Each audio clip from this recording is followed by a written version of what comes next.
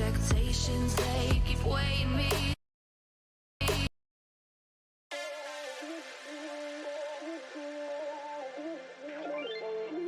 Ain't no love like a real love, but it goes so fast. All tied up like a captive. I'm on to you. Used to pay to my love life, standing on rainbows, playing it cool. I haven't felt this in ages, and I've no more patience. So won't you please stay a bit longer? You're making me stronger, making me stronger. Stay a bit longer. You're making me stronger, making me stronger.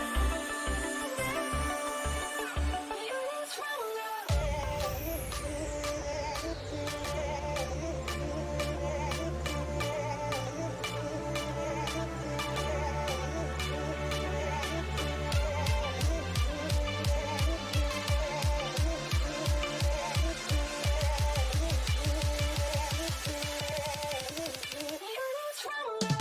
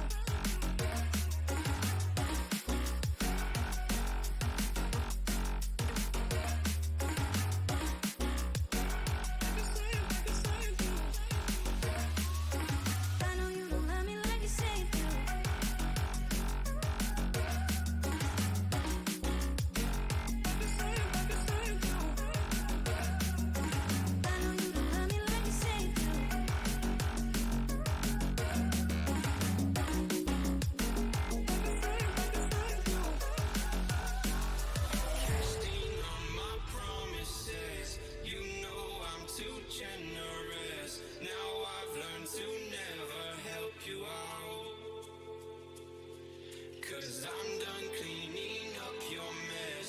Found myself in my regrets. I've become a little stronger now.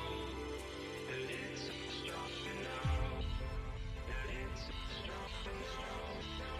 A little stronger now. A little stronger now. You cashed in on my promises. You know I'm too generous. Now I've learned to never help you out.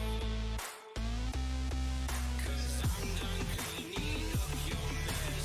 Found myself in my regrets. I've become a little stronger now. A little stronger now.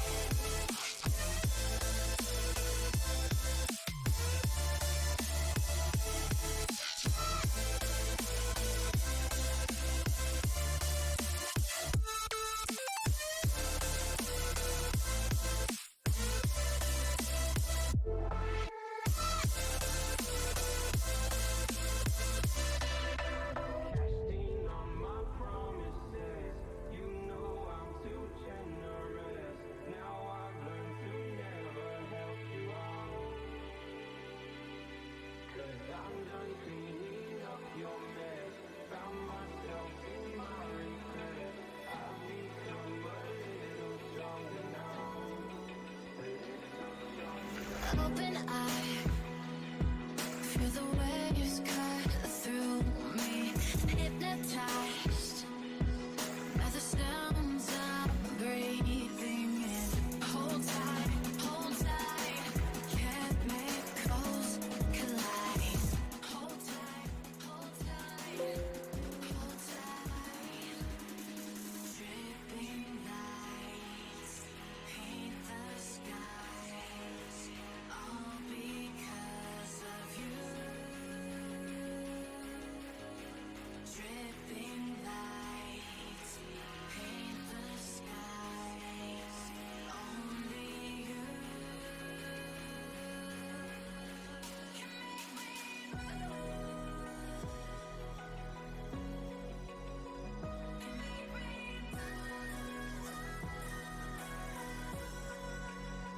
make me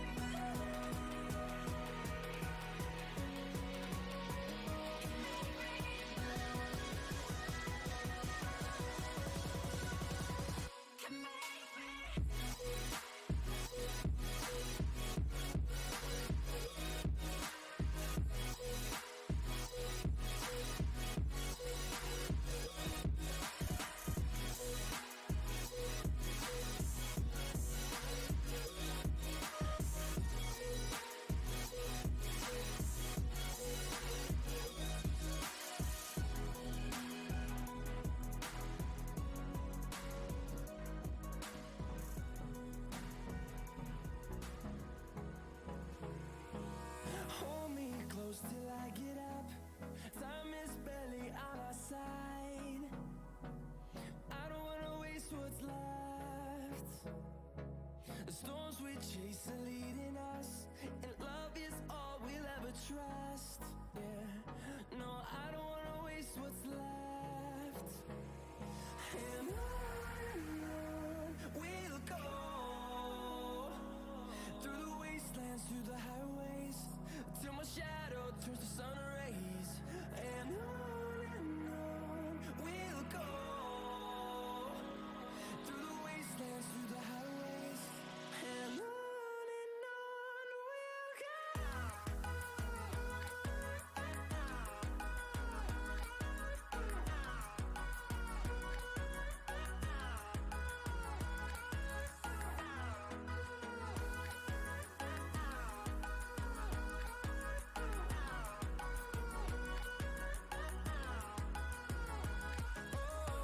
we'll go. What does perfect even mean? Is there even such a thing? Ooh, can we switch up all the rules and imagine a utopia? Darling, I'm just so fed up with these expectations. They keep weighing me down. My heart is begging me to get the hell out of my head.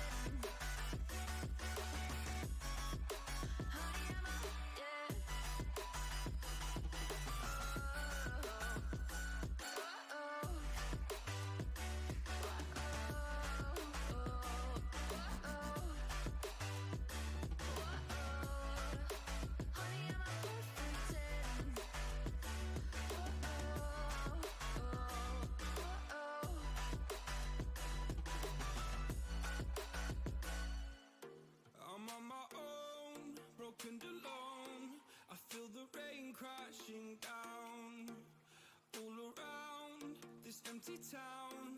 I'm searching for the lost and found, but you don't care, you're unaware.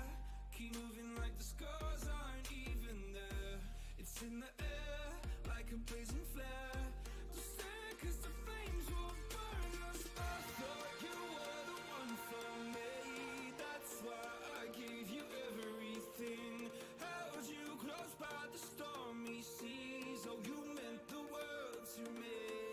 I used to kiss your head when you cried for me.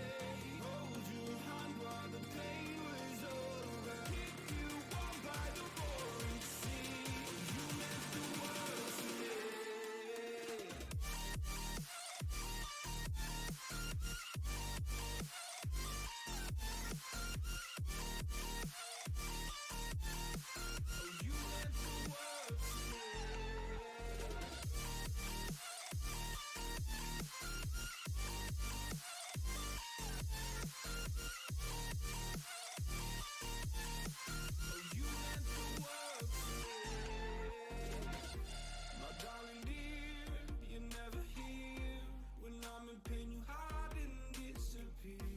Shadows in the atmosphere, charting the stratosphere. Yeah. I prayed for you and kept you near in hopes you'd chase away my fears. I'm on my own, you made it so, and now I'm chasing nightmares too. I used to run with you through the great big leaves, laugh at you when you laugh at me. Hope for us because I believe the home was just you and me. I thought you were the one for me. That's why I gave you everything. Held you close by the stormy seas. Oh, you meant the world to me.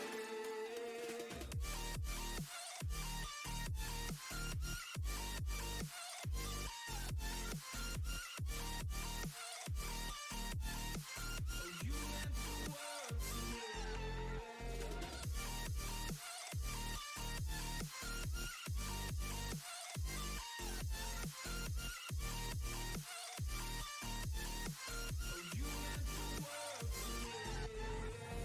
Do you remember how you held me then? Now you got me reaching out.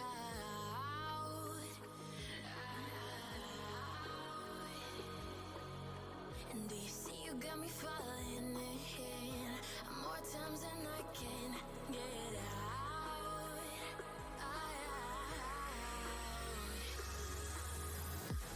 Down in the deep of my mind, I crawl for you and you're always inside. Down in the deep of my mind, how long do I got to keep you, to keep you? Down in the deep of my mind, I crawl for you and you're always inside. Down in the deep of my mind, trying so hard not to keep you, to keep you.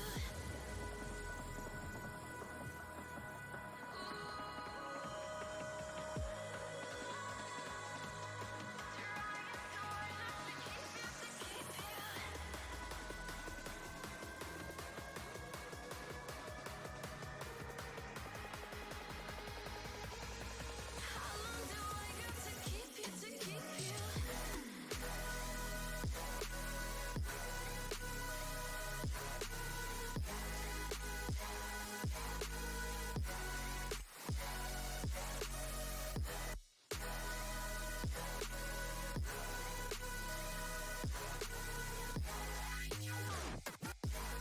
Trying so hard not to keep you, to keep you.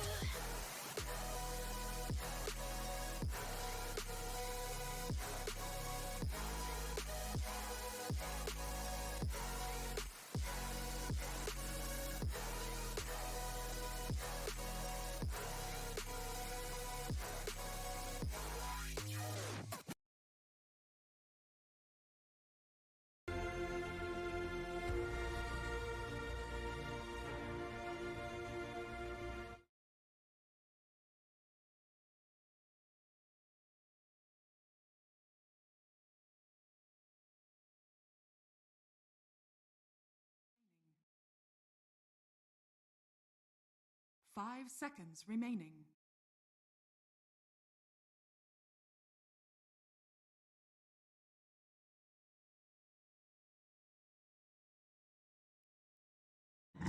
team ban.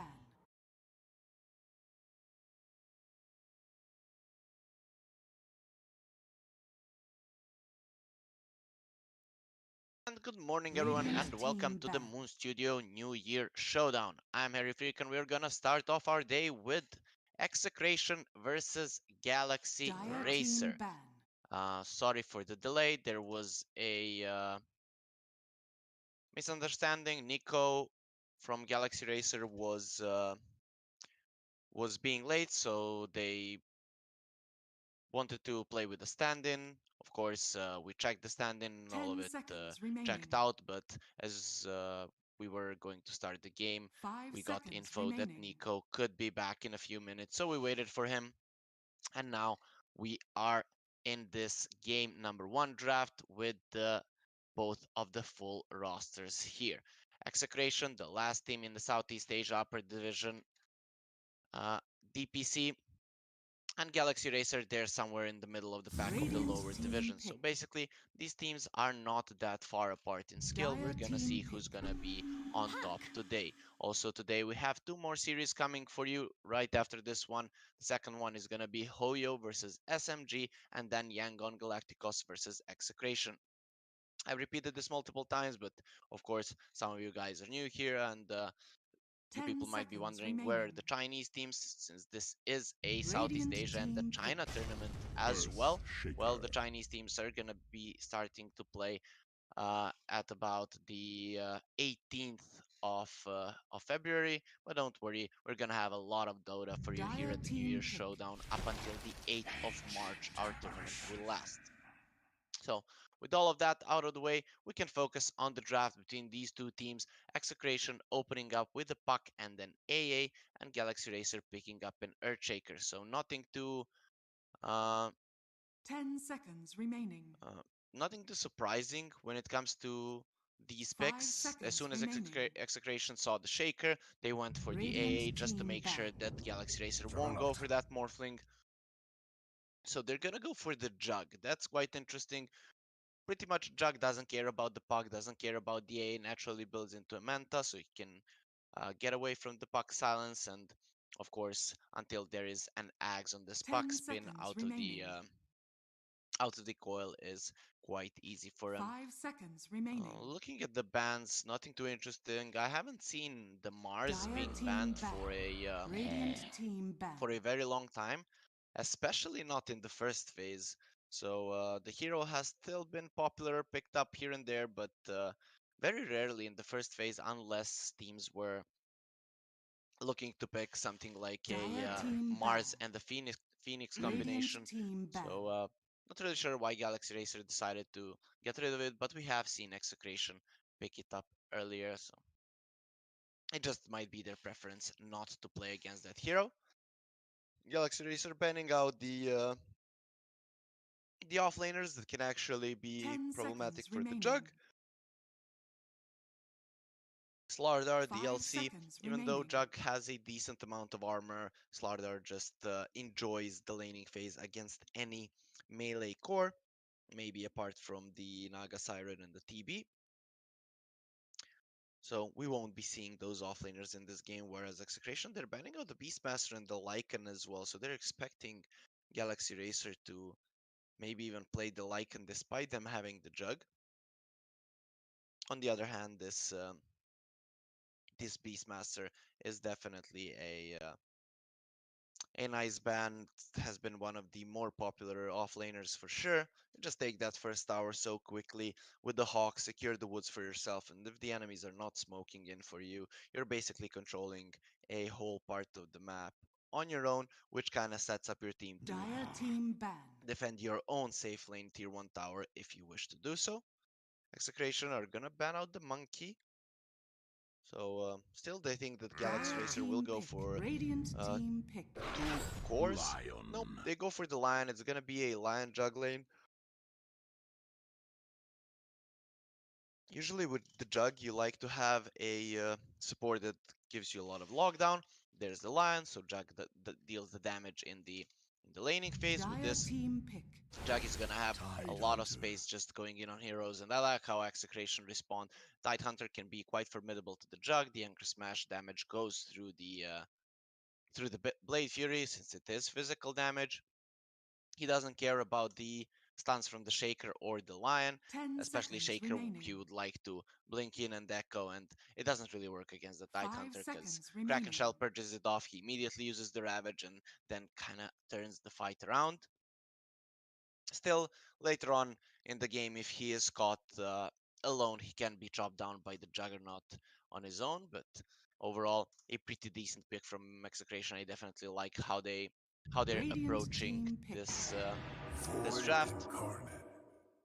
Let's go for a Void Spirit. So with this, I'm definitely in favor of this Execration draft. You have a Puck against the Void Spirit. If the Void Spirit gets coiled, he's pretty much in a lot of trouble. 10 seconds remaining. But just looking at the Radiant advantages of team Galaxy back. Racer's draft is that they can Phantom constantly assassin. fight. And their Execration, they're like, okay, you're gonna try to chase us constantly. Our PA is going to farm. Our heroes might even die a few times, but we don't care. We just need their spells later on. They don't need that much farm, and our PA will chop down everyone else. Our Shaker 10 Lion, seconds remaining. even the Void Spirit are pretty much food for the PA, and I'm 5 expecting this seconds Void Spirit remaining. to go for an early Yules just to make sure that he's keeping himself safe Dire team ban. against that coil from the Puck. So Radiant Execration, they ban team out the ban. Viper. Galaxy Racer do need a offlaner. Shaker will secure that offlane nicely for his guy. Viper would have been a great hero to do that. And PA pretty much cannot fight against the 10 Nether seconds Toxin remaining. before he gets that BKB. 5 seconds remaining. So Execration, they have quite a lot of reserve time. Galaxy Racer even more, so they came Dire prepared into team these ban. drafts. Execration will get rid of Radiant the team Enigma. pick. Okay, yeah, that's pretty decent given that you do have a Tidehunter. I haven't seen a Doom for a long time, but it wouldn't surprise me if Galaxy Racer go for something like a Doom here. Though against the AA, it might be a little bit too risky. The hero does 10 rely seconds remaining. on 5 getting seconds remaining. up with his regen. So Execration, what do they need? They need a position 4. Um, Dark Willow is still in the pool, not the best hero though against what Galaxy Racer have. What else is being played right now on position 4? Hmm. Maybe they can put the AA on 4 just to play with the Tidehunter and take some other 5. Grimstroke is there. That would be pretty nice. He can lane with both the Tidehunter and the PA. You get the silence, you get the Soulbind. The double Stifling Dagger would be insane. So that could be a good hero for Execration for sure. And you can definitely lane it any way you want it. It goes well with the PA as well as the Tidehunter in the laning phase.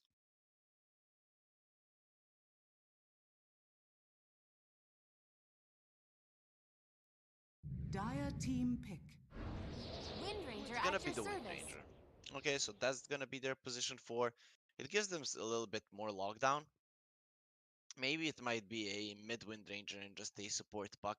That's also something that we've seen from teams just playing Puck on different positions. In this 10 tournament, seconds it remaining. has mostly been mid, but we have seen it off lane, of course. 5 Throughout this seconds meta, remaining. Puck has been played on almost every position apart from position 1. So now Galaxy Racer, they have to be thinking, where is this Puck going? How is Execration gonna lane this? And stuff like that. So what is going to be their answer? Looking at this, they could go for something like a Venomancer. They are not lacking the lockdown at all. They have some team fight. They're just lacking some AoE damage. that's gonna be certainly done to the enemies. And all of these guys would take out quite well to the Venomancer, plus the laning phase would go great for him and the Shaker. That comes to mind. It's also a hero that secures an area, so it's not gonna be easy for anyone on the side of Execration to just run into the Plague Wards. Is there anything else that I see that would be a decent pickup? Nothing comes to mind right now. Galaxy Racer, they're gonna round up their draft. It's gonna be Choose that your Doom. hero. So the reason I said the Doom is because usually you want to have a hero that deals with a tide. The reason why I didn't like it that much is because the AA applies the Ice Blast, and Doom, a hero that's naturally pretty tanky, just is constantly healing up, is gonna become quite squishy, right? So that's kind of the problem. Though, just looking at these heroes right now, I have to say I favor Galaxy Racer a little bit. They have more ways to constantly fight. The puck can be stunned up and brought down quite easily. When the Ravage is not there, you're in a lot of trouble. The main issue I have with Execration is that they are lacking damage, right? If they don't have the spells, their big cooldowns to keep people in place, and the Ice Blast can't hit, they can't kill people. This Juggernaut doesn't die. Without the coil, this Void Spirit doesn't die. And when it comes to the later stages of the game, even if you get this PA super big, Doom can get the Ag Scepter at some point, or just doom the PA, and you just let her go while you are slaughtering the other ones. And Jugger just seems like the perfect hero in this game. If he gets a good Omni Slash off with a decent amount of items, it's looking like a clear fight for Galaxy Racers. So just looking at the drafts, I'd give a slight edge to Galaxy Racer. It's not a complete out draft, but their laning stage is gonna be okay. They can constantly fight in the mid game, and pretty much no one on the side of Execration survives the Prepare for Doom. battle.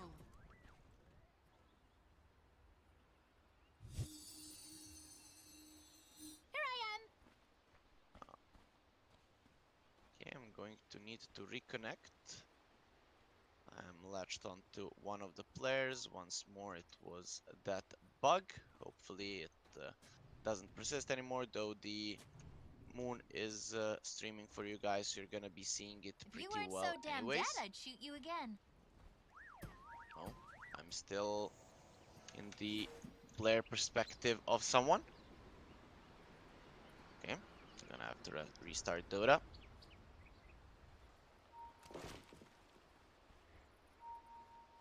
Really unsure why these bugs are happening. 30 seconds to battle. Sometimes when you get into the broadcasting channel, you just get latched onto one of the players, and then you just see their player perspective. It's a pretty annoying bug when you are when you're trying to cast the game. And I should be the main observer. Okay, now everything is fine. Everything is set up. Just needed to restart Dota. And we are back in it, boys. So we can enjoy the first game of Execration versus Galaxy Racer. The lanes are set up quite normally, nothing really too interesting. It is a position 4 Wind Ranger with a mid puck. A bit of a better block here from Nico. This top lane is going to be interesting for sure. Rupi, though, he can't die that easily. If he is not careful, maybe can be run down when the Juggernaut hits level 3. But basically it shouldn't happen, so this top lane should go in favor of Execration. Bottom lane, though, Galaxy Racer should farm here. I don't really see them taking away a lot from Yaoi. But the Doom will definitely have a free lane. Not much they can do about it. Sure, RR can be aggressive here and annoying, but as soon as Doom gains some levels, he'll need to be afraid of getting ran down by the Scorched Earth. And mid lane, this is quite an even matchup. The part of the matchup that the puck wins is the amount of harass that he's actually going to dish out, and now that the lane is on his high ground, it's gonna go quite well for him. So, should be a slow start to the laning phase. I don't really see anyone dying too early, unless they are heavily out of position. There is kill potential on both sides in the side lanes, though it's not really that easy to accomplish. So Juggernaut is not really having the easiest time in the lane. Some of the creeps getting denied here by the Tidehunter, but nothing too major, so pretty much all of the cores are doing well. Destris in the bottom lane has boots, so that's gonna keep him healthy. Can get away from Yaoi and RR, but this A is starting to dish out a lot of damage. KYXY still doing a good job farming. He just went to eat that creep, and finally the big camp spawns as well. Destris will pull and put the lane in a bit of a favorable position for his Doom. RR is being pretty aggressive here. Once the Doom hits level 3, as well as the Earthshaker, this AA will need to be careful. They can definitely run her down. The hero itself is slow, so that's something that we could expect to see. Mid lane, Nico, he's doing well in terms of last hits. Already has his bottle, but has already been dranked up whole. We see a lot of regen being bought by him, and that was somewhat to be expected. The puck just harassing him. Oh, Ken in a lot of trouble. Nico, this could be a solo kill. Ken is looking pretty dead. One more hit. No, he needed one more hit. And the Resonant Pulse to get the kill, so Nico won't go for it. Very nicely done. Almost gets it now. So that's some harass going in the way of the puck, but now Nico, he's being pretty low. He needs to be careful about how he's approaching this puck. Can get brought down quite easily. Misses. Ken will be fine. 343 should be fine on top. He's trying to burn the mana of the Tidehunter. Juggernaut still no magic sticks, just wanted to focus on getting the boots as soon as possible.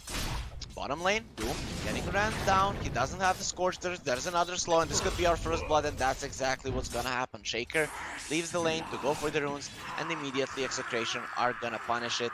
They are the ones to strike first. Destris is staying here at the rune. Ken going in. He uses the orb. If he comes in, he will be in a lot of trouble, though the Shaker in the end picks up the Arcane Rune. It's not gonna be either of the mid laners getting it, so definitely favoring the puck, who's gonna be a little bit healthier when it comes to harass here. KYXY now left alone on the bottom lane. It seems like they think they can he can do this alone, but I'm not so sure. The slows and the cold feet can be quite problematic. Destris puts a ward next to the sentry ward. He comes in. They want to go for Rupee though. He has a Fairy Fire and 3 stick charges. He could be surviving this. BDZ, there's a spin on him. Alacrity trying to run him down, has boots. BDZ doesn't have boots right now. They're going on him. One more hit is needed. It won't be happening. BDZ now turns around, has a power shot, but can't get it off. So in the end, it's gonna be a 2-for-2 rune trade, it seems like. Nope, Destris being an annoying guy and picks up 2 of those. So Galaxy Racer will get the advantage when it comes to runes. Still a 1-0 in terms of kills. Galaxy Racer not being able to get a single kill yet on the map. So pretty much the only winner of this laning phase is the PA. She has 14 last hits, more than the Doom. So KYXY, he's not really in the best spot. We see RR pulling, and not really much the Doom can do about it. If he goes there, he can just get ran down. But this is a Doom. You can't really shut down this hero. He has a natural Midas with his Devour, so will always stay relevant in terms of network. KYXY could be in trouble right now. There's the cold feet. The slow already came out, so KYXY should be fine. He also does have this infused raindrops, so that's gonna keep him healthy as well. Top lane Rupido, he gets the Soul Ring, he is done with this line, just sucking the mana out of him. So with 10 sticks and the Soul Ring, he'll have mana whenever he wishes to use it. Shaker coming in, Rupido could be dead right now. There's the spin, the fissure, it connects, but immediately gets purged off. He's running away, does have the Fairy Fire as well, and the Alacrity, being aware of this, is just gonna move away. Meanwhile, Execration is the first smoke of the game. Void Spirit is on the bottom lane, gonna kill RR, so both teams striking on two parts of the map. Shaker getting caught by the coil, and nice stun on the puck. Can they turn this around? They have a fissure, but it's not gonna be used. The orb will make sure that he dies. Alacrity now zoning out the Tidehunter, not letting him get close to the line, now turning on to PDC. PDC still doesn't have the Shackle Shot. Has some stick charges, block is there from Rupido, and he manages to get the kill. Now he turns around on the Tidehunter, he knows he has to fight, but the orb will finish him off. Now 3-4-3, he's looking pretty dead as well, doesn't have mana for the stun. Rupido is turning around, does have the Soul Ring if he wants to use it now, and the Gush with the orb will secure it. That's a double kill from Ken, and the first rotation from Execration gives them 3 kills on the top lane. They've only lost their AA on bot. Actually, they lost BDZ as well on top, so not that big of a win, but a solid one. Definitely, those little wins add up. Execration with a slight goal lead, but nothing too insane right now. Still, they're doing quite well. They are against a Doom. KYXY gets the Centaur, so there's gonna be an extra stun on the side of Galaxy Race right now. Yangon assumes the Aether Remnant, 3-4-3 is there, but the Earth Spike will not hit this puck. That was most welcomed. Destress wants to go for a Arcane Boot. Not sure you even go Blink against the Tide. You do have the Doom. No, just a second. 3-4-3, running into the high ground. You really don't want to be there. The coil has been used on the Void Spirit, which means he can't get out, but the Doom is coming in. KYXY, he wants to assist his guys. Ken is gonna get stunned up. Do they even need the Doom? They're not gonna use it, and Ken will pick out from that Astral Step damage, and that's a nice trade finally for Galaxy Racer. Not a clean one, but they should be happy with that. They got the puck, only losing the line in the process. Rupido being very annoying on top. There is a Doom onto KYXY, though without a Scorcher, he can't really run him down. No spin on the Juggernaut. He doesn't have that much mana, so that needs to be something that Galaxy Racer addresses if Alacrity wants to stay farming in his bottom lane. Well, Nico, he's rotating, though a lot of vision here from the side of Execration. They're keeping their PA safe. They know Yaoi needs a good game, and he's already on a good way to a nice Battle Fury timing. So continuing to farm with the dagger. He's being pretty aggressive here with the spin and the stuns. Maybe they can even bring him down to 12 stick charges on him, so he should be feeling quite safe here. Though we see nice positioning, he doesn't even want to take any damage from the enemies. Top lane, the two offlaners will just be trading farm. BDZ is coming there, but I don't really see them killing KYXY. Actually, Ravage, Gush, with a level 3 power shot, maybe it's a possibility. With the PA TPing in, KYXY could be in trouble. He's rotating mid. The coil hasn't been used there. Ken is still quite healthy. They see the Doom here. He's going for the rune. It's looking like he's going to die. So KYXY, he did get the rune, but in the end, he's gonna pay with his life. A nice war stomp. It will give him some time, but in the end, his life will just be forfeited to the puck, and Execration get another one to their name. Still a slight gold lead for them. Nothing too significant. All of the heroes around the map continuing to farm. Doom falling to the 6th position of the network chart. That's not really where you want to be with this hero, and now we see a smoke. They're moving towards the top lane. Execration going towards this tower. Doom will be up in 1 second. He's gonna wait for his team to get close, then the TP will come in. Can they get here fast enough? This tower is lost for sure. There's gonna be TPs to the bottom lane. Yawi is looking pretty dead. He's trying to run away. D3 Remnant doesn't connect, but there's the fissure, and it will give them enough time to get the Doom. Yawi will go down right now, so they managed to bring him down. Electricity running away, has a spin.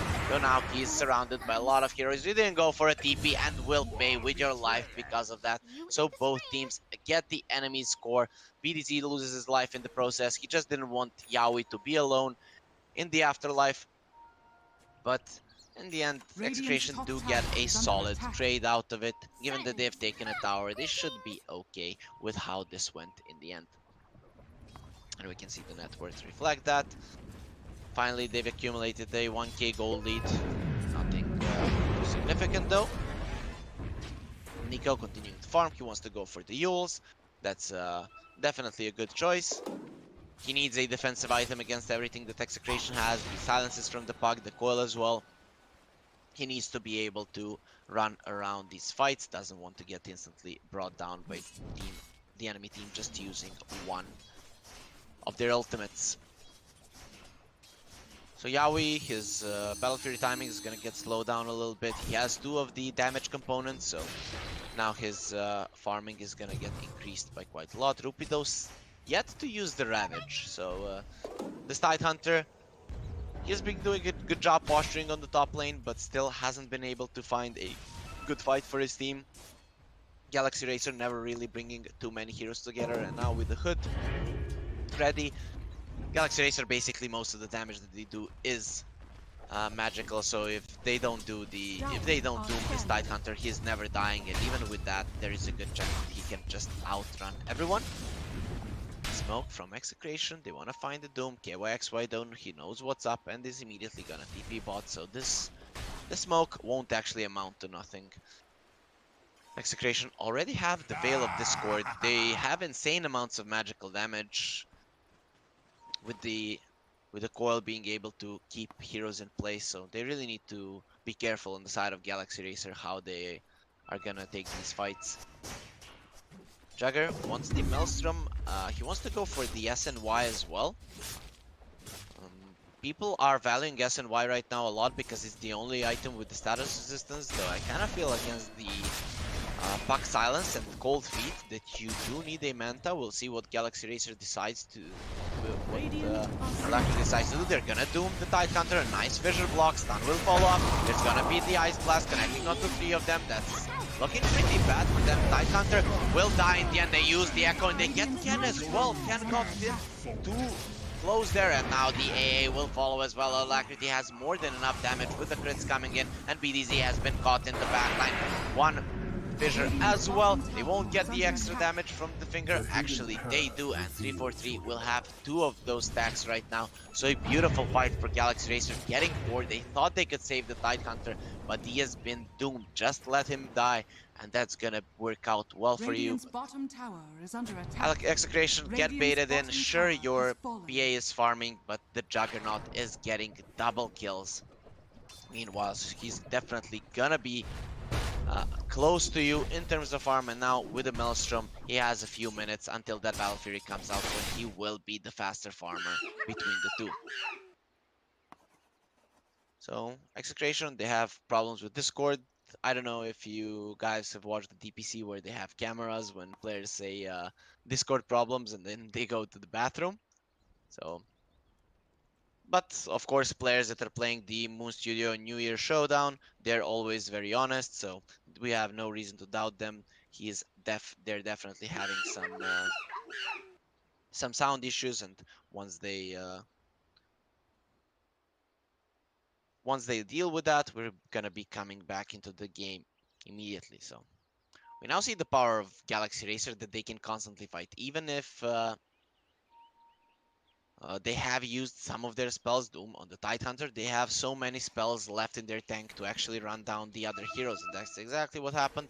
Though Ken there, that was a pretty big mistake from him. He came in too close, and then the Echo Slam from the Earthshaker kept him in place. It was enough to bring him down. Of course, there are always the follow-up stuns from the line, and I didn't even expect him to die. I just saw him using the coil, and then the next second, he was just dying. to the echo damage. The full wave was there, as well as him and the Tidehunter, and that's a shit ton of damage for a 1100 HP Puck. He was probably also on his int treads up until the last seconds of his life. So we see a lot of hearts being drawn, a lot of love being spread between the players, you know, like bromance between teammates. And okay, we're gonna be diving back into the game.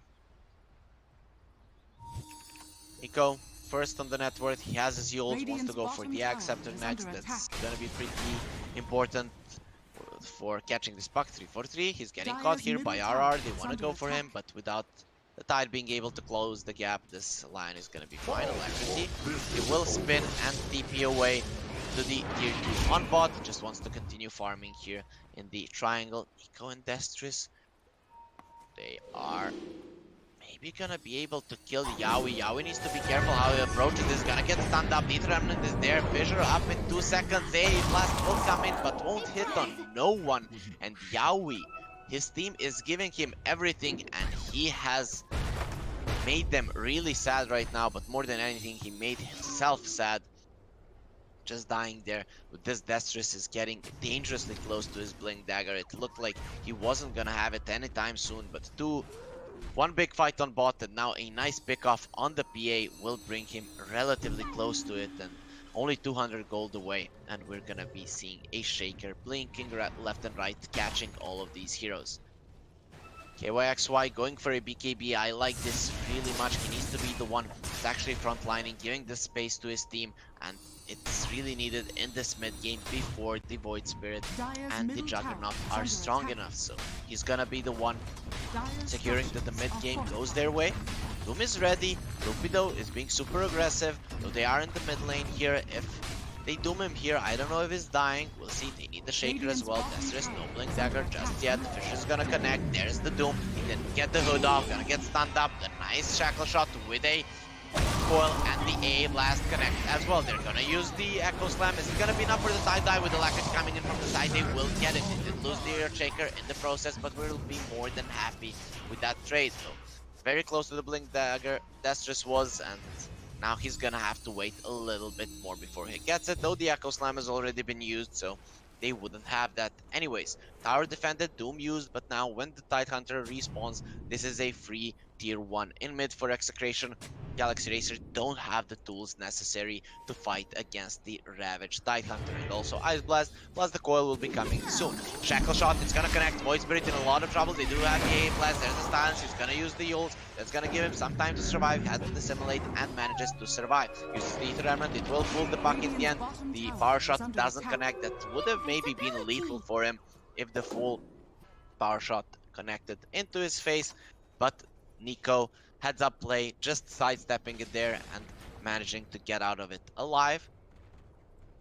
And now Rupido, he is coming for what is rightfully his. This mid lane tower, Doom team being in. Now he has a BKB, so maybe with this he can defend it. He's trying to pull the wave back. With this, the tower won't be taking that much damage, but Execration coming in with a lot of heroes. They want this tower for sure, and it will be taken. The Shackle has been used on Doom. BDC taking a lot of damage. The Lion being caught by Ken. It's gonna use the coil there, so this Void Spirit is free to do whatever he wants. Rupido takes a lot of damage, uses the Ravage. It doesn't hit onto a lot of heroes. Doom's BKB and the spin, they keep him in place, and now they get the A as well with a long range fissure. That's gonna be pretty nice, giving enough gold to Destris to actually get that Blink Dagger. Is flying out right now, and Galaxy Racer want to get a mid lane tower of their own. So, but they're making a bit of a mistake using the coil only for the Lion, taking the solo kill there, and they didn't have enough to actually keep the other heroes in place. That Ravage, it just clipped the Void Spirit and the Shaker in the back, not really accomplishing anything. So Galaxy Racer definitely in a good spot in this game, forcing Execration to use their spells in an unfavorable way for them. Definitely Ken now wants to continue farming. Will he jaunt on your orb? No. So this means that he actually knows that something is up. His life is definitely in danger. Ken, You'll see the Juggernaut as a Blink Dagger, so there is a good chance that this Puck is going to escape. It's a Blink, goes for the Blink and TP, yep. So this smoke from Galaxy Racer won't really accomplish much. 343 is gonna go for the wave. Deco Slam, it's up. Doom, it's up. There's no Ravage on the enemies. The other spells are there for the time being. So let's see if Galaxy Racer can make something happen. They really don't have to force anything. Jagger sticking with his SNY decision. If he continues though dodging the Ravages with the Blade Fury, I don't think he even needs the status resistance. Though Execration, they're in a smoke. They know where Nico is.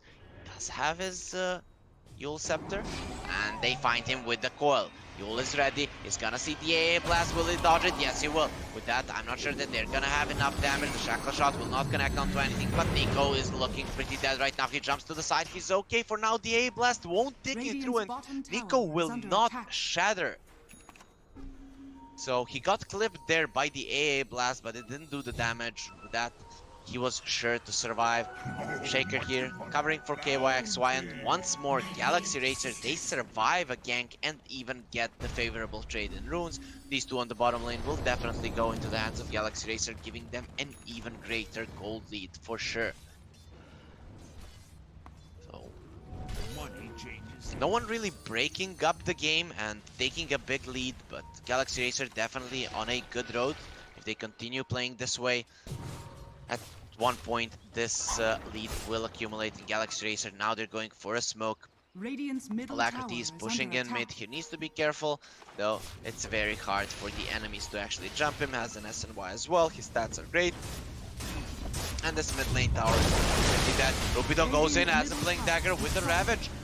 Okay. Okay, Rupido, you're gonna get Omni Smash right now. This is how you kill people, and two of them will most likely go down. They don't even need the Doom. There's no Ravage. You are down, my friend. Buck coming in, a nice coil being hit onto everyone. Actually, the line is out of it. He's gonna text the Puck, and they use the ulti as well. Fingered and brought down. Buyback from RR. He thought he could help there with 4 heroes caught by the coil. Uses ulti, but he wasn't there fast enough. And a great fight one more time for Galaxy Racer. Can being careless one more time, just jumping in. He is 8-3 with this Puck.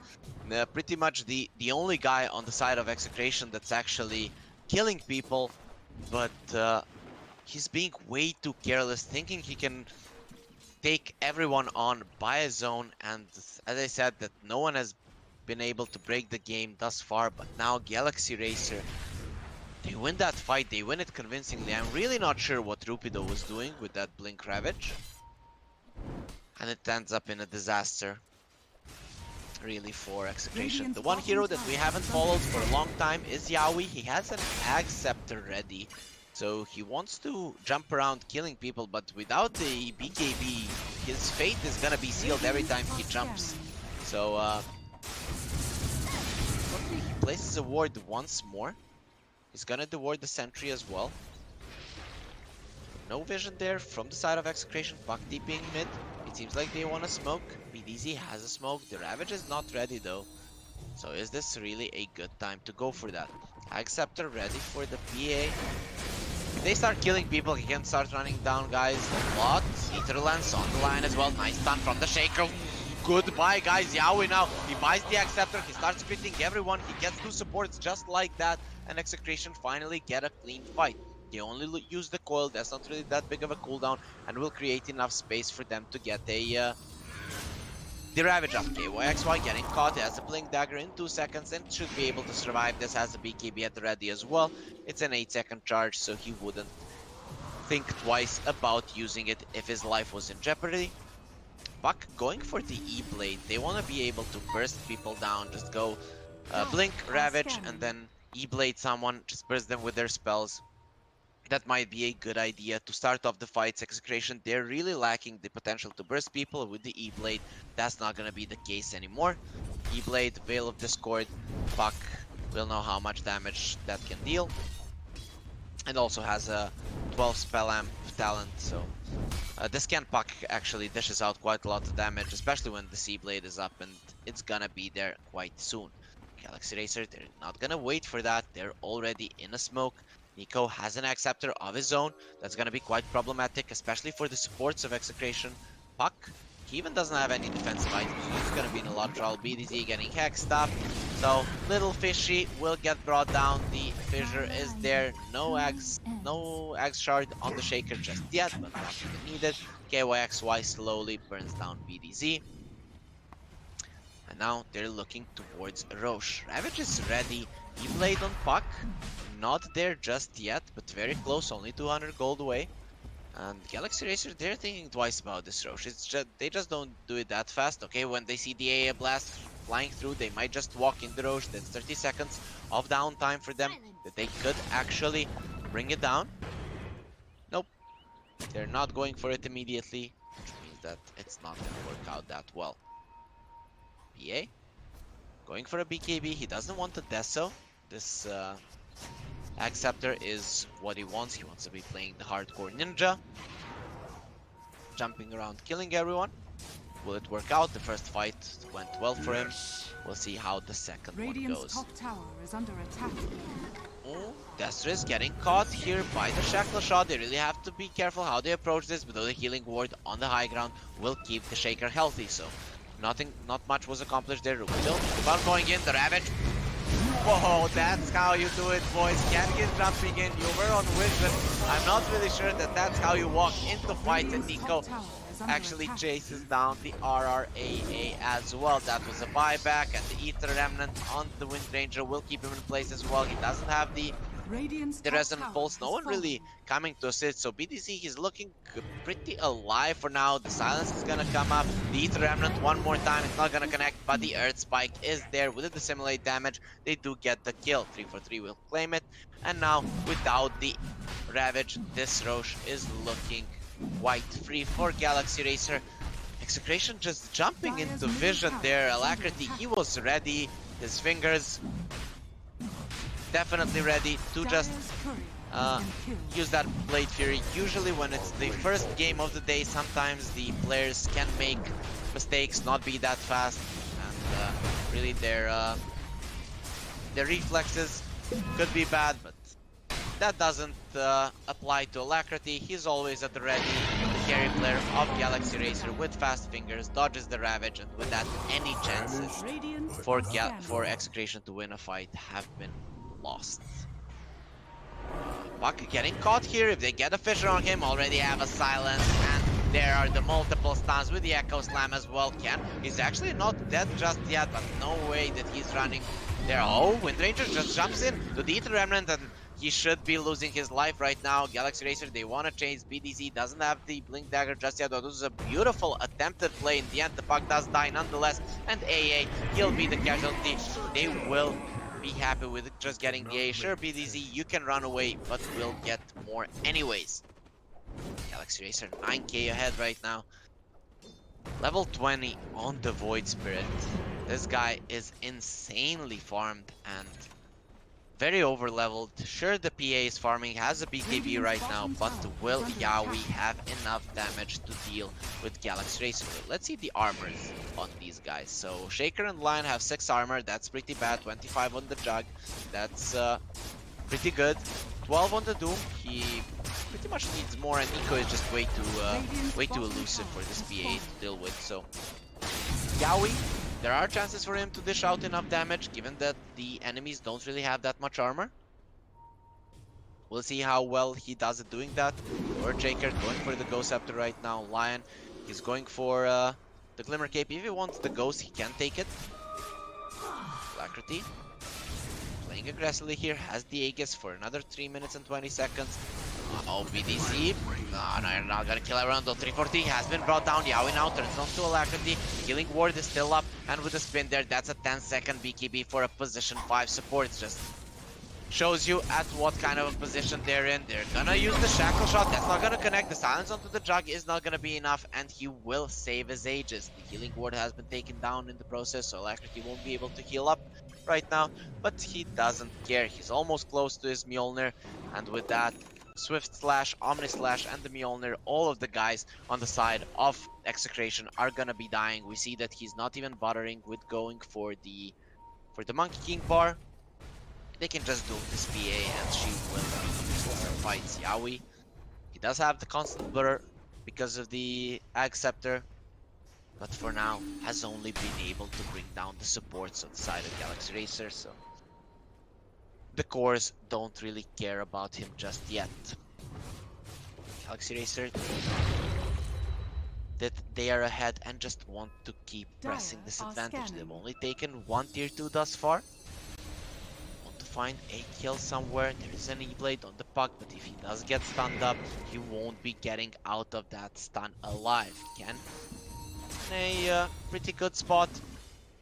They now know that the enemies are most likely in their triangle. No one showing on any other part of the map. Execration, their positioning is quite good right now. Though Yaoi, he doesn't want to fight and will start going towards the bottom lane. Is he thinking about jumping there? I think that would be a big mistake. He doesn't even have the focus fire just yet. So kind of Radiant's top tower is under banging attack. everything on that blink shackle shot. For now, BDC hasn't really been able to create any impact for his team. At least Execration, they make sure that they are controlling the outpost at the 30-minute mark, so no experience is gonna be taken away from them. 30 minutes in right now, Galaxy Racer in a firm control of this game. Alacrity with the Aegis looking to go for the high ground. 1 more minute on the Aegis, so they can definitely pressure quite a lot. The glyph has been used, but another wave is coming, so Galaxy Racer are gonna have the creeps for this tower. At least the backdoor protection won't be there. Galacticos has the spin, dodge both feet, and will be able to do that. The stun doesn't connect onto anyone. Shaker thinking he could catch someone with the fissure and the follow-up aftershock, but that's not going to be the case. Alacrity, no healing ward. I'm not really sure that you want to be committing on this. The Aegis will expire in 30 seconds, and that's kind of dangerous territory for Galaxy Racer, so they're going to leave it at that. Still control the map quite well. Bottom tier 1 will fall to the siege creep though. Let's watch this. Bam! Goes down. Tower has fallen. So that's something going the way of Execration. Those Galaxy Racers do have their glyph back up now because of that. Flash by the Jugger. The Shackle Shot will not connect. There's the stun on the Wind Ranger. Immediate coil. They use the Ravage, but the BKB from Nico will cover that, and Rupido will get chopped down the side, so no way for him to survive. Also, BDZ has been caught. Doom has been used on whom? It's the buck, I feel, but he has been able to get out. KYXY runs out of the base with the spider legs. 2 buybacks have been forced out by Execration. Only Lion has been lost on the side of Galaxy Racer and Execration. They even used the BKB on PA, so this is becoming a disaster for them. Apart from this line, they haven't been able to take down anyone else for the past 10 minutes, and they immediately go for a smoke. They know without the Ravage the enemies are gonna be able to press their advantage, so they need to make something happen right now. BDZ needs a good shackle on the Juggernaut if he wants to get the kill, but Alacrity knows that this is up. No one showing in the enemy triangle. He knows they could be in an aggressive position, and Alacrity, he will play it safe. He has the Elven Tunic as well. If he does get a Blade Fury off, he is not dying anytime soon. Buck has the A on this. That's gonna help him with the Doom for sure. And basically with the hexes and stuns as well. I like the item choice for sure on Ken. Almost level 20. No Raxes have been lost just yet. 13k gold is not too much for 33 minutes in. Still a significant lead for the Galaxy Racer lineup. Void Spirit has quite the high charge on his BKB. Doom's BKB is getting low. It's on 6 seconds. What are the supports getting? Ether Lens for the Shaker. The Lion wants the A on this, can blink of his own. A Blast connects on the Jugger. They get the Shackle Shot off. Do they have enough damage? Yaoi doing a lot, but he turns around with the Swift Slash. Now goes immediately for the spin. And Yaoi, without the Desolator, he really doesn't have enough. Now they know the enemies are coming. Yaoi, he needs to TP out of here. If he wants to survive, he's going for it and will be able to get out. So they force out some rotations on the bottom lane. So this Jugger is unfazed. He has 28 armor. He didn't even bother going for the +8 armor on the 20th level. +160 Blade Fury DPS is definitely the more valuable talent overall, though maybe in this game you're just dealing with the PA, so you go for the other one. but we see that he's untouched. The Selvin Tunic with the 16% evasion is keeping him quite healthy against Yaoi's PA. Basher was ready. Not a lot of bashes came out there, and none of them really in time. And Alacrity, ever since the like around 20-minute mark, they haven't been able to bring him down, and I don't really see them doing it anytime soon. They really need to combo their spells perfectly. Bottom lane, Windranger getting caught, or was it her that wanted to take the Earthshaker with the Ethereum, pulled in and they slapped the ground. She can't deal with the Earth shaking, and they'll get the kill. Nico gets 350 gold for that, and that was a dieback basically on the Windranger. 70 seconds on the sidelines. Execration, do they want to go in? Roche can spawn in 40 seconds, though they're in a 4 versus 5 scenario. They have all their spells, but these guys are gonna play it safe. They make sure that the enemy triangle is controlled. 2 of the lanes have already been pushed in. The third waves are most likely gonna be cut by them, and if the Galaxy Racer lineup control the whole map, they're gonna know if the enemies are coming to contest the Roche. The second Roche will most likely be the point of the game where Galaxy Racer will look to end it, but Execration, they're not gonna wait for it to happen. They're gonna go for a fight. They see KYXY, they need a stun to start it off, though Destris is there to cover for SPA. Blast coming in, they don't get the Ravage. Everyone on the side of Galaxy Racer is ready with the BKBs, and it's a disaster. Immediate doom on the PA. He's trying to run in, but KYXY can't run it down on his own. They managed to get the puck. Yaoi has already ran away. Rupido now in a lot of trouble. He must feel super bad about everything that's happening about his Ravages. At least he's running away right now. So another Ravage being used. They don't accomplish anything, but at least they force out the Doom. So some spells being forced out. Destris, if he sees Yaoi here, Yaoi should know that this is happening. He goes on to Destris, doesn't have any vision, and now he's gonna get caught. There's a lot of things to keep him in place. The Echo is there as well. He can use it if he wants to. Does have a blink right now. There's the assistance, and Yaoi is not going anywhere.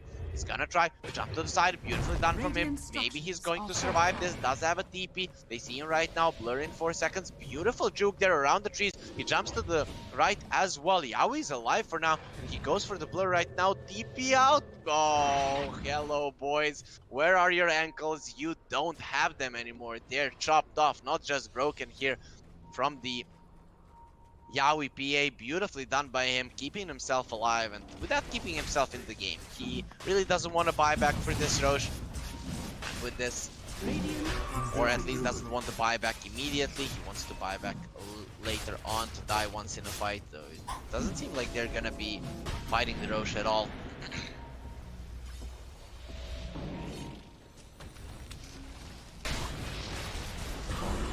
Racer, they're coming in. A beautiful fissure connecting onto Yaoi. You might have been able to dodge, my guys, but this is where you die. Alacrity that just does insane amounts of damage. They didn't even need the finger. And Execration, it looks like this game is pretty much over. 19k goal lead. 3 of their heroes are dead. Yaoi, if they want to fight Roche, he needs to buy back, but we saw how easy he dies. Just one fissure into the aftershock follow-up from the Axe Shard, and the Omni Slash just destroyed him.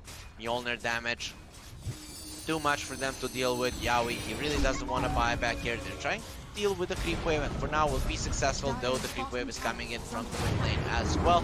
The Healing Ward will get brought down with Ranger taking a lot of damage, and in the end Alacrity with the spin will secure that she goes down. He isn't even going for an MKB, playing against the Windranger and the PA. He doesn't even need it. A lot of lockdown, a lot of magic damage on his team is securing that they do have enough to deal with these 2 heroes as well. And Galaxy Racers, they take only 1 lane of Rax and are now going to go for the Roche. They're definitely playing it safe. They don't care about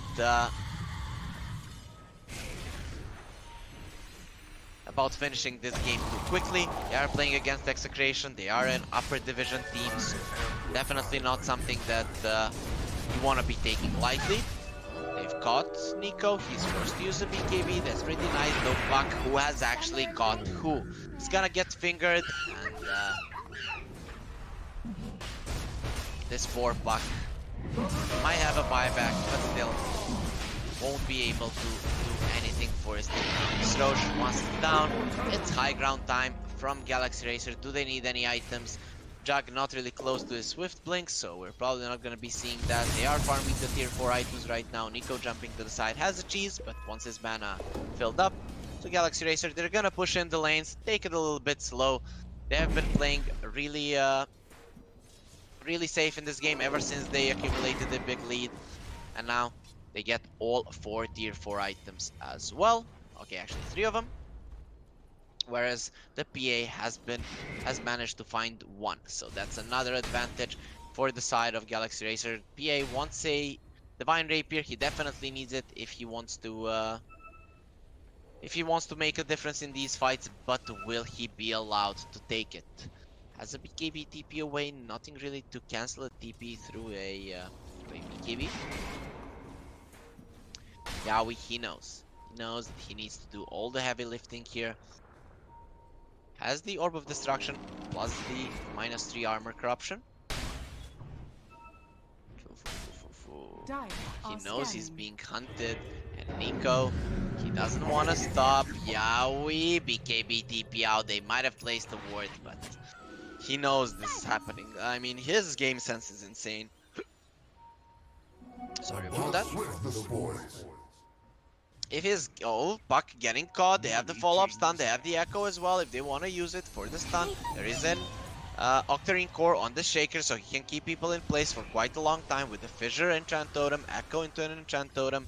That's around 6 seconds that you're not really moving. That's enough. They're not gonna wait for this PA to get a Divine Rapier. He's not that close. Goes for the Minotaur Horn, and just, I don't know where your damage is coming out from. E-Blade being used on the Jug. It's not gonna do any damage. The Healing Ward is there. A nice Shackle Shot. The A Blast coming in. They're trying to keep him in place. He's gonna turn around with a Swift Flash. Immediately goes for the spin. He has the Axe Shard as well, so we see how fast he is actually with that. And Healing Ward still up. They use all of their spells and they're able to accomplish absolutely nothing. Cold Feet coming in, he has a spin coming out, so they're gonna shackle him. Now they're gonna this Echo Slam on the 2 of them, and the 2 supports are just dead immediately. The Puck has been caught in the backlines as well. Actually, that was the Lion being caught. Now they turn around on the Deer Shaker. No Echo Slam. Alacrity going in onto Yawi. The foil only connecting on the Shaker, so he's fine for now. Keeping himself in a good position, using a lot of stuns, but can actually get the kill with the Wayne and the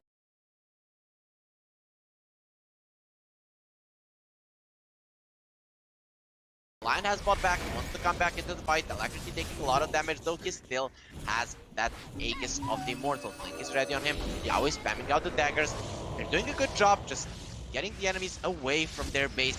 2 buybacks have been expended by Execration, but both of them on support. They see the Puck is gonna get pulled in. Puck in a lot of trouble. The Hex is there. Oh, nice Ravage now. The A-Blast going onto the Void Spirit. He can't use the G's, but can go to the side with a Swift Slash. Alacrity swiftly slashes him. Now the Puck tries to go into the back line. He's gonna buy back, jaunt to his Orb, but do they really have enough to play in this game? It doesn't look so. Puck getting pulled in. A follow-up War Stomp. It's gonna be enough for him to die. Not really. Ken is still alive. Goes in with the silence. Yaoi jumps in. Doesn't have the BKB just yet.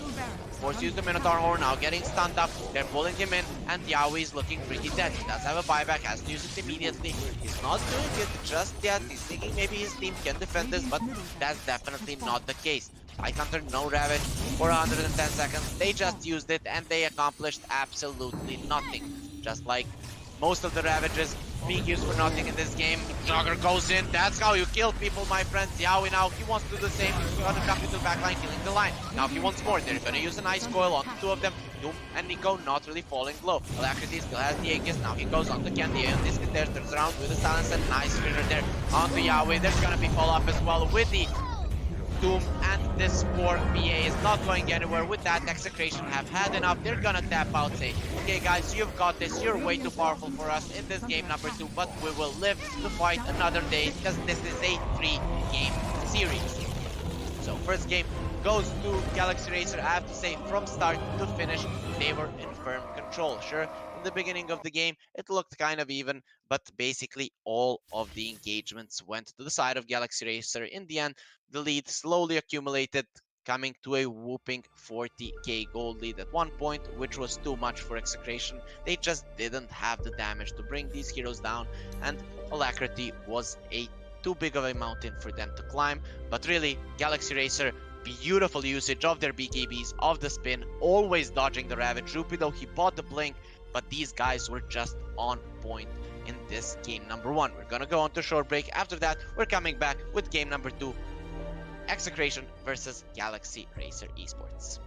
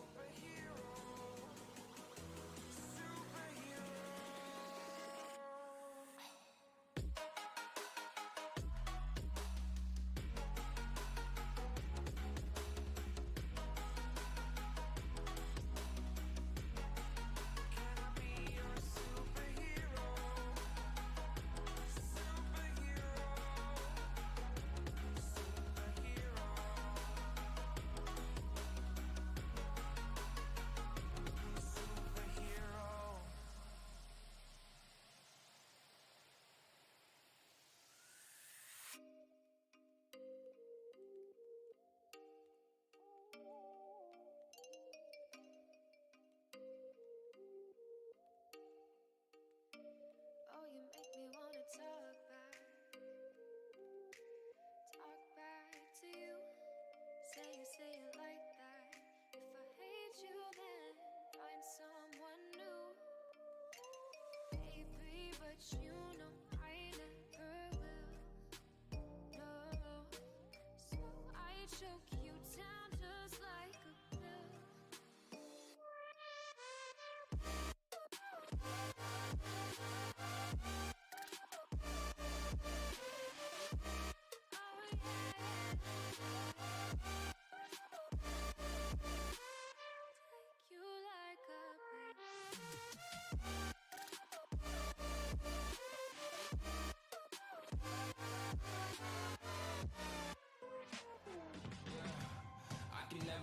find the right words, and there's no way this is real life. There's no telling you're the right girl, so I can only say that it feels right. It feels right. It feels right. Yeah, I can only say that it feels right. It feels right. It feels right. Yeah, I can only say that it feels right.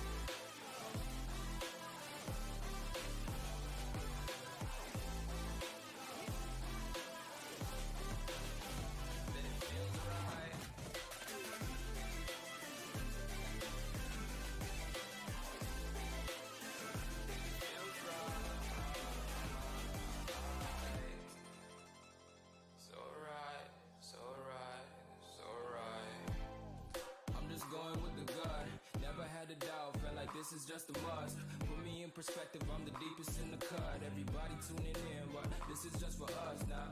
We know I ain't ballin' yet. Hoes wanna holler, oh no, I don't call them back. Girl, let me see you hold it down, we gon' have a blast. Cause I just wanna know what you gonna do with all of that. Ain't gotta say a word, I know what's up. You can have it all, watch me rip it off. I'll admit it, you got me feeling hella loved. Even when it's going down, know that we gon' live it up. Young shot caller, always been a baller. Know that you the one, I can feel it in my heart. Yeah, I won't stop charging, we going come harder. I can see you and I, way beyond the stars, girl. I can never ever find the right words, and there's no way this is real life. There's no telling you're the right girl, so I can only say that it feels right. It feels right. It feels right. It feels right.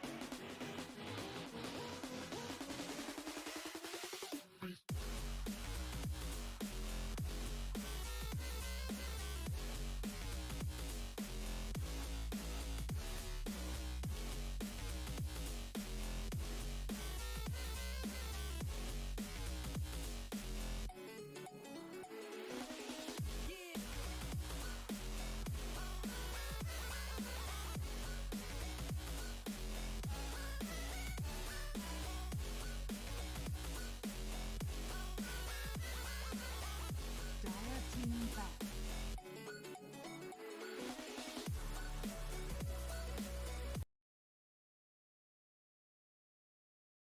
Radiant team ban.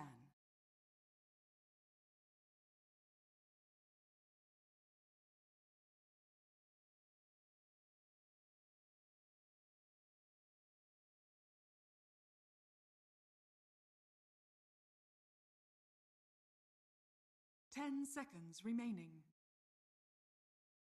Dire team ban.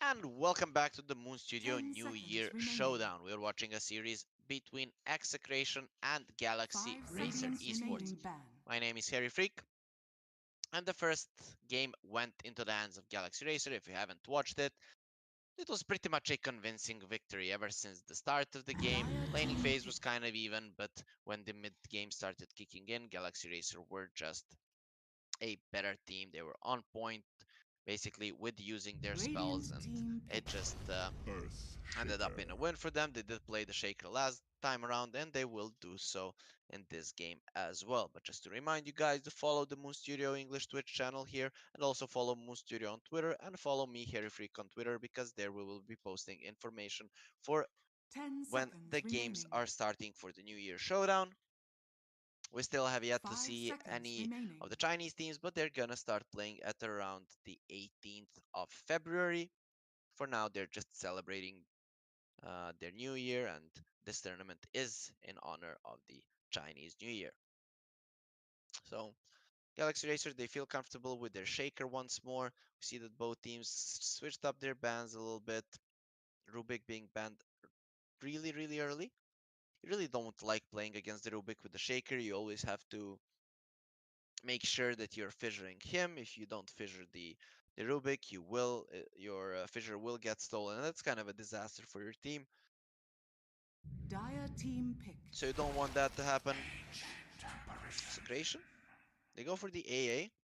One more time, they are making sure that Galaxy Racer don't play their Shaker Morphling combo. Radiant team pick. Just forcing out the AA like that is great, and now immediately go for the Bat. So you don't have a support to deal with the Bat Rider. If you don't pick your core right now, that's actually good versus the Bat.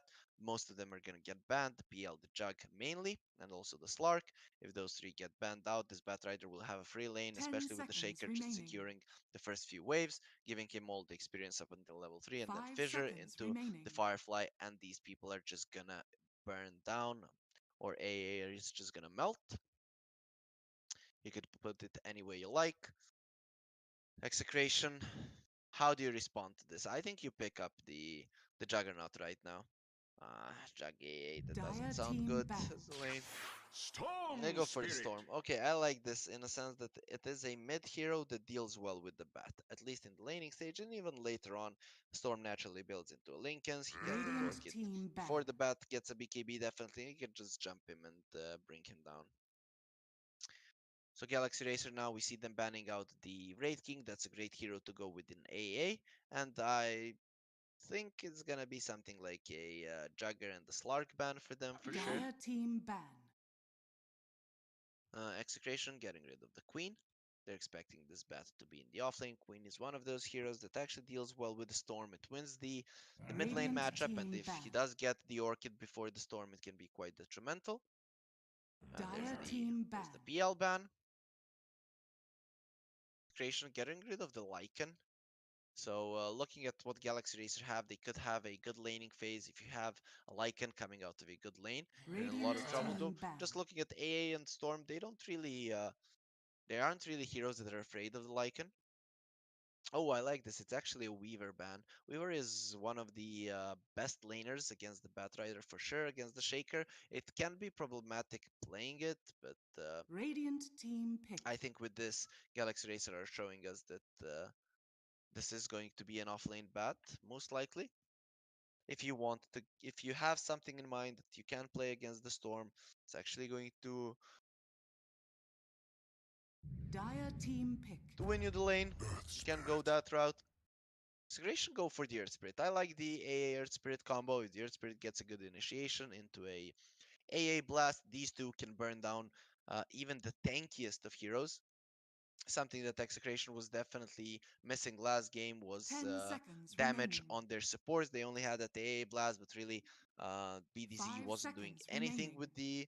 with the Wind Ranger. Now with their Spirit, it's gonna be a little bit of a different story. If he's the one jumping in, silencing the Shaker, then this guy can't really do that much with his spells. And now Execration have a lineup that can actually snowball over enemies. Now they are the ones that if they get one kill, they can actually chase down for a lot more. But Galaxy Racer, they do have a similar pattern of heroes as well. Whereas if you lose a fight on Execration and you don't have mana, let's say on your Storm Spirit, you're pretty much getting ran down. AA, she's dying to a run down. Earth Spirit might be able to escape, but we'll see how Radiant good he is team at pick. doing that. Execration, they're gonna ban out the Jugger themselves. And Galaxy Racers, they go for the Grimstroke. So there will be a double lasso. Other than that, no other spells go well, though basically both the Batrider and the Shaker are fine with running in with the Inkswell. It's a good hero against the Storm. 10 The Soulbind seconds just keeps him in remaining. place. The Silence is not something the Storm deals with so well. 5 Usually don't seconds want to build the remaining. BKB with the Storm, but I kind of feel that this is a Orchid BKB game for the Storm Spirit if he does want to survive, because it's just not that hard for the Soulbind to catch him. And then if you don't have the magic resistance to actually keep you alive, you're gonna be in a lot of trouble. Naturally, the hero has a lot of armor. Look at his belly. That's not an easy thing to go through. So he just needs the magic immunity, not to die to spells. This kind of opens up the possibility of this being a position 3 Grimstroke. We're going to find out more about the Galaxy Racer draft once we see the fourth pick on their side. But Execration, they do have the last pick, can leave it for their carry for sure. I'm not sure if they feel comfortable uh, just waiting for Dire for team the pick. last pick for their carry. They might get banned out, but nope. They will wait for the last pick. They're gonna go for a Mars right now. I kind of like Mars against everything that Galaxy Racer has. Any of these heroes, if they get caught in the arena, they're pretty much dead. Execration, just like last time, they have good heroes to control an area. 10 seconds remaining. With the Mars, if he gets a good arena off, AA Blast coming in, 5 Earth seconds Spirit can remaining. roll, and it's pretty much a great setup for anything to happen. So a lot of their heroes benefit from waiting for the fights to start, and also they have heroes that can jump in to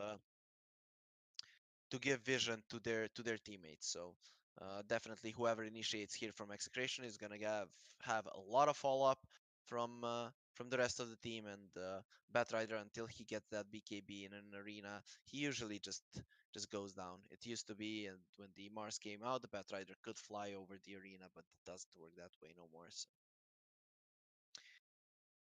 once he gets caught, he is a goner for sure.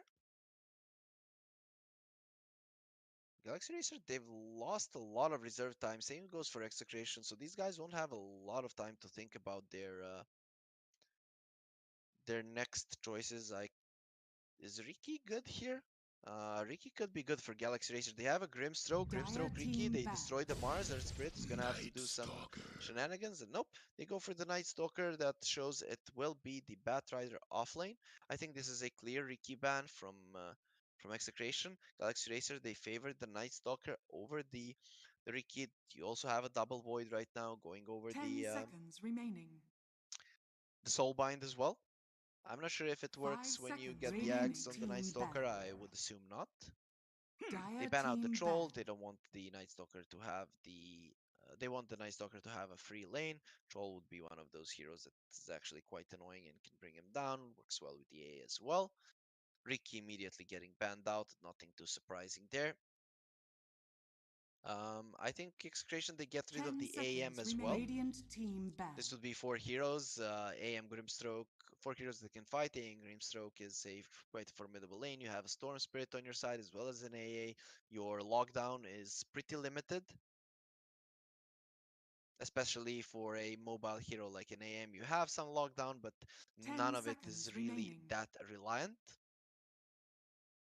So I kind of feel like 5 the AM seconds ban is for remaining. sure the best one to go for. Dire team pick. They're gonna ban out the Ursa. I feel like this is a clear AM pick. What are they afraid of from the enemies? Some heavy physical damage, maybe Radiant the team TB. pick. Yeah, there's the Anti-mage. AM. What is he afraid of? TB? ATB is a pretty bad lane. If they see a TB, they set the Batrider onto him and they make his life a living hell. Sure, Night Stalker will have a bad time in mid. Nope, it's gonna be the Naga Now Siren. select your heroes. Okay. I actually like this. I forgot about it completely. It's been a hero that we've been seeing more and more. It actually does well against the AM just because it farms almost as fast. Yaoi, I kind of expect him to go for a Manta into a, let's say, Skadi or even a Butterfly in this game. He doesn't even need the Diffusal. Uh, Before the Anti-Mage gets a Manta style, he just gets netted and he goes down. But let me think about it. Just looking at the drafts, there are ways to deal with illusions on the side of Galaxy Racer. The lanes, Galaxy Racer. should be going out to them the first night. AA and the Storm are in a lot of trouble. Nice Soccer, when he flies, he gets out of the arena. This is a mid Batrider, so he's gonna have a BKB fairly soon. Oh, I have to say I like Galaxy Racer's lineup a bit more again. Nice Soccer will have a solid lane. You can stop him from farming. Sure, Naga is gonna have it free, but Anti-Mage, he's not gonna get stopped in farming. And Grimstroke, once he hits level 3, this Mars is gonna be dying fairly easily. Blink with an Inkswell, and the Mars is dead if he doesn't hit his spear. Execration, do they have ways of winning this game? Sure, but no matter how bad it gets for Galaxy Racer, they always have that Mana Void on the Storm that can turn things around. So just more things going in their favor, and considering the performance of the last game, they did look a little bit better. They are a lower division team going up against Prepare for battle. a upper division team, though. Execration now, they're on a 3-game lose streak. They lost their last 2 games against Neon yesterday. Now lost one against Galaxy Racer, so they're not really looking too hot right now. It'll be good for them if they win this game. They have one more series today, if I'm not mistaken. Let me just check that once more. Yep, Execration are playing the last match of the day against the Yangon Galacticos, so I think they feel pretty bad going into that series, not having won a single game against Galaxy Racer. So hopefully they can bring it back and give us a 3-game series. We're always interested in seeing these teams clash, but I just kind of feel like 30 seconds to battle. Galaxy Racer, they're in a good spot here. The Shaker later on, when he gets a blink and they shard, they have better vision because of the Night Stalker. Limited catch for the AM for sure. It's not looking good. Can Yawi's Naga this time around win the game? He wasn't able to do it with his The PA. battle begins. I don't know which one is really. Yawi's gonna try to get the rune. He's not gonna be successful, so in the end it's gonna be a 2-for-2 rune trade. Yawi almost getting that one. Nice word here from Execration. Will make sure that that they know Grimstroke is on top, so that's why Yaoi was feeling that confident in trying to go for the rune. AA staying here, they want to get a first blood. AM, he skilled the mana break, so he could be going down. We'll see who they decide to go for. BDZ still doesn't have any spell skilled. Good block coming out from the Mars. They're in a pretty bad spot, but I think they know RR is here, and the Alacrity is playing relatively defensive now when they don't see the A on bot. They're not really gonna be going in. AM, it's really important for him to have a good start of the game in terms of CS. This is one of those heroes that doesn't really like to catch back up. He likes to always stay ahead, get an early Battle Fury, get an early Manta plus 1 item, and that's actually when he comes online. Though the Naga Siren hits the similar timing as well. Then sticky napalms on the Storm. He already has a magic wand, so this is definitely a matchup that Batrider doesn't like to play. If you're running into the Storm, the Remnants are there, and you're just not getting that much. Bottom lane though, KYXY, he's farming really well for now, but it's still a start of the lane. 3-for-3, I'd like him to get a little bit more experience in this lane. Just stay close to the creeps. Don't pull that much, get level 3, and then once we have a level 2 Inkswell, this Mars could be going down. Nico taking a lot of damage though. Ken is sticking out, and Desris actually comes out to get the kill. I didn't expect them to go against each other so early on. I'm not sure if the Batrider was level 3 before they went into this. I think he was, and Storm Spirit just dying like that. Execration, that was the favorable lane from them. Storm really needs a good game. You are playing against an anti-mage, so Ken really starting off on a bad foot there. He's gonna buy the boots just to be able to outrun the Batrider, but this is gonna be bad. One more rotation from the Shaker. This Storm dies again, and his game is ruined. Then he can get dove by the Batrider fairly easily. No, Nico in a lot of trouble. He cannot pull then. The auto attack misses. But again, Storm has 4 sticky napalms on him. Batrider only 160 HP, so he can't really commit, though Destro is coming in from the side. There is no ward from Ken. Sticky napalms will not get recharged, so refreshed. He's gonna be fine. All cores of Execration are farming really well, I have to say. So that's going for them. Though 343 we see on the top lane that he did take a lot now. Ken going onto the Batrider. Ken is looking pretty dead. He will take out to the Flame Break, and now BDZ, he wants to offer his life as well. Take me away, Nico. I want to die as well, but without the Firefly, Nico won't be able to make his wishes come through. And the normal ones grow out of their childhood dreams. Ken, he will have a TP right now, but the dude that's already on the Storm who got the kill right now, it was Nico. Batrider drinking his bottle. Really now, they need to secure that this Batrider doesn't get the 4-minute and the 6-minute bounties, because he's gonna be a big nuisance. KYXY taking some damage here. He's pulling the wave. He did have a good start, but now not really in a good spot. Here comes the illusions as well as the real Naga Siren. The ensnare is ready. They do get it off with the cold feet. KYXY will die, but that's not going to be the case right now. And going in for the rune. He's going to get stunned up. Nico doesn't have that much mana. He has 4 stick charges. He will use them right now. Beautiful flame break there. Will create enough space for him to survive. Though now here comes the Grimstroke as well. Has the Inkswell. Is he going to be running in?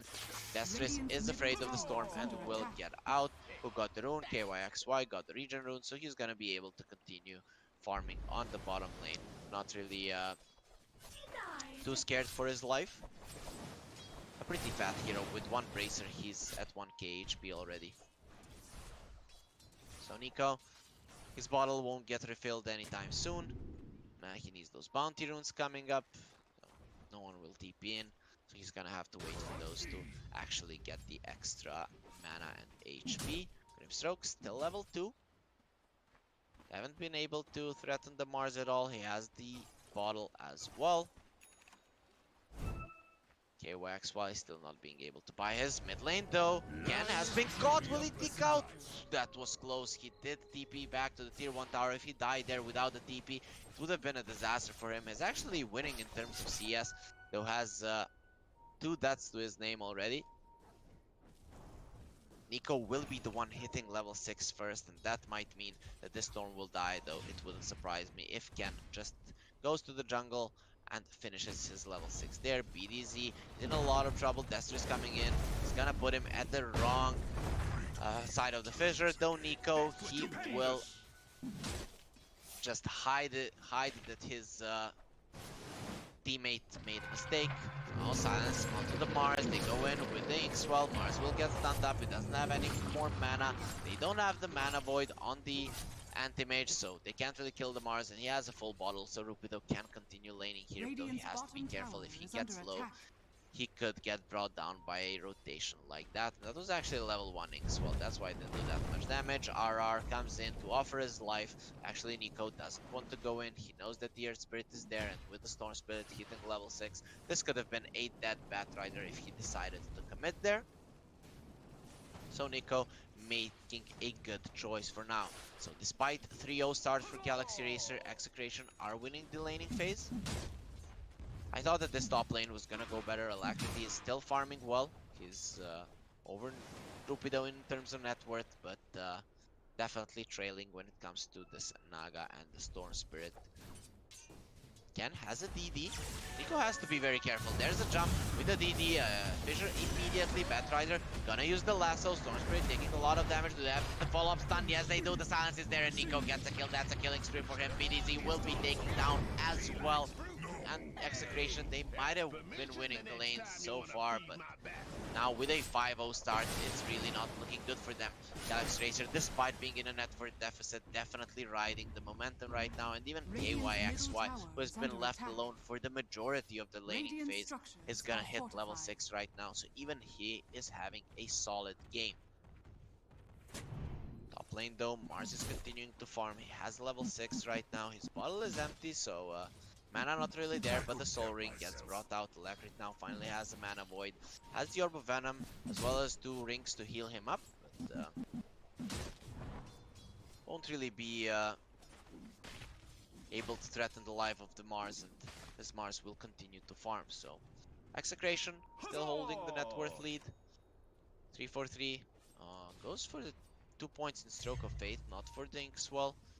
They need the silence on this Naga Siren. If they're the killer, they're gonna go in with the Inkswell. KYXY jumping in. They don't have the silence. There's the fall-off stun from Destress. The sleep hasn't been skilled just yet. Yaoi is gonna be fine for now. They use the ulti from the Night Stalker, and the final Void will get the kill. No roll on BDZ and KYXY. He just needs a few more slaps across the face. BDZ uses the sticks, but to no avail, and his life will get ended right there and then. 3-4-3, it's level 5. What's gonna be his spell of choice? I kind of feel like Inksfell level 2 is a big value point, but he's not going for it just yet. Storm Spirit, thinking about going for Nico. The lasso isn't ready, so the Storm Spirit life is gonna be fine. Still all 3 cores on the side of Execration, despite the 7-0 start from Galaxy Racer, topping the net worth chart. Ken has an Arcane Rune, finds the Keen Optic as well. Is gonna stay with the Trusty Shovel, and Yaoi actually TPs to top, so RR is the only one on the bottom lane. It's still nighttime, and now AM is coming. He wants a free AA kill. Actually, that's not gonna be happening since KYXY will go to the base. He wants to be healthy for his next Dark Ascension. There's really not much to do on the map now with the nighttime that he has left. Nico going for the Boots of Travel, top lane, Execration trying to do solid damage to the tower as well. Yaoi still not skilling the song. KYXY should know that this is the real Naga. He will use the Void onto the illusion. 3-4-3 coming in. Level 2 and the Phantom's Embrace is there right now. Rupido coming in, threatening with the arena. Will he use it? The two of them don't really have that much damage. Bottom lane though, Anti-Mage has been caught. That's a perfect kill, and the perfect first kill for Execration has been taken. AM tries to blink away, but will not be successful, and this Storm with the Arcane Rune probably would have had enough mana to actually run him down. So Alacrity not really being too careful there.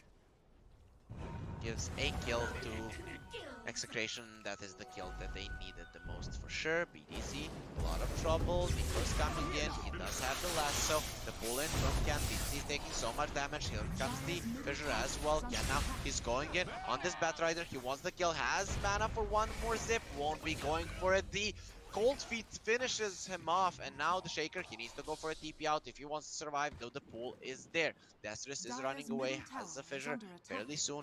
Ken is not chasing it right now, and Destress immediately goes for a TP when he's aware that this Storm is not behind him anymore. So Ken, he has been recovering really well. He has 3 deaths to his name, but is still 400 gold over the Batrider, who had a 5-0 start and now dies. So Galaxy Racer, in terms of last hits, they're definitely not winning this game, and I'm not sure how Storm has so much. They're gonna get him. The silence, it's gonna be there, and Ken will die one more time. He has stayed so much in his base in this game, died 4 times already. He is good in terms of net worth, but if he continues dying like this, it's gonna be quite problematic for him. Anti-Mage working towards the Battle Fury, not that close just yet, but he should be getting there fairly shortly. He already has Power Treads, Orb of Venom, and the Ring of Regen. He found the Possessed Mass, so he can farm the woods quite easily. Naga still over him. He has the Yasha right now. Nico TPs to top. Yaoi, no Song of the Siren. He doesn't have his mirror image for 2 seconds, and they use the ulti of the Night Stalker. And Storm Spirit is jumping in. Here comes KYXY from the side. He's scouting everything up from the Batrider, but Nico needs to be careful. He's gonna get though right now. The silence is there from KYXY. Not a lot of mana on the Storm. He shouldn't be dying to this. There's a lot of damage being done by KYXY. Gonna get pulled in to possibly his death, but he is fast enough during night to survive and has infused raindrops. He's quite tanky. Can not really looking to be super aggressive there. Do they see BDZ right now? It seems like he wants to go in. Does have the magnetize if he wants to try the kill on this Night Stalker, but he's way too tanky. Looking at him, you might think he's low, but that's 700 HP with the raindrops, so effectively like 800 on this Night Stalker, more than this Earth Spirit could ever hope to take away from him.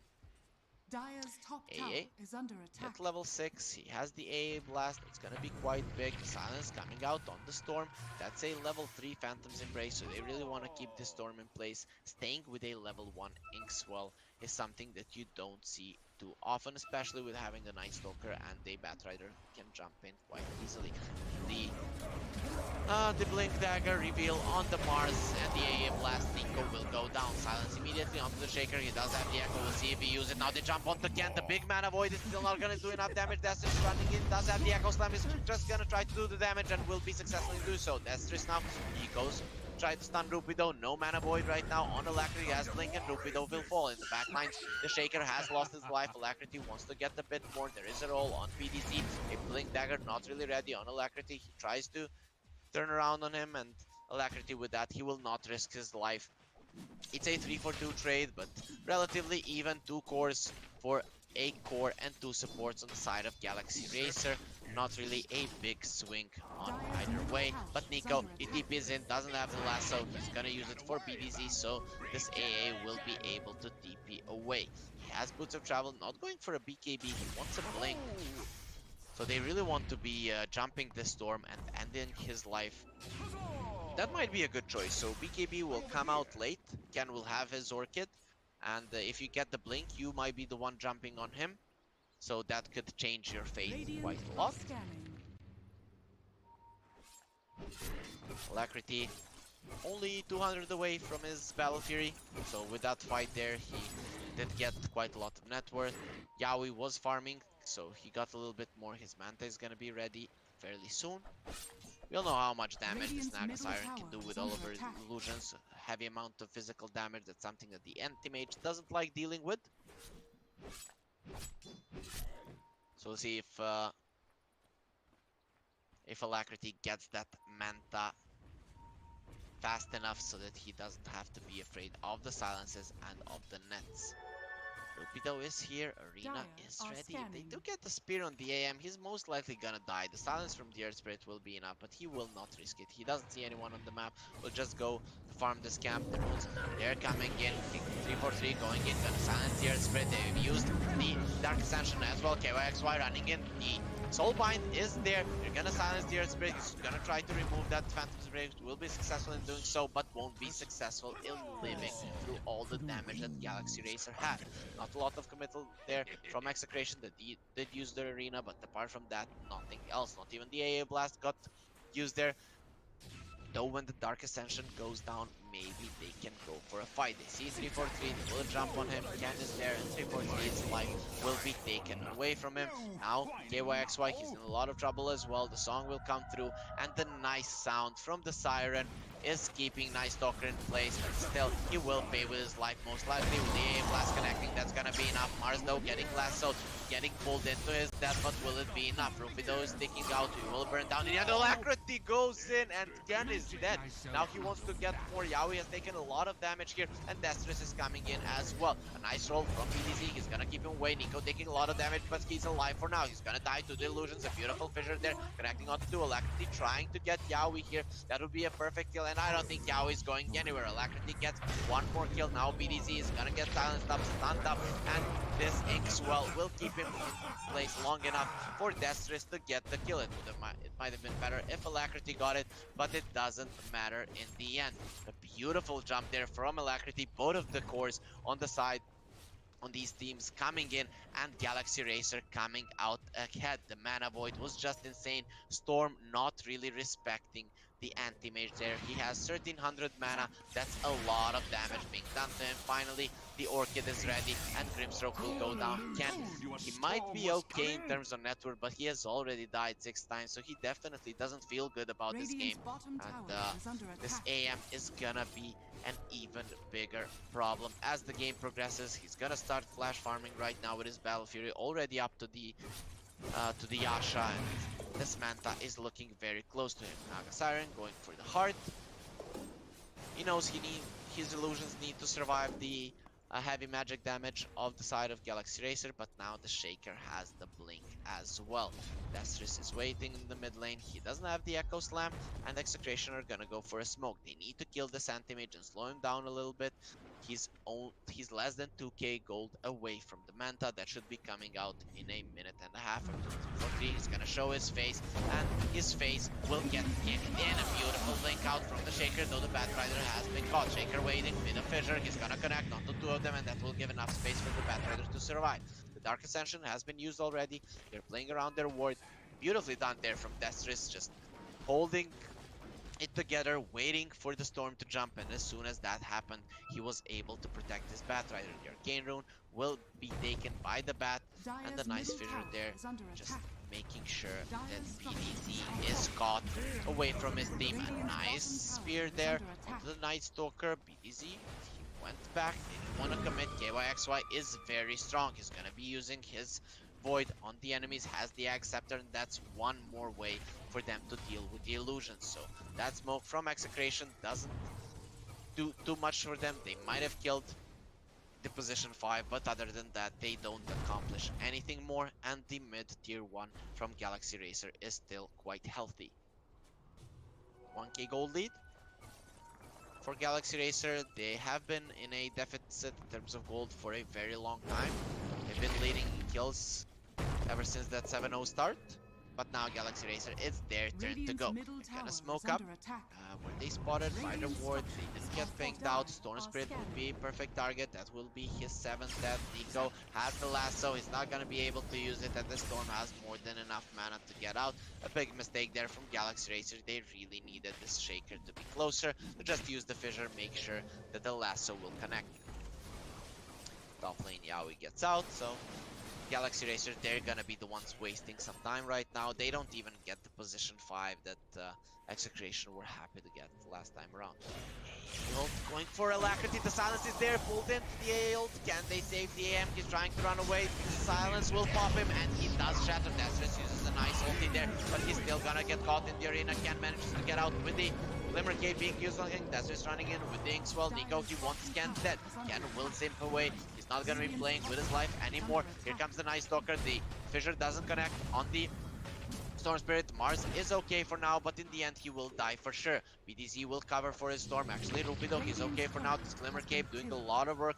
Blink Dagger will be up soon, and he jumps to his tower. Shaker has a blink as well. He can go for the fissure here if he wants to. The Batrider has caught BDZ in the back. He did use the lasso. Nice kick back, but beautifully done by Nico. That flame break will make sure that they do get the kill. Galaxy Racer, at least they get one, but they've lost the big guy. Now Storm jumps in, the A-Blast is coming up, but he doesn't have any more mana. Poor Storm, he thought he could fight here, but the silence damage will be enough, and Nico in the end with the flame break claims that kill. A-Blast did connect, but Ken overestimating his mana pool there, and was just brought down that easily.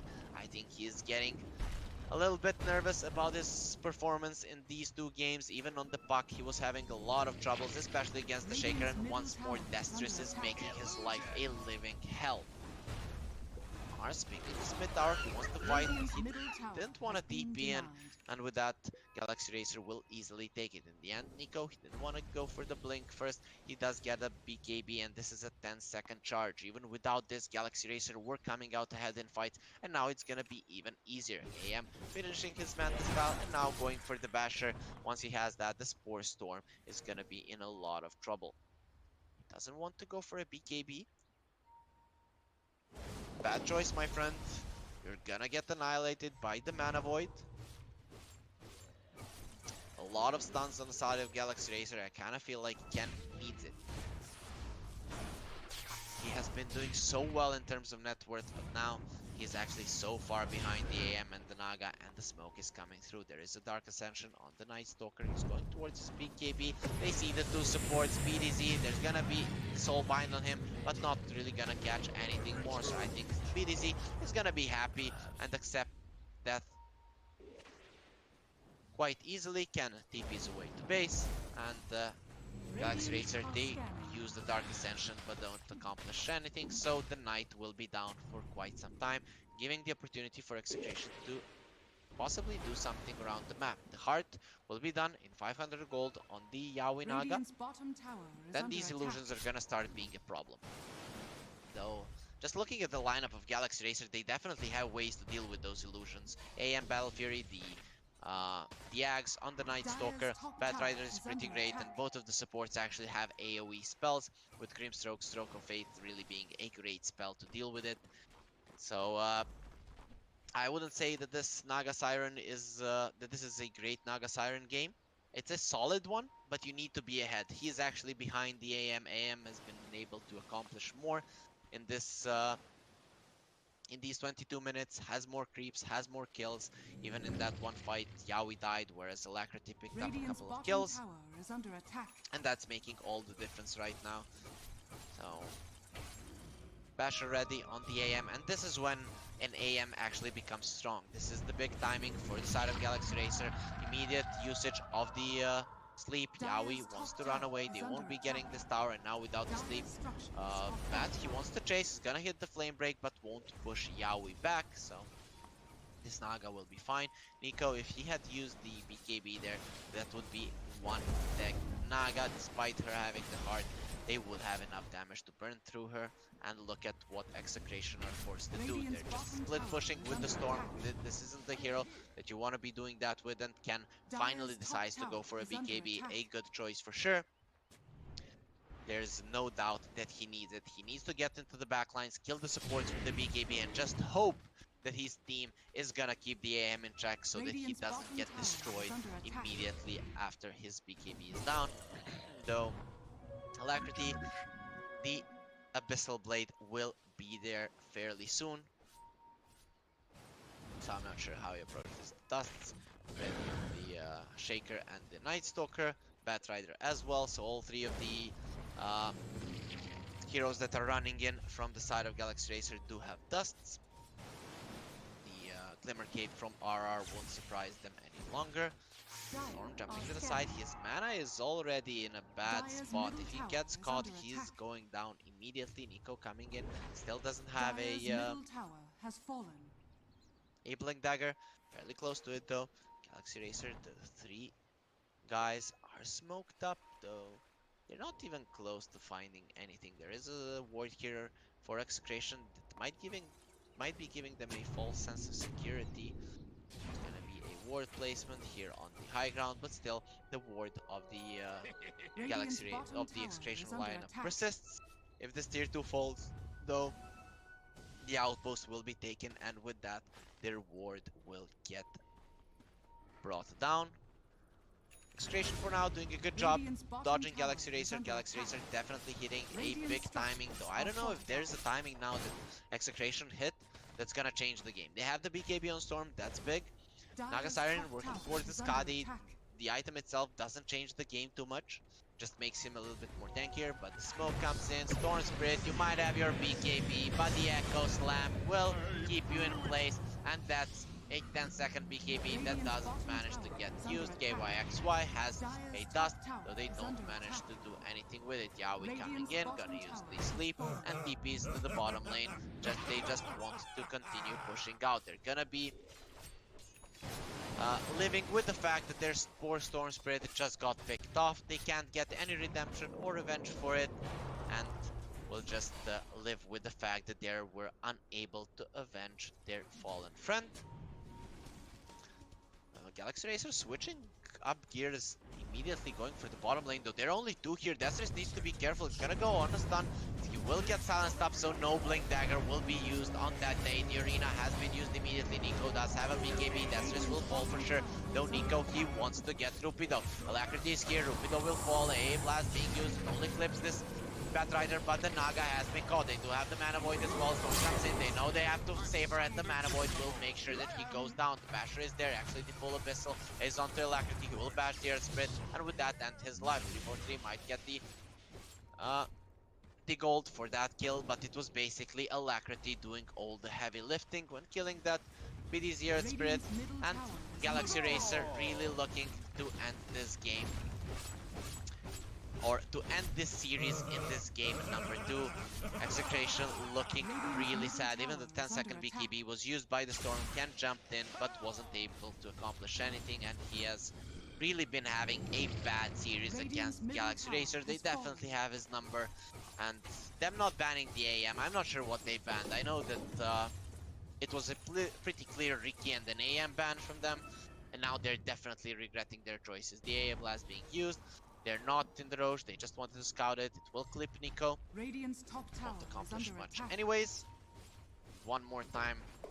Also, I'm really not a fan of this AA. Just let them have the Morphling Shaker. Who cares? Get a lot of lockdown and play that way. If you don't have an AA in a lane where you have a nice low cooldown stun, you're not really going to be doing too much in the laning phase with this hero. Nico getting jumped, they do have the roll, Silence is there, they're trying to do enough damage, does have a BKB, turns around onto the Storm, Storm does have his BKB, but the Echo will be used onto both of the four, Storm goes down, and now Naga Siren is looking quite dead. He uses the Mana Void onto both of them, AA will die as well, BDZ rolls to the side, he's gonna run away like a scaredy cat. Destris doesn't have the stun immediately to break that TP, and once more Execration are losing heroes.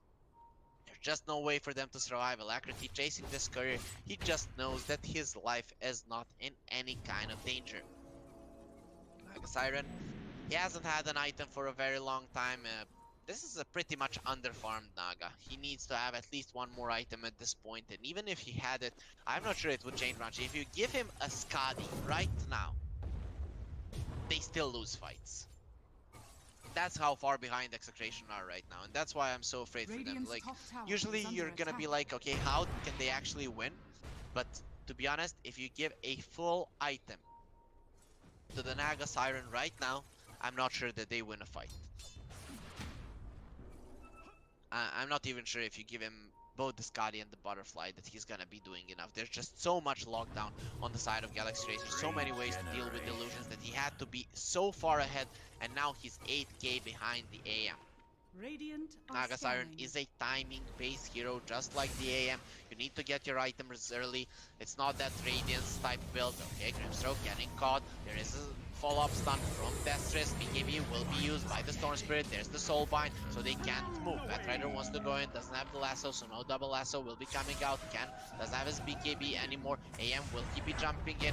Yeah, he will. Hello, boys. You really wanted to kill my team. This is how you kill heroes. Alacrity doesn't get caught there. He's gonna burn out all the mana from Yaoi. Yaoi doesn't have any more mana. He will be left for dead. Once more, Yaoi is gonna be the casualty. They did get the Grimstroke, but not much more than that. AM getting caught. He does have the Manta. The Silence, he can use the ulti on the Ken. He will, and BDC goes down. Alacrity now turns onto the Storm, gets one bash. That's gonna be enough to get the kill. Naga actually manages to run away there, and Earth Spirit buys back. So Execration, they're gonna give two of their heroes to save the Naga. Will that change the game? Probably not, but at least Yaoi survives. That's pretty much the first engagement that he came into and that he comes out of alive. He's being 1 and 4 right now. Not really a good situation for the carry of Execration. Second game in a row, he's struggling to carry his team, but we can't really put it on him. Yaoi has been doing a solid job, especially with that PA last game, which was the second. Third Shaker getting caught, gonna get pushed back, does have the Glimmer Cape, that's gonna give him some life, but he's getting stunned for a very long time, and they should have enough damage in the end. Rupido just kicks him between the legs, and that kinda breaks the Shaker apart. He can't survive that. KYXY has the Cloak of Flames, 9-second BKB on him. He hasn't really used a lot of his charges, whereas Ken is already down to 7 without accomplishing almost anything. AM did get somewhat low in that last fight. If he did use the Manta preemptively, he probably would have died, though Alacrity, understanding that there are a lot of silences just waiting with that Manta, is going for a Butterfly. Doesn't go for the minus 50 seconds mana void. He understands that he can kill these heroes easily, so he goes for the magic resistance, and he pretty much doesn't take magic damage right now. Who has been stunned? Well, I thought I heard a fissure, but the Shaker is dead, so my mind is playing with me.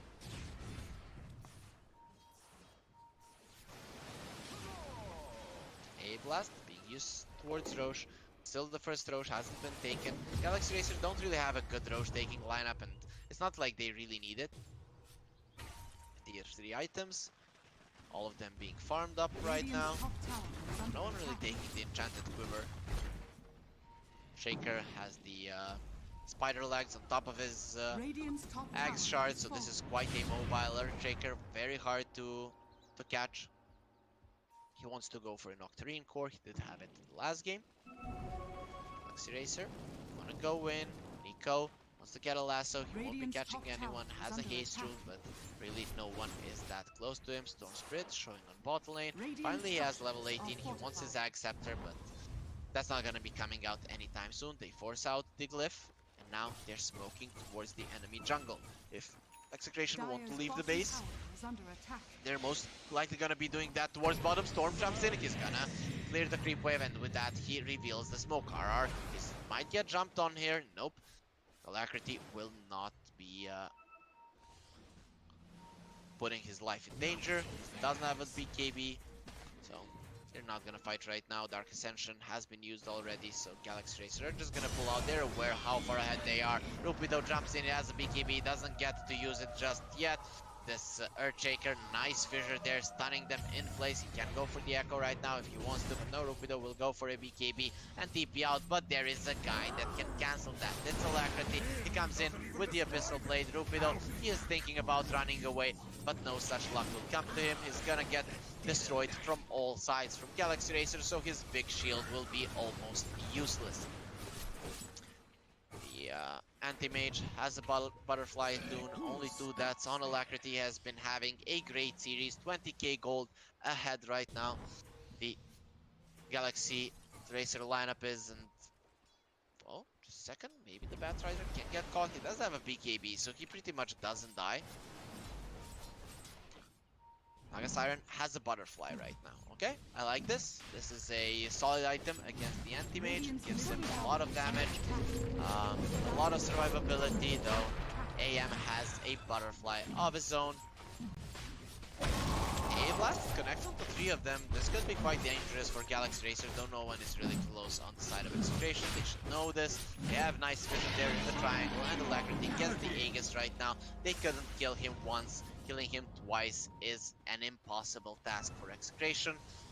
And RR, hello my friend. Alacrity, will he go for him? Not really. He's not feeling that confident at this point. Dark Ascension up in 7 seconds, and the nighttime has come as well. This might have been the last sunlight for Execration in this series. Night Stalker will hunt them. He will eat them. And I don't even want to think about what Alacrity would do to them. It might even be illegal. He's going for the Monkey King bar. He's starting to have some trouble dealing with the butterfly illusions. 2 more minutes for tier 4 items. Smoke coming out. Anti-Mage will blink in. Just to not reveal that they're smoke. Storm jumping in. These 2 siege creeps. Alacrity is going in for the tower. They want to fight, they have to do it right now. Storm jumping in. There is a counter spell on this Anti-Mage. He really doesn't care. He's not taking any damage. Gonna use the counter spell again.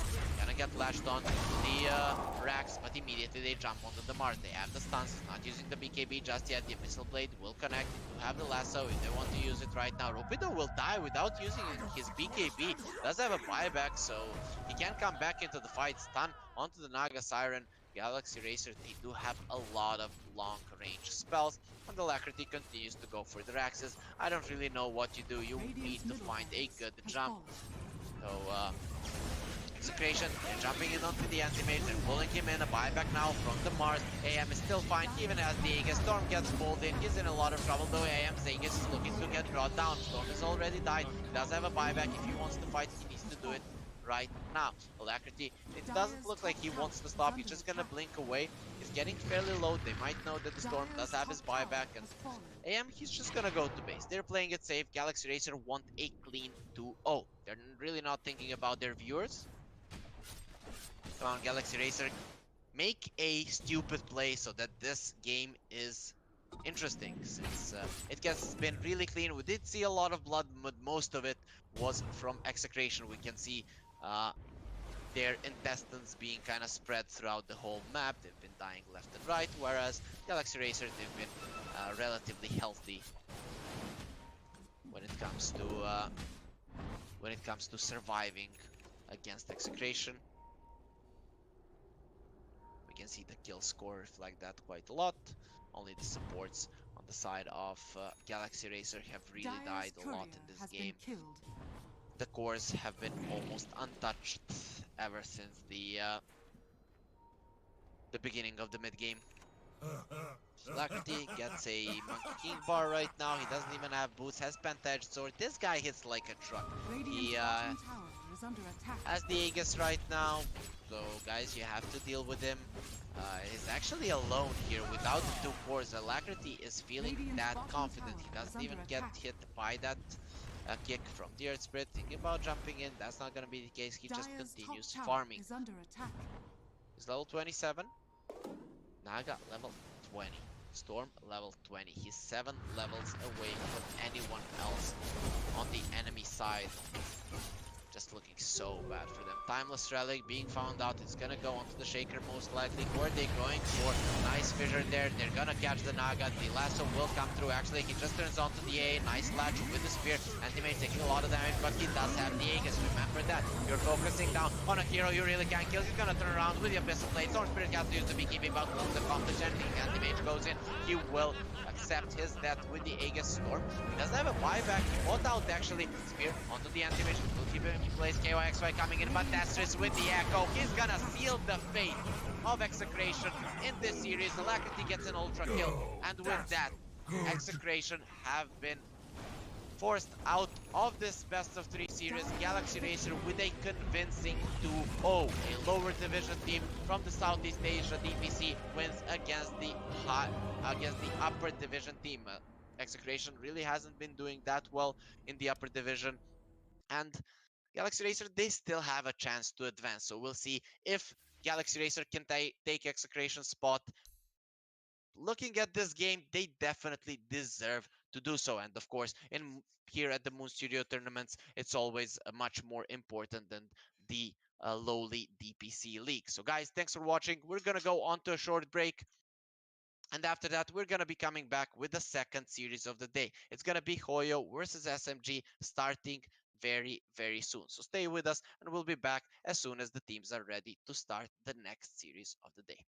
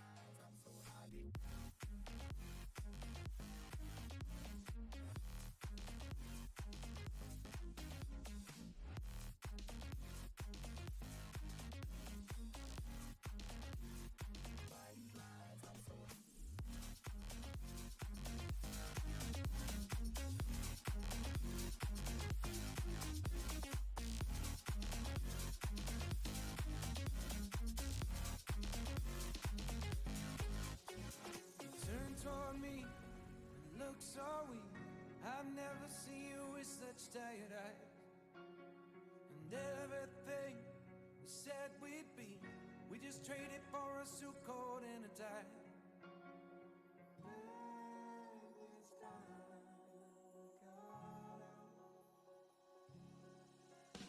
And underneath the rows of trees, I will see you where the ocean meets the sky.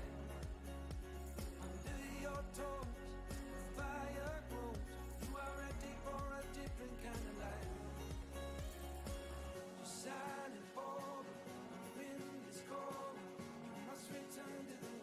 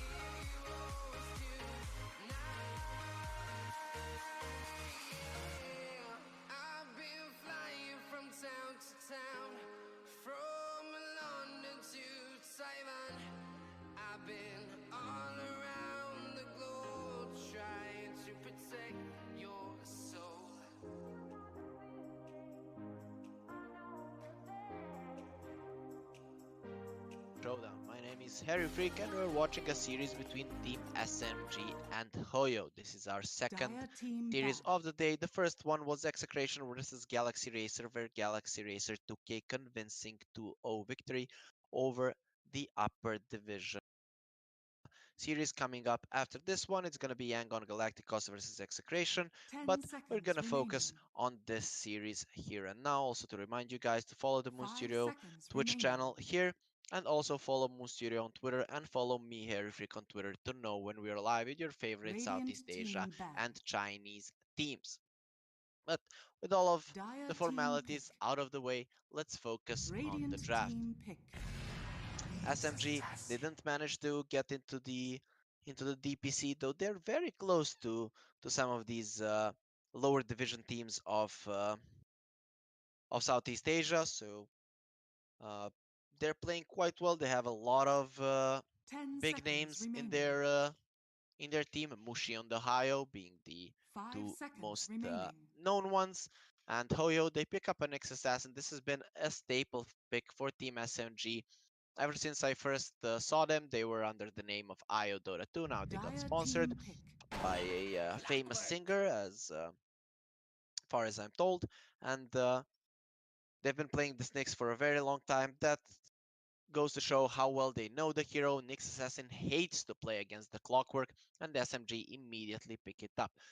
Mushi has been the one 10 playing the Nyx seconds Assassin remaining. thus far for them, so 5 seconds he, remaining. as the captain, immediately just picks up a clock and is like, we are gonna make this Nick's life a living hell. Clock just outroams him completely in the laning stage. He's a lot more Radiant powerful. team The pick. early points in the spike carapace Mirana. don't really help you against the battery assault that much, so it's pretty much a bad situation for the Nyx, and Nyx doesn't like heroes that can bring you from 100 to a 0 in one fell swoop, and Clockwork is definitely that kind of a hero during the laning stage. Once he 10 hits level seconds 3, the battery remaining. assault damage is just insane. Immediately, HOYO, they go for the Mirana. 5 This is most seconds likely going to remaining. be two of their supports, showing that the Nyx Dire will be team ban. on the safe lane as a position 5, but we are yet to see if that's going to be the case. Could be a core Mirana. Yesterday we even saw a core Nyx coming out from Neon, though it didn't work out that well for them and they dropped the game to Execration, a team they should be a lot stronger. 10 seconds remaining. So 5 seconds remaining. Mars is gonna get picked up. Mirana can jump out of the Mars ulti, so that's a good thing for Radiant them. team ban. This is a pretty solid Mirana game overall. Be it support or core, these two don't really do well at locking her down, so I like the pick overall. We'll see how well HOYO can utilize it, and of course you always have the Impale into an arrow, which is a great way to start off an engagement. 10 seconds remaining. 5 seconds remaining.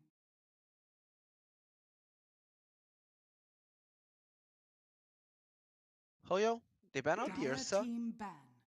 Um, Not really sure why they banned this out. It is something that SMG has played in the past, though not really that good of a hero. Just looking at this, Nyx Assassin has a Spike Carapace and an Impale Radiant to keep him in team ban. place. Mirana can just get away from him easily. Sure, later on, once the Ursa gets a Basher, he can kill them, but that's a little far down the line, especially Mirana builds naturally into Yules that kind of counteracts the status resistance of the Enrage.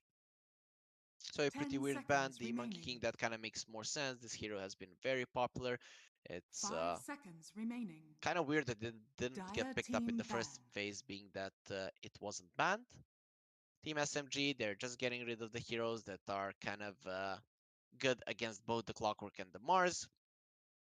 The Ricky, the Tidehunter. Tidehunter's Ravage animation is not that long so that he can't cast 10 it if he is seconds getting team battery ban. assaulted, and of course the Mars just can't keep him in place because of the Kraken Shell. HOYO, they ban out the Troll, so if this is a position 5 clock, they don't really want to be dealing with a clock troll lane. That's pretty hard to deal with for anyone, 10 especially seconds uh, remaining. if you did have a clock, it would be okay, 5 seconds right? remaining. to deal against the Mars, against the Troll, though the other team has it, and Troll and the Clog, they pretty much kill anyone that gets in their way. It would be a completely free lane for them. These teams are not wasting that much reserve time. So that's pretty nice. They're gonna have it Radiant later on team to think pick. about their Dire picks. team The pick. Naga Siren will get banned. That's one of the best counters for the Mars. They want the Raid King, don't want to get that Axe Shard that early, and the Diffusal Blade of the Naga Siren would be problematic for both the Mars and the Raid King, even though I say you should sometimes, or most of the time, skip the Diffusal Blade. This would definitely be a 10 game where you seconds get the remaining. Diffusal and you kind of annihilate both the Mars and the Raid King. So Radiant a solid team ban as pick. well, definitely an uprising hero. HOYO immediately go for the Timber. Ooh, this is an insane Timber game. I think SMG, now they pick a Witch Doctor. You just pick a Witch Doctor, put Clockwork in a position 4, it doesn't matter. You need to have a hero that actually deals with the Timber so that you can kill him. Wraith 10 King seconds does remaining. solid amounts of damage in the lane, so they might be able to bring him down 5 with seconds the Maledict, remaining. but definitely The now next level SMG, play. they The next don't have level what play. The next level play. they don't have what it takes to kill this guy, and playing with a position 4 Mirana can do whatever he wants, leave the Timber Saw alone, and he's just gonna destroy this Raid King. Playing against 3 melee heroes, it's a perfect pick for HOYO, and we see already Tiger spamming the next level play. He knows how good this hero is in this game, no matter what he's up against. So SMG, get a Witch Doctor if you want to kill this guy. Maybe an AA Raid King can Dire be a team pick. formidable lane, but Crystal should they go Maiden. for the Crystal Maiden? Okay, GG. SMG has lost. Okay, I don't want to be a Debbie Downer here, but CM, sure, she dishes out solid amounts of magical damage, but as soon as this Timber Saw is level 3, you 10 are not seconds killing remaining. him. He gets a few bracers, um, 5 seconds remaining. the magic, the small item for magic resistance into a hood. So cloak into hood. I don't know how he dies in this game against 3 strength melee heroes and also a CM who's gonna get bursted down by all of his spear damage. Oof, this just looks so bad for SMG. So HOYO, what do you want to take? I kind of feel like they just get something to have a solid lane against the Mars and they'll be fine, though there's no such hero to be honest. Troll has been banned, Monkey King as well, Ursa, and the Riki. Dire Those are all team the ban. heroes that deal well with the Mars. They're gonna go for the Queen Queen of of Pain, so they're unsure Pain. about their carry just yet. They want some more magical damage. Given that this Timber Saw is going to be securing the towers quite early, the Queen of Pain can go for kills, though not the the best Queen of Pain game. There 10 are seconds remaining. solid stuns on the side of SMG that actually can bring the Queen of Pain Radiant down. Sure, team ban. no instant stuns, Dire but team hookshot ban. push back into a frostbite should be enough for the Queen of Pain to fall. And I kind of don't like this. You're just giving your opponents Radiant uh, team ban. the core to go on and to kind of feed on. They ban out the SF, ban out the Invoker. Sure, those are all the heroes that are good against the Queen of Pain, but you can definitely find something else to lane when well against her SMGs. They still have a last pick, so can definitely round their draft up quite 10 nicely. seconds remaining. 5 Hmm. seconds remaining. I don't know, SMG though still it's looking like they're in trouble. You can think about maybe they can go for a Dragonite, but the Timbersaw Dire destroys this team pick. Dragonite. They ban out the AM. That's an okay ban for sure. Very limited lockdown on them. Very limited secure lockdown. Everything basically can be thrown back uh, by the counter spell. 10 seconds So what did they remaining. get? The PL has been banned, right?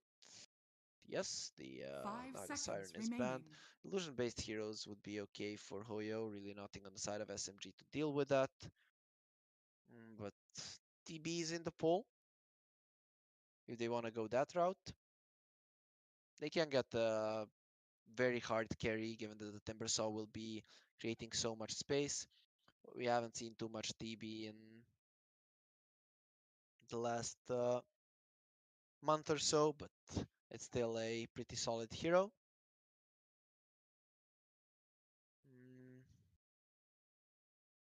Is there anything else?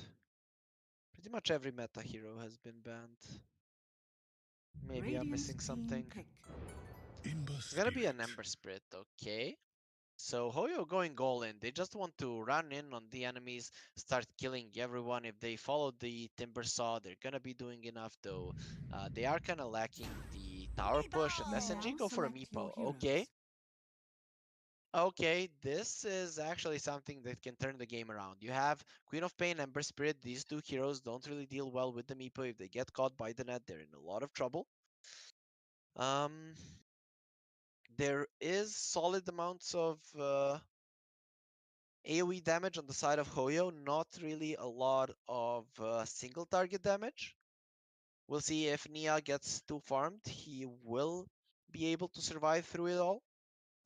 If you guys remember when the interaction between the Sleight of Fist and the Battle Fury was different with the Ember Spirit, it just didn't go in a cone, it went everywhere. When you use the Sleight of Fist, it was the best counter for a Meepo.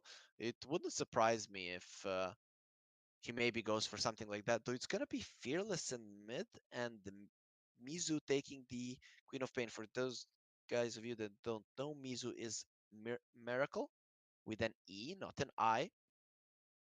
So quite a successful carry player. So he just changed his nick recently, so now he's Mizu.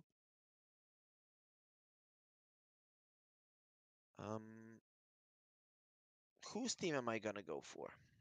Can this Meepo make the game easy for SMG? I'm really not sure. I want to see how they're laning this on the side of HOYO. I'd say they have the advantage, even despite this last pick Meepo. They do have enough AoE damage to actually bring him down. If they do focus him, this Timber Saw still seems pretty unkillable.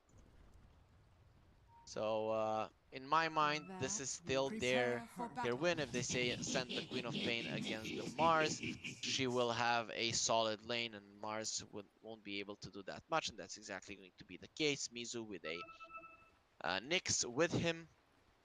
Nyx can also be quite a good hero at just controlling the Meepo in place. You can stun him from the pool, from any of his hits, and just follow up with the Impale. It gives a chance to SMG because it puts you on this timer where you can just get so powerful. But who's actually going to create the space for you? I don't see that happening. I kind of feel like Tiger is just going to be going from tower to tower. When the tier 1 towers fall, then the Queen of Pain and the Ember Spirit, they're going to start dishing out everything. Kind of all of these heroes work well together on the side of HOYO. You have the Ember Spirit that can set up for the Mirana arrow. You have the Nyx that can set up for the Mirana arrow. Mirana can roam around the map while Tiger is staying solo on the bottom, and nothing that the enemies can do about it. A very low chance to catch Mizu in the start of the game. 30 seconds to battle. I'm curious to see just what kind of items Fearless will go for. Will he go for the physical damage build, or will he just go magical and hope that they're just gonna be dishing out so much damage and take so many kills that SMG can't win this? Because if this does go late, the Wraith King and the Meepo can carry it. It's not one of those games where the Meepo is weak in the late game. If he does get to that point where he has like Blink Hex, E-Blade plus one more item, be it Skadi or Heart, it could actually be problematic for HOYO to kill him. No, I kind of feel like they have AoE stuns, AoE damage, just a lot of things on these heroes from HOYO. Plus 3 strength melee heroes against a Timber Saw. And no real way to kill this guy. I don't know how this guy dies, to be honest. If he has 20 stacks of reactive armor on him, he just doesn't die. It's Zero. He wants to get a kill on bot. 50 faded. He's playing really aggressive. The Whirling Death still not skilled up here. Joe Cam uses the arrow. He's gonna hit the creep, and I think with that, Zero just TPs the top. Mushi is pulling the wave here, and yep, the next assassin has to come. Mizu is taking a lot of damage here from HOYO. He needs to be careful as the tank goes, but no salve on him. So Mushi doing a good job here pulling the wave. Nyx doesn't really want to put himself that much out of position though. So because of this attempt on the bottom lane, they don't really do well in top, at least not for now. And a solid start for the SMG to the laning stage, but the more levels this Timber Saw gets, the harder it will be for BT Faded to stay in this lane. He started off with the Vampiric Spirit, so not really starting off with the Wraith Fire Blast. Afu trying to be annoying here to the Timber Saw. They're gonna be the ones hitting level 2 first, so that could actually turn out to be a kill there on them. Mushi has boots and Nyx doesn't have them, so if Mushi really wants to run him down, he definitely can try to do so. Mizu letting creep wave die here in the tower, but SMG, this top lane is going great for them. Bottom lane, they pushed first, got level 2 first, so this bottom lane is fine for them as well. And mid lane, basically, Nia should be trading the farm with Fearless.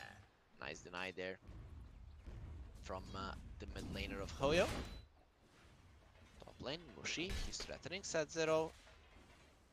Nyx shouldn't feel too threatened until the clock hits level 3. When the clock is 3, then he could be in trouble. Though Mizu, he already has 1 point in Blink, which means that if his Nyx gets gone on, he can definitely assist him, and Set0 gets a nice ward there for himself. Fearless taking a lot of damage. Nia turning around. He's gonna slap him a few times. Fearless does have a healing salve, and Nia will be hitting level 4 soon, so we'll be seeing a second Meepo coming out fairly shortly for him, so he'll be able to continue laning there as well. So none of the mid laners are gonna be too sad about that arrow from Jokam. It's not gonna connect. He left his Timber Saw to get level 3 before anyone, so now this Timber Saw pretty much doesn't die. He is unkillable, and this Mirana can start roaming the map if he wants. Mirana is definitely one of the best heroes to stop the Meepo from farming. Goes into the woods, kills some of the big creeps with the Sacred Arrow. Afu getting hit here by the arrow. He really needs to be careful. Didn't skill anything yet, so Jokam needs to be careful if he jumps in on him. Frostbite plus the Crystal Nova can get the kill for the CM. Mid lane, double Meepo finally. So now he's kind of overtaking Fearless in farm. He did farm some of those creeps in the woods. For now, 7 denies on December Spirit, so he's doing quite well for himself. Basically, none of the cores really being shut down. The bottom lane going perfectly for HOYO. HOYO. He's taking some damage here. Mizu not really skilling Shadow Strike, so they can't really run him down, but he is being super annoying here to this Mars. And Fearless gets the bottom bounty. The bottom rune, it's gonna be the illusions. Mushi going on to set 0. This is looking like our first blood. He is gonna spike Carapace off the damage from the spear. Nice double stun set 0, but he doesn't have boots, and Mushi does. This is the difference. When it comes to these two heroes, you definitely would want to have the clock at least in the beginning of the game, even throughout the entire game. He's kind of annoying to the next assassin, and we saw Set0 not really having much choices there than just to accept his destiny and go into the afterlife. Mizu not even going for the Shadow Strike. I kind of feel like he wants to be able to farm the jungle later on and leave the lane to the Nyx. So just to let Set0 get some nice levels. Maybe that's the case why he is just maxing Scream of Pain without the Shadow Strike. We are playing against a melee hero, so having a Shadow Strike would make sense in a long lane like the safe lane just to run him down, but not deciding to go for that just yet. And SMG, they secure 2 runes actually. HOYO secured 2 as well. Nicely done by Afu. They're going for 1 more rune. So finally Mirana, he has left the Timber Saw. This guy now has the Soul Ring, so his mana is there as well. He's overtaking the Wraith King in terms of farm by quite a lot. But now a full wave into the tower of BT Faded, so he should be fine. Continuing to farm here. They will stun the Timber Saw. He has level 5 right now, so 3 points in reactive armor. He'll be healing up quite a lot. Mushi coming coming to the mid lane. He has a sentry. He now sees this ward and will be taking it away. Fearless can be denied. He's gonna use the cogs. Nicely done by Mushi. Fearless has a point in Searing Chains, and with the Nyx coming, he might go for Mushi. It's not gonna be happening. Fearless being a bit aggressive there, but he just wants his regen rune and will be able to get it. So apart from that first blood, we haven't seen any bigger engagements on the map. Tiger did take some damage, but nothing too significant. Temper Spirit TPing on bot. He wants to fight. Mushi is now here. Between the three of them, I don't really think they killed the Timber. Even with all of them there. Afu, this poor CM is looking pretty dead. Fearless running in and will have the chains with the arrow flying in. It will not connect, but it's more than enough to melt this Afu. CM and finally HOYO get themselves on the board. Nice kill for them. Still, Meepo left alone in the mid lane, continuing to farm. So this is the I7 miracle. If you remember, that was when they were in their best form. It's when they were liquid back then. No Enigma. One DI, but Majors running up to that DI miracle was just looking insanely strong. Yeah, his woods is gonna get invaded. So level 3 flame guard on Fearless. They're gonna stun the Mirana. Does have 3 leaps. He's gonna be able to get out. Has a fairy fire. Doesn't even use it. A big mistake there from Jocam. He definitely could have survived that. Zero comes in with an impale. Just make sure that his Ember will get out. And Mirana definitely could have lived there. Fairy fire. Oh, didn't have any more leaps. Okay.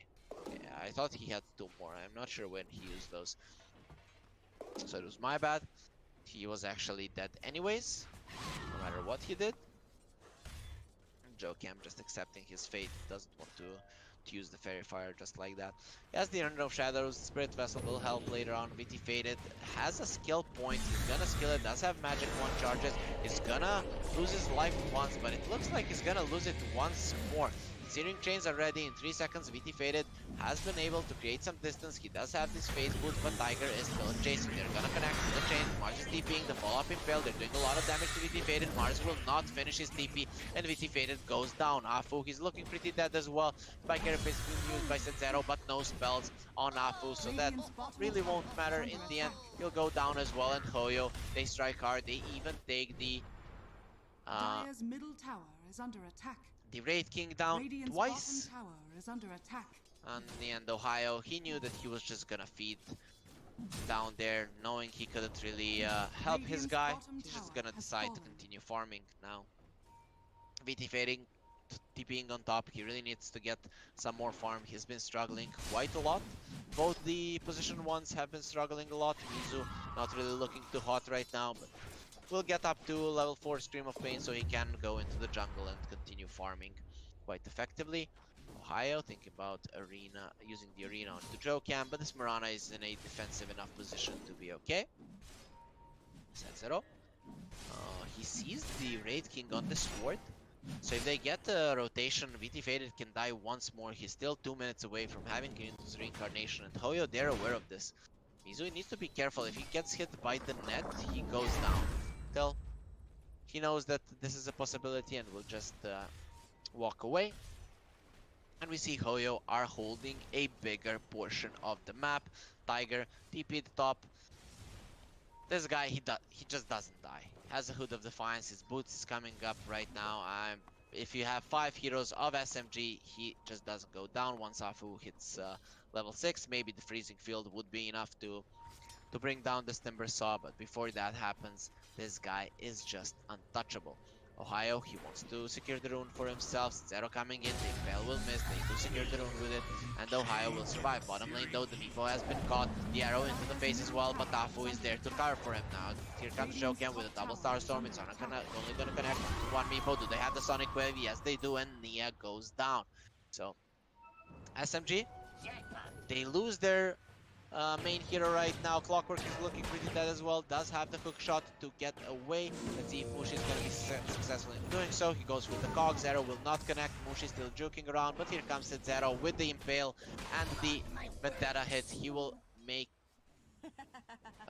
the life of this Clockwork. And Mushi goes down to his favorite hero in the end. It's Jocam that actually claims the kill.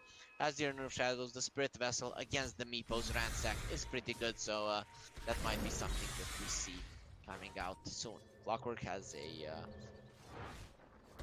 a urn. He needs a Spirit Vessel as well to help deal with the Timber Saw, but it's looking pretty grim already for SMG. Sure, Meepo is still topping the network chart, but everyone else on their side is struggling.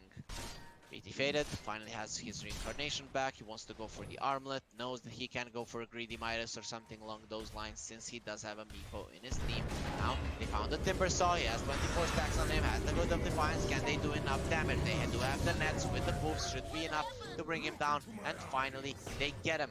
2 ultis being used, and he goes down. Oh, actually, it was 3. Hookshot as well. They want to go for HOYO. Fearless is not going to get latched onto a tree, so that Mars Spear might do the damage, but it won't kill him. Defeated. Very close to the armlet. It's very nice that SMG managed to kill the Timber Saw. That really changes the game a little bit. HOYO getting arrowed in the face. Double Starstorm doing so much damage. HOYO will die to the Scream of Pain. Mirana getting pushed back. He's gonna try to leap away, but the Battery Assault will clip him and make sure he goes down. Tiger wants to chase, won't really be getting anyone. Fearless thinking about going in, but without any man on him, he's not gonna be successful in doing so. Sincero, he sees VT. He actually wants VT Faded. They've taken him down once. Sonic Wave is ready right now on Mizu. They're forcing down the Smith Tower with so many heroes close to the Timber Saw. HOYO just feel too strong though. The Smith Tower is falling down. It's not falling down that fast. They found the Raid King to have the Vendetta strike with a follow-up and fail. Mizu coming in. He had the Sonic Wave, and this Raid King will most likely die. Sonic Wave. He's not using it. Mizu. Okay, I guess he doesn't want to kill the Raid King. It's beneath him, I guess. Tiger using the Chakram now. And with 4 heroes here of SMG, this might be too dangerous for the Timber Saw. No, he's still going in. Has 18 stick charges. He feels comfortable staying here. HOYO has the arena. Doset Zero and Fearless are here to cover for the Timber Saw. And they will be able to claim this tier 1 in mid. The second tower claimed by HOYO. And SMG's map is getting smaller and smaller. Mizu getting close to the Orchid. Still a mystery why he didn't want to kill the Raid King. That 340 pure damage was more than enough to bring him down. Oh, who has been caught? It's the Clockwork. He's gonna get arrowed with a follow-up impale. Actually, the arrow went on the creep. Mushi in a lot of trouble. He's gonna hook shot, but no creeps are there. Mizu has already farmed them, and one more slap with the whip, and Mizu secures the kill there. This Queen of Pain, she's getting insanely farmed, so him maxing out this Scream of Pain, it's actually quite an interesting build for a carry Queen of Pain. He didn't want to win the lane that much, but now he's getting so much farm. Armlet ready on VT Faded, 30 seconds for the reincarnation, so he probably won't be playing too aggressively here. Just needs to wait for a little bit, shouldn't put his life in danger. Clockwork TPing bot, doesn't have a hook shot. The smoke coming in, Zero will break it. The arena will not connect. He has the spike carapace as well. Gonna stun down the Mars. The Mirana ulti being used, but this assassin is looking pretty dead. Doesn't have the spike carapace to stop the ulti from Afu, and Afu will turn him into a popsicle. So continuing to farm here next to VT Faded. The reincarnation is up. And now VT Faded is even going for that BKB, which will change this game quite a lot for him. For sure. Raid King, not really a slow farmer, and HOYO, they are leading 7-5 in terms of kills, but in terms of net worth, this Meepo is making a difference. His E-Blade is ready, and HOYO just not being as aggressive as they could be potentially. Eternal Shroud ready for the Timber Saw. This guy is even harder to kill right now. Clockwork nowhere close to the Spirit Vessel. HOYO no arena without that spell, and without the freezing field, the Timber just does not die. They're still in the enemy jungle, but the CM is top, so SMG, they are spreading the map solidly well. level 3 searing chains on December Spirit. He doesn't manage to catch the Mars. Once the Mars has the fuels, it's gonna be a little bit easier for him to deal with that, though he goes for a blink. So they want to fight right now. A big timing for SMG. E-Blade on the Meepo, blink on this Mars. So they definitely have the tools to play against HOYO right now. Mizu has the silence, so both of these teams hitting a big timing. Zero, he sees Ohio. Ohio wants to farm. He's gonna go for the creep wave. Uses the spike airpace. They won't be using the God's Rebuke right now, but Mars is looking pretty dead. They do have the chains as well as the arrow follow, but a beautiful spear there gets the Ember Spirit away. Still the silence is there, and with the ulti, he goes down. Tiger was there just to secure that this poor Mars was going nowhere. 5 heroes surround him, and when that happens, you can't hope for much more than just death. He did make a nice play there with the spear, but in the end, it wasn't enough. Nia and VT Faded going for the tier 1 on bot. They're losing the tier 1 on top. Meanwhile, Nyx is TPing in as well as the Timbersaw. He doesn't feel threatened at all. He's gonna go in. VT Faded getting slowed down. Does have a TP though with the Nyx coming in. VT Faded is in a lot of trouble. The Ember Spirit is coming in with the Remnants. VT Faded could be losing his life here twice though. The others are TPing on the outpost. Moonlight Shadow being used. Nyx Assassin taking a lot of damage. Gonna use the spike carapace. The hookshot will not connect. The Impale is still there, but he doesn't get to use it. The arrow connects on one of the meeples, but he still has to hold them. Ember Spirit in a lot of trouble. Fearless manages to get the Sleight of Fist and get out. They get the arena onto 3 of them. Ember Spirit in a lot of trouble now. They catch the Timbersaw. The Prince Field is there. They can keep it in place, and a beautiful fight for SMG. They use the E-Blade to do even more damage to him, and the Afu CM will finish him off. This Meepo pick, it's working out. Jokem tries to leap away, but this leap, you get speared through your face up to the tree, and you go down. Ohio gets the credit for that kill, and it was definitely deserved. He was the one getting that extra bonus kill on HOYO, and 4 heroes drop. They don't even get the reincarnation down. So HOYO, they thought they could fight there, but without the Queen of Pain, there's just not enough damage to deal with this Meepo. Yeah, continuing to farm. He has a Blink Dagger. Okay, this is danger territory for HOYO. I thought they were gonna be in a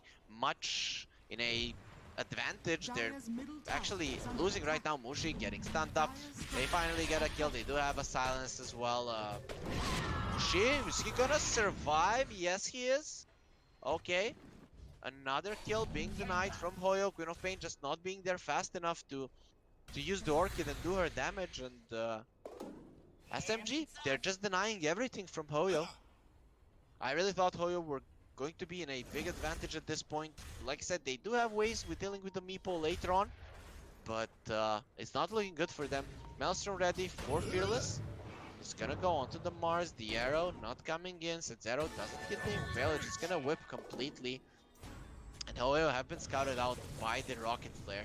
Clockwork coming in. The spear will miss onto Fearless. Can they get the net on him? No. Fearless manages to get back on his Remnant. So Nia reveals the newly found Blink Dagger, and Ohio uses the arena. Now it's time for HOYO to make something happen around the map.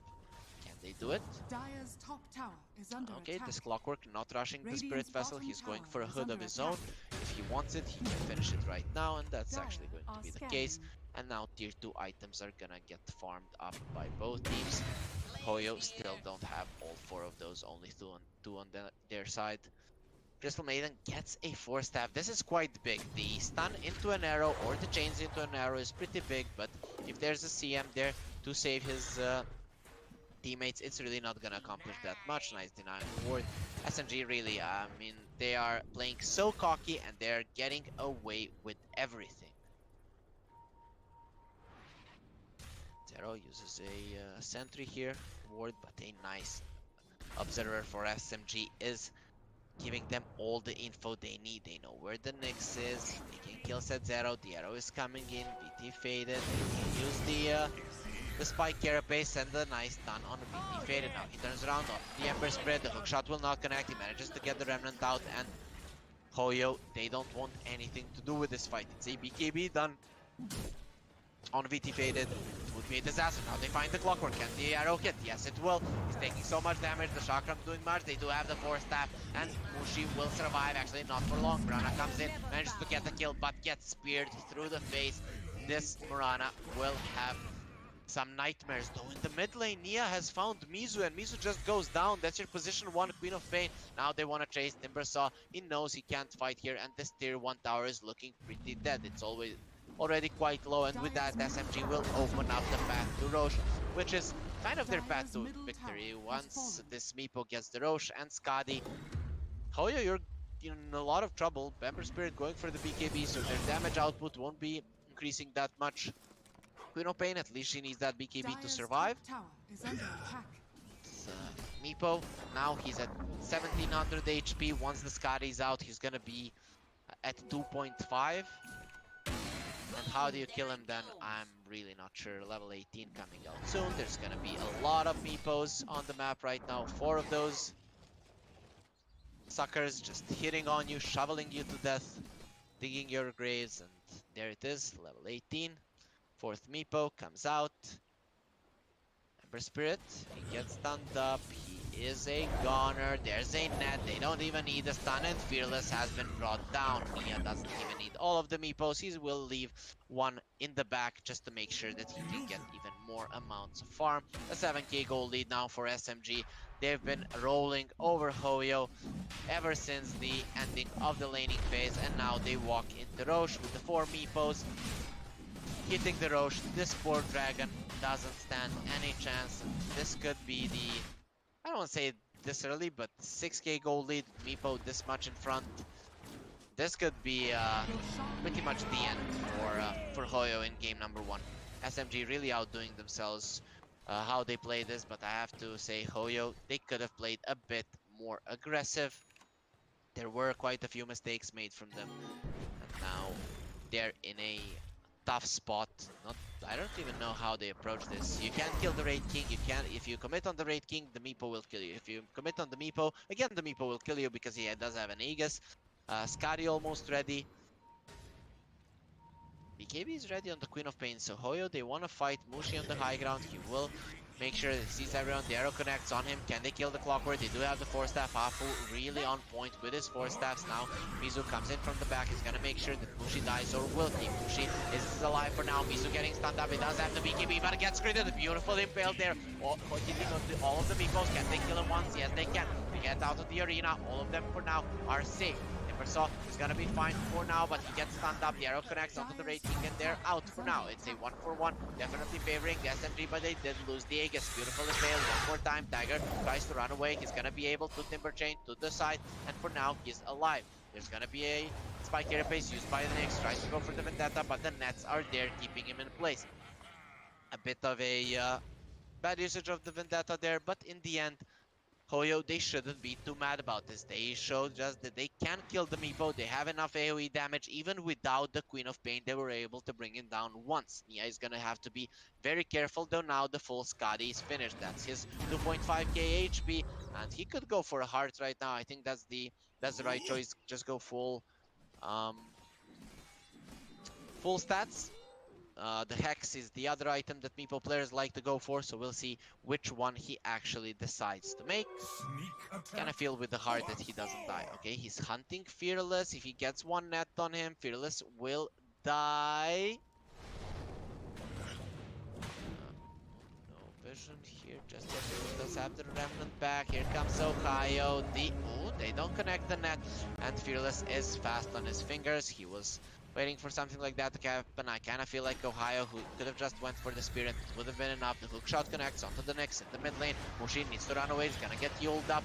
The spike carapace will keep breaking in place, but here comes the spear, and they put Nyx in a pretty bad spot. Ohio goes down though, but they've managed to kill the Ember Spirit. He still doesn't have that BKB. Fight is gonna split into two. Mizu does have his BKB still. VT faded is isolated here, but they can't hope to kill him once, let alone twice. Timbersaw though, he's getting shuttled to that. You're not going anywhere. Caught in a net and brought down easily. Nia gets a double kill. 2 of the cores have fallen to the Meepo without being even able to touch him.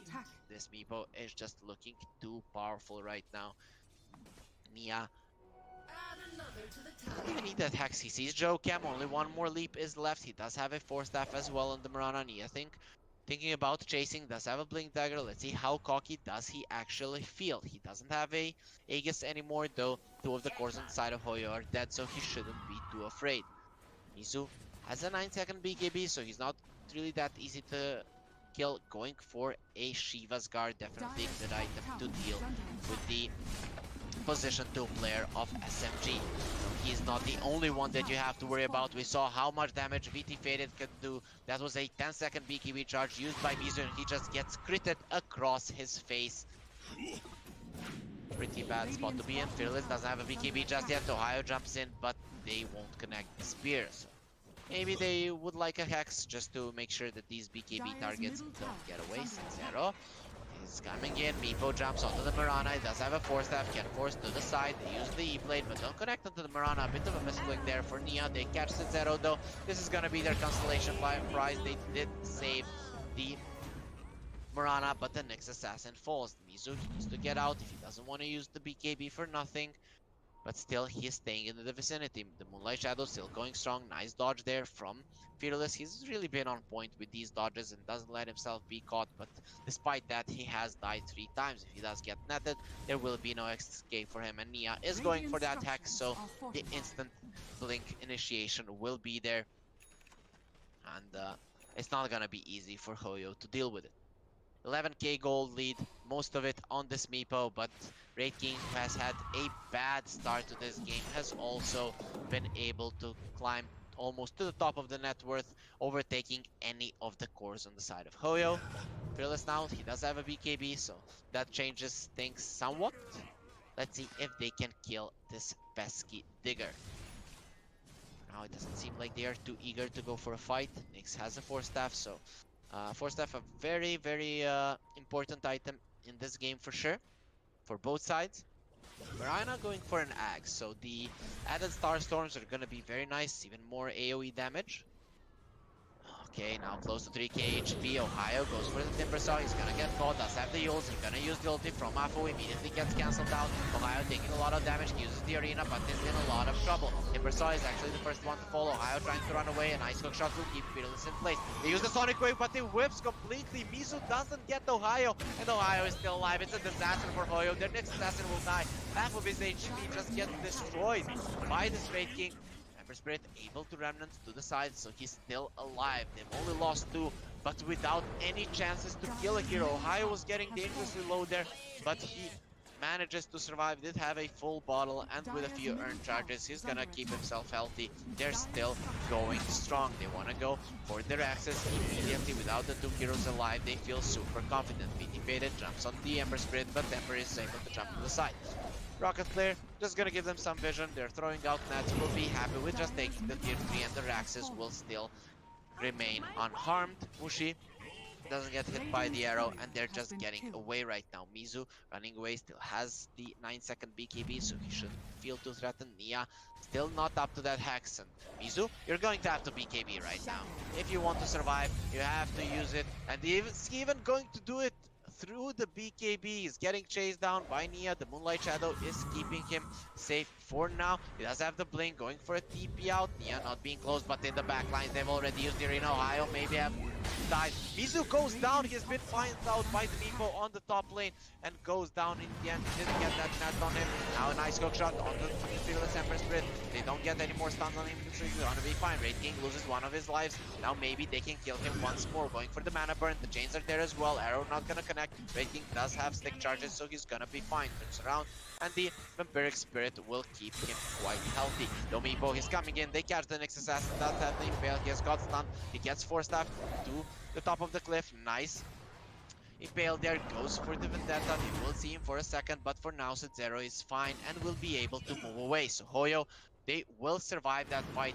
They show some teeth to the enemies. It's a bummer that they lost Mizu on top, and now Nia will have his Hex done.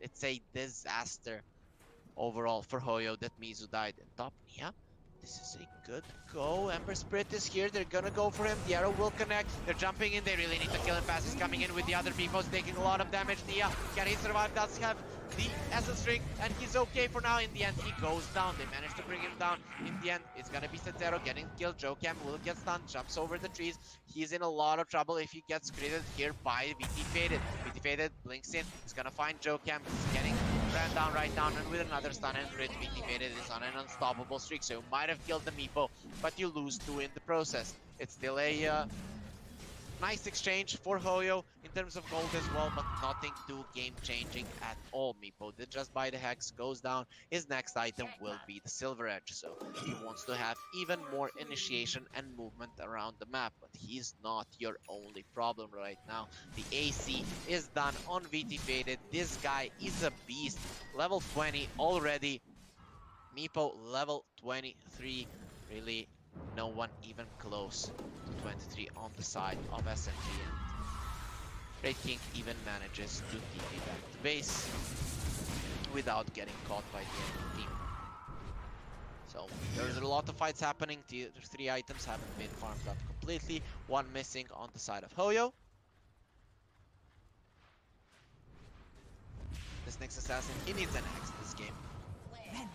They go for a smoke, they see Mizu, hookshot is gonna connect, they're gonna push it back and Mizu will die! Kick to the face and the Queen of Pain is dead. They turn around onto the Crystal Maiden, at least they get something in return. Timbersaw getting stunned up, but he's still quite healthy. VT Faded turns around onto Fearless. You really don't want to be man fighting this guy, he's doing so much. They're gonna catch him in the arena, the arrow flies out and it's gonna connect onto VT Faded. It's might given up for Fearless to survive. He doesn't have any more remnants, which means he's going to die. 2 4 steps onto Fearless, and December Spirit is looking quite healthy right now because of the help from his supports. Marana will accept the death, and it seems like Nyx will as well. So they have saved the bigger target, but both of them go down. SMG, they might have lost the Crystal Maiden, but they get 3 in return, and they're gonna be quite happy with that exchange. Every single engagement, they're coming out on top. Even if HOYO wins, it's just a slight one. And now SMG with a lot of heroes going in for the Raxes. Raxes will fall in a second. We all know how fast Meepo pushes. They also have the Assault Cuirass, and that's even more of a buff to this Meepo. They're pushing with 3 Meepos, and the other one is going for the Roche. Once this Roche falls, it's gonna be game over for HOYO. They definitely have to defend this. They have all of their spells, so they could try to win a fight here and possibly turn this game around. Already 2 Rexes behind. Nia doing a good job killing this Roche. If they do get the Aegis, this game is over. Ember Spirit is fairly close, trying to push out mid, but Roche falling dangerously low, only on 3k HP right now. Meepo shoveling him. He's solo, 1k HP left on him, and he is gone. That's an Aegis in the hands of the Meepo. Ember Spirit getting stunned, lashed onto the side with a spear, and he might even die without the Meepo. Fearless manages to get out, but Fushi gets him with the Rocket Flare. Now, Queen of Pain has been caught, does have a BKB, uses the immediately. Buyback from Fearless has been used. He thought this was going to be a chase, but SMG, they're gonna take it slow. They have nothing to lose now. Here comes the hookshot. Nyx Assassin getting pulled back. Crit. Goodbye, my friend. Spike Carapace won't get used. Fearless using a BKB, jumping in. He wants to go on the Raid King, but he does have the Reincarnation. Piranha getting caught. Not really enough damage there from Ohio. His scores are not close. Fearless getting caught. He just fought back, doesn't want to die, and he will die nonetheless. VT Faded, taking some shots from Chocam, but that's not really doing anything. Nyx Assassin fought back. Can Setsero survive? It seems like he can, but the Queen of Pain will not be so lucky. Do they have the Frostbite? Not really. Mizu manages to blink away, and for now, they're doing a really good job on the side of SMG. They've only lost the Clockwork thus far, and now Timbersaw gets caught. He's gonna get surrounded by all of these Meepos. The nest around him will keep him in place, and Timbersaw will die very fast, considering that he's a Timber. Zero comes in. I'm not sure what he wanted to do. He goes for the Spike Carapace. He just bought back, and now will lose his life once more. VT Faded. He might have gotten bullied in the laning phase, but he is the bully now. Who can actually go against this king? It doesn't seem like anyone on the side of HOYO is capable of doing anything, and the last lane of Rax is looking to be lost. With that, any chances for HOYO to win this game. They're waiting for the Mirana, maybe try to fight 3 versus 5, but there's still an Aegis on the enemy, so effectively you're fighting 7 heroes. Mizu jumps in, he's taking so much damage, turns around with the Sonic Wave. Meepo still wants to kill him, he's gonna be surviving for now. Nia, it's looking like he could lose one of his Meepos, and that's not gonna be the case. He sends him to the base, now they turn around onto the Timbersaw, he just bought back, and will be losing his life once more. Timbersaw dies actually, Meepo dies once as well, so they've managed to take 2 of the lives, but still have to fight 5 heroes. God's Rebuke, it's gonna destroy the teeth of the Timbersaw. With that, his life has been taken, and everyone is down on the side of HOYO. SMG annihilate HOYO in game number 1 on the backs of this Meepo and VT Faded's Wraith King. They managed to secure a victory in the first game. They might not have been able to qualify for the lower division of the DPC, but they're definitely showing that they're a team on par with some of the lower division DPC teams. Nice performance from them. Understanding their timings, I really have to, let's say, flame HOYO for playing so passively. They definitely could have been more aggressive in this game, attacking SMG when they had the advantage, but they didn't push that advantage. Mizu focusing a little bit more on the farm, giving enough space to the Meepo to get all of those items, and then he was just impossible to deal with. In the end, it was also VT Faded becoming a big issue. So guys, that's it for game number 1. We're gonna go into a short break. After that, we're gonna be coming back with game number 2 to find out, will we be going into game 3 or will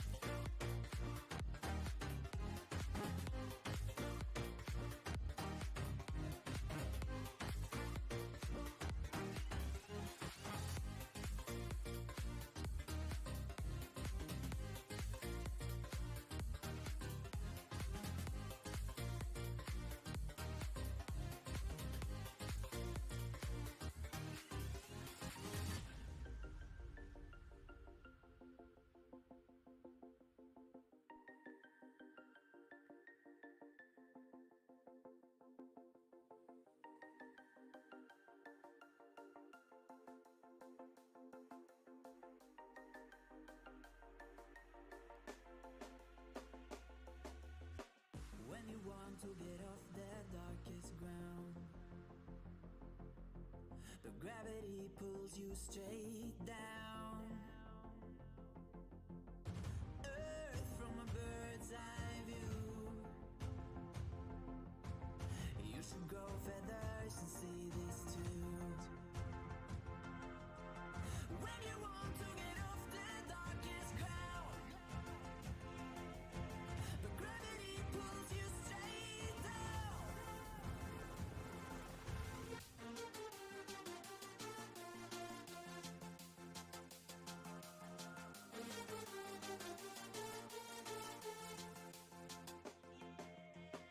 When you want to get off the darkest ground, but gravity pulls you straight down.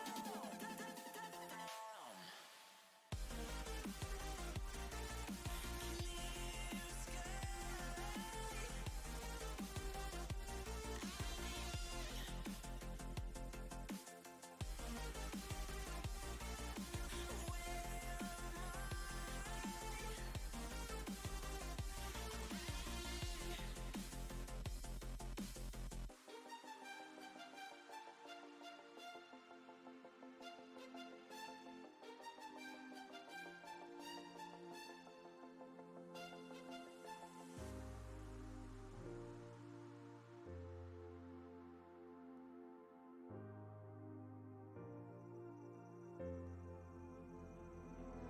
Without you, I remember myself, my name.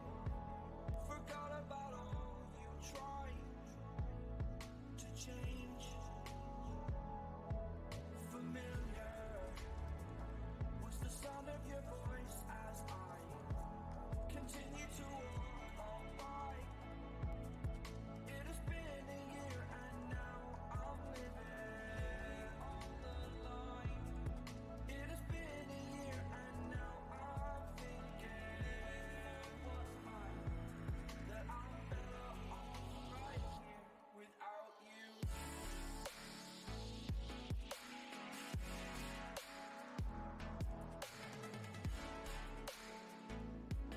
That I'm better off right here without you. That I'm better off right here without you.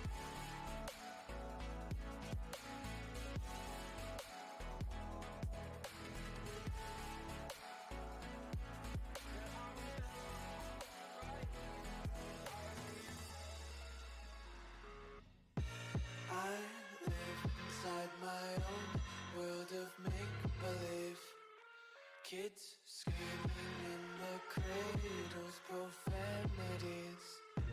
I see the world through ice covered in ink and bleach. Cross out the ones who heard my cries and watched me weep. I love everything. Fire spreading all around my room. My world's so bright, it's hard to breathe, but that's alright. Hush.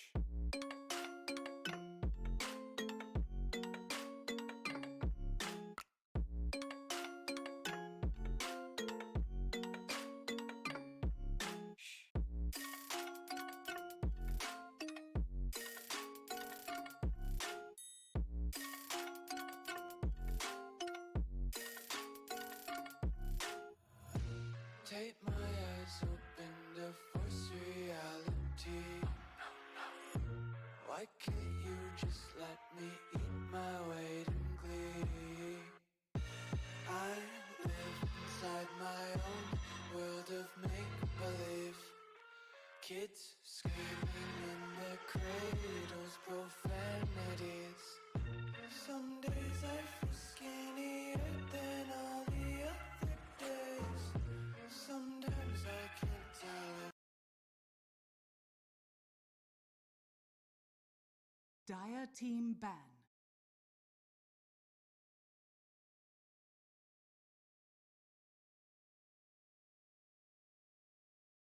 Radiant team pick.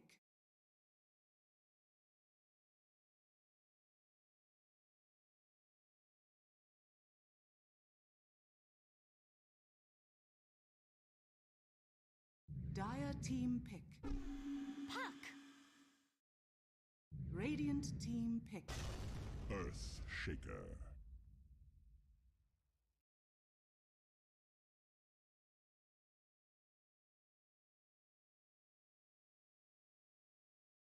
Dire team pick. Points away.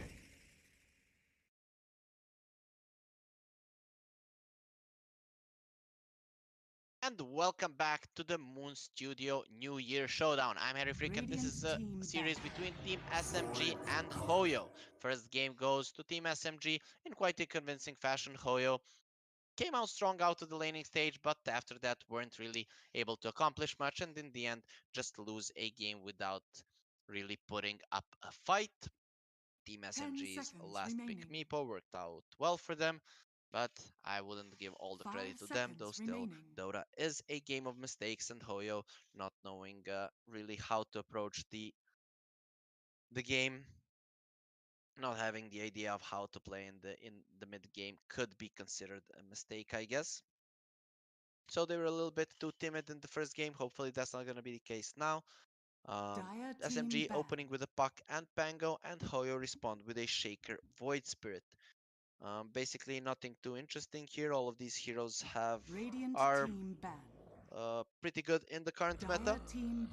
Though Shaker can be quite formidable against both the puck and the Pangolier, a long range fissure. Now with the addition of the Egg Shard can be quite problematic for these guys. Void Spirit, of course, he doesn't like playing against the puck, but if you get the Yules, you should be relatively okay. But just to remind you guys to follow the Moon Studio English Twitch channel here, and also follow Moon Studio on Twitter, and follow me, Harry Freak, on Twitter to know when we are live. But pretty much every day from 5 a.m. CET we will be here. That's 13 SG time. If you're from Southeast Asia or from Singapore, I'm not really sure how many time zones there are in the whole Southeast Asia, but I guess there are quite a few. 10 seconds remaining. So this is not our last series of the day. After this, we're gonna have Yangon Galacticos versus Execration. So we have a lot more Dota today, and also till the end of the month, and even well into March, until the 8th of March, the New Year Showdown will be going on, and the Chinese teams are gonna start playing at around the 18th of February, when they are back in their boot camps and when they've spent some of the time with their families for the new year. HOYO, they're gonna go for a Lion. We've seen the Lion Earthshaker support duo. It didn't go too well in the last few games. Sure, you have the Void Spirit to do the damage, but this is a lot of lockdown on HOYO. Puck and Pangolier, not really too tanky targets, so I guess having a lot of lockdown against them is cool. So overall, I like how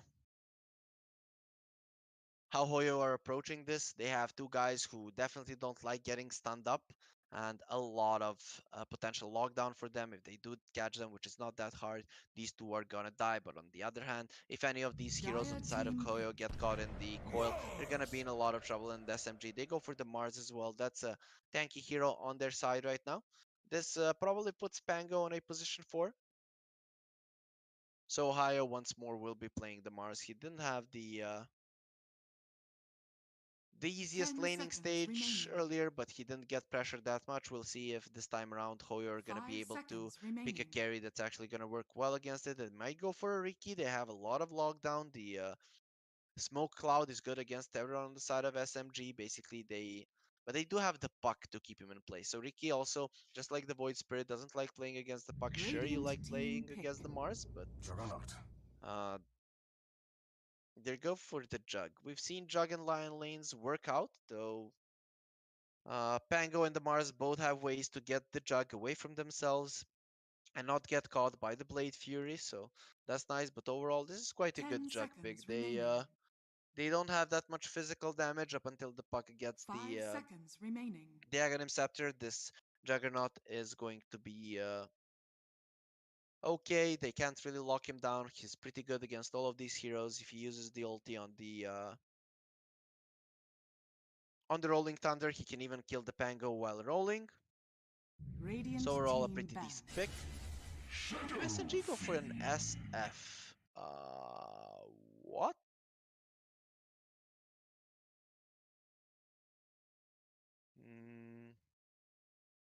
this moves puck away from mid. Definitely. Where does it 10 move the puck seconds to? remaining.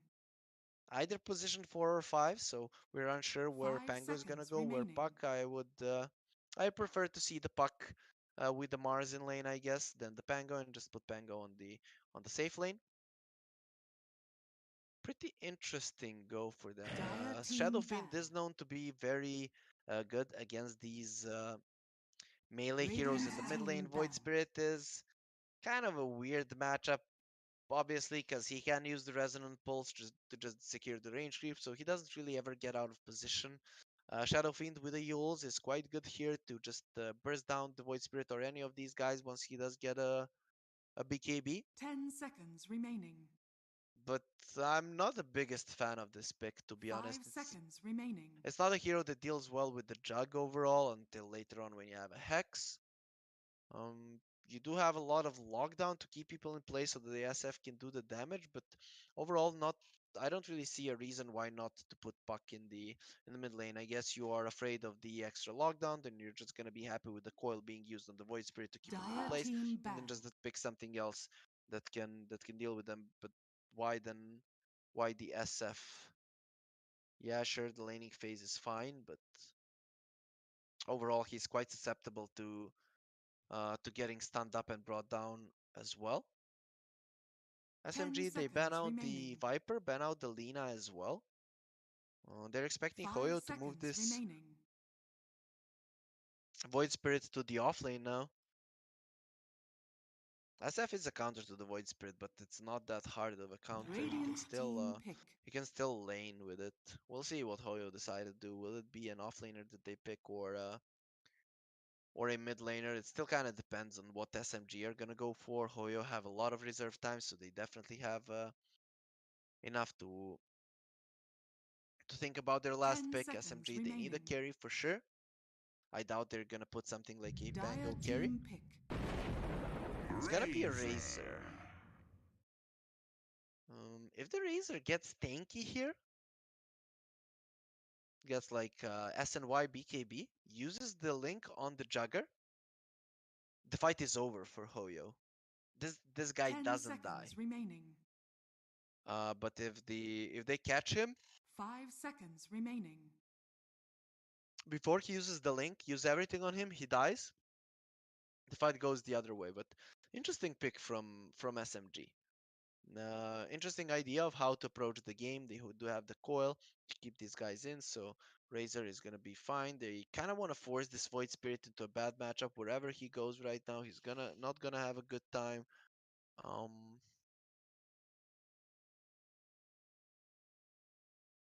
I feel like you pick up something like you pick something to destroy the Razor in lane. A ranged hero, Venomancer comes to mind. It's gonna be Nature's Choose Prophet. your Okay, I hero. like this. You're against a Pango Razor, so Nature's Prophet is quite strong. They will put him in the offlane. So definitely like this approach. The Razor doesn't deal well with the treants. Sure, you have your first spell, but it's just not that strong. Mushi will be playing the puck. Afu is gonna play the Pangolier, but they have been known to swap out their lanes, so I'm really not sure how they're laning this. This time around, I again favor the HOYO lineup a little bit. I kind of feel their lanes are pretty good. Sure, SF is gonna do well against Fearless, but Void Spirit is not gonna get destroyed by any means. Juggernaut and Lion, they do have some kill potential on this Mars, not too much though. And VT Faded, he's a Razor, but he's not gonna have the best of times in the lane. Considering he's against the Shaker Nature's Prophet, he could even be in trouble. The push potential is there from HOYO. I think I'm kind of underestimating this SMG lineup. They have more team fight. They don't have more catch, but they have a counter to the mid lane Void Spirit. He needs a BKB. It's a good counter to the Nature's Prophet as well. Once the BKBs come out from SMG, these supports are gonna be completely useless. So yeah, I might be underestimating SMG's lineup a little bit. Yeah, definitely. So who do I favor then? Hmm. I'm just not sure how much this Razor is gonna do, but it is a safe lane Razor. If he gets farmed... Okay, I guess I'm gonna switch. I'm gonna go for SMG. When I look at the drafts a little bit closer, this guy, if he does get...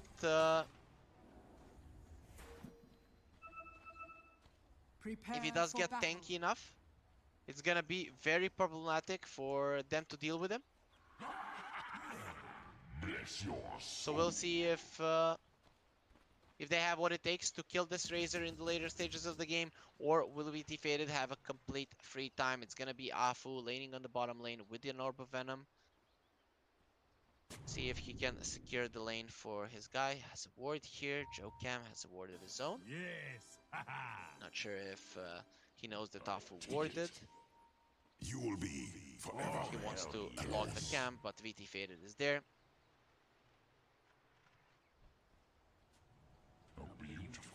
Really nothing too interesting. We're gonna see a 2-for-2 rune trade. Jokam in the end does block the camp there. That is gonna get dewarded fairly soon. Afu still holding on to the sword. So we'll see where he actually wants to put it. No fight's gonna happen on the runes, and we're gonna be seeing a 2-for-2 trade. I really want to see how VT Faded is gonna approach this lane. Will he even go for the static link, or will just go for the plasma field? Max out, maybe takes static link twice, but he won't really be able to get any damage with it. Really curious to see how he's going to approach this lane. Tiger and Jokam should be doing really well in the bottom lane for sure. The wave will always be at the point where they want it to be. Jokam with another fissure block is gonna make sure that the creeps are closer to their tower. Though VT Faded doing a good job blocking here. HOYO, they only block those creeps with the fissure, and now VT Faded with a great block. He actually doesn't get the creep wave that far away from the tower top lane though. Mizu spinning him, and the Setzer are doing good damage here to the off lane of SMG. Mushi gonna get stunned up in the back there. If he did get stunned before the jaunt, he would have been in a lot of trouble, but manages to get away. So a bit of an aggressive move from HOYO in the beginning. This will put this Blade Fury on a really long cooldown. VT Faded, yep, he's starting off with the Plasma Field. They're gonna try dealing with these treants, but for now, they're not gonna be able to do so effectively. They get a few of those. Nice deny from Tiger. Top lane, Sincero, taking a lot of damage. Doesn't have the Earth Spike just yet, but Mushi without the orb won't be able to chase. Mid lane, like I said, this is a SF favorite matchup. He basically was picked up because of this Void Spirit, but you can't shut him down. So maybe this Fearless Void Spirit will be taking a little bit more damage, buying the regen, but in the end, he will have a solid amount of farm and experience as well. Tiger getting gone on. He does have a TP away. If he wants to get out, the static link is there. He's gonna start the TP and will get the base. He does. Oh, he actually hit level 2, so he will get the teleportation, making him able to come back to the lane. But a nice go there from SMG, trying to kill the Nature's Prophet. Nice attempt in the end. It doesn't work out, but still, it's gonna give a nice amount of farm here to the Razor, and he did steal a solid amount of damage from Tiger.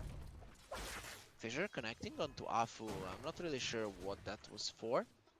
Jokam rotating towards the mid lane right now. Maybe he wants to kill this SF. Fearless doesn't have any points in the Ether Remnant, so I'm not sure how easy that's gonna be. There is a ward here protecting the SF, so Nia knows what's up, and he shouldn't really be losing his life. Fearless hits level 4. Ether Remnant can be taken right now. He pulls Nia in. Nia knew this was coming. This is a big mistake. He's taking so much damage. Does have the Fairy Fire. Uses it right now.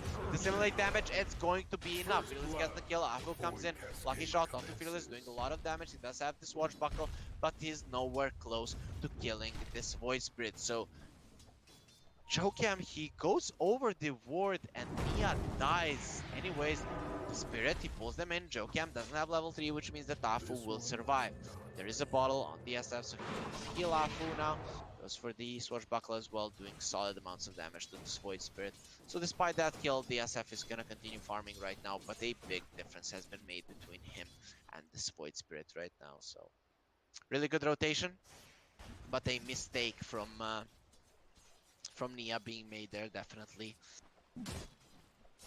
4-minute runes are most likely gonna go into the hands of SMG, because Void Spirit needs to go to the base, but that's still not certain. Jokam needs to be careful, one raise is on him already. Bottom lane, Razor is farming quite well. This Furion hasn't been shut down by any means, but BT Faded doing a good job. Does have a static link right now, has boots as well, runs around these treants very nicely. Tiger TPing to the tower immediately, but he has -1 damage, so he can't really get any last hits. Jokem and Dafu going cam on each other. There is a Swashbuckle, so this Pango can definitely run away. He has boots as well, so Jokem won't be able to run him down. And Fearless going onto each other in the mid lane. Fearless still winning in terms of last hits and in terms of kills as well. We'll see if Nia can actually equalize this. Afu coming in. Jokam, he's getting quite low. He needs to TP away, and that's exactly what he'll do. Afu, no way to stop that TP, and is now going towards the bounty rune. He wants to take it away from Fearless. Illusion. He probably won't be able to do so, but at least will secure 1 rune for his team in the bottom lane. We really don't want to fight with this guy. Being from Tiger, he wants to take it away, though Afu will be able to secure the rune for him. It's gonna be 3 runes for SMG, most likely here, if they do secure this last bounty on top, which is probably going to be the case. Mizu on top lane, he went for a Falcon Blade. This is a pretty solid item for the Jug, just to give him some mana regen, HP and damage. So I haven't seen it yet being picked up, but an interesting choice considering the stats it gives. It's quite good for it. Zero goes for a healing salve. Gets cancelled towards the end, but he will get himself quite healthy. Though Mushi and Ohio, they're doing a lot of damage here. Maybe Mushi even should have had the Blightstone. It would have increased their damage output by quite a lot. And we see the net worth. 2 of the cores of SMG are on the top of the net worth chart. The one that's suffering is the Shadow Fiend, and if he was a little bit more careful, Nia, this would have been a great laning stage for them. Fearless still not level 6. Shadow Fiend has his. Fearless, though, will take that Invis rune. He's gonna get hit by 1 raise. Immediately takes the Invis. Now he has level 6. He's going in. The Fissure is there. Fearless actually doesn't connect with that first Astral Step, though. Tiger comes in and Nia is looking pretty dead. They're not running away anywhere. He's gonna turn around with the raise. Do a lot of damage here to Tiger and Fearless, and now they have to run away. Afu is chasing them as well, but Zero is here too. Jokam coming in. They do have the Earth Spike and will get a double kill on Fearless, so that's just gonna be a bonus for HOYO. They overwhelmed the mid lane. This is the lane that they've got an advantage on, and they're gonna start pushing it as much as possible. Tiger has the treants, so they're gonna go for this tower as well, and Fearless will make sure that the creeps don't interfere. SF is coming back here. Only 1 Astral Step on Fearless. He really needs to be careful, but does have to dissimulate. Doesn't have any more mana. Goes for the Magic Stick charges. Goes for that Astral Step. And Shadow Fiend, he's dying once more. They need a few more hits. 1 more will do it. They lose at 0 in the process. Tiger might die, but the SF dies 1 more time. Tiger, he actually survives. They've only lost the Lion, and they got the SF twice. This is the worst hero that you want to be dying like this. He's on the 6th place of the network chart. We all know how hard it is for him when he's losing those Necromastery stacks, and he has lost them twice in a row. Only has 4 stacks right now and has to take the long walk of shame back to his lane. A terrible start for Nia this time around. Last game, he was being quite strong on his meepo, but this time around, he's struggling so much. Good news for SMG is that VT Faded almost takes this bottom tower with the first catapult, but we'll see if they'll be able to actually finish it off. Mid tower on the side of SMG almost dead, and that's actually the big objective on the map for sure for HOYO to take.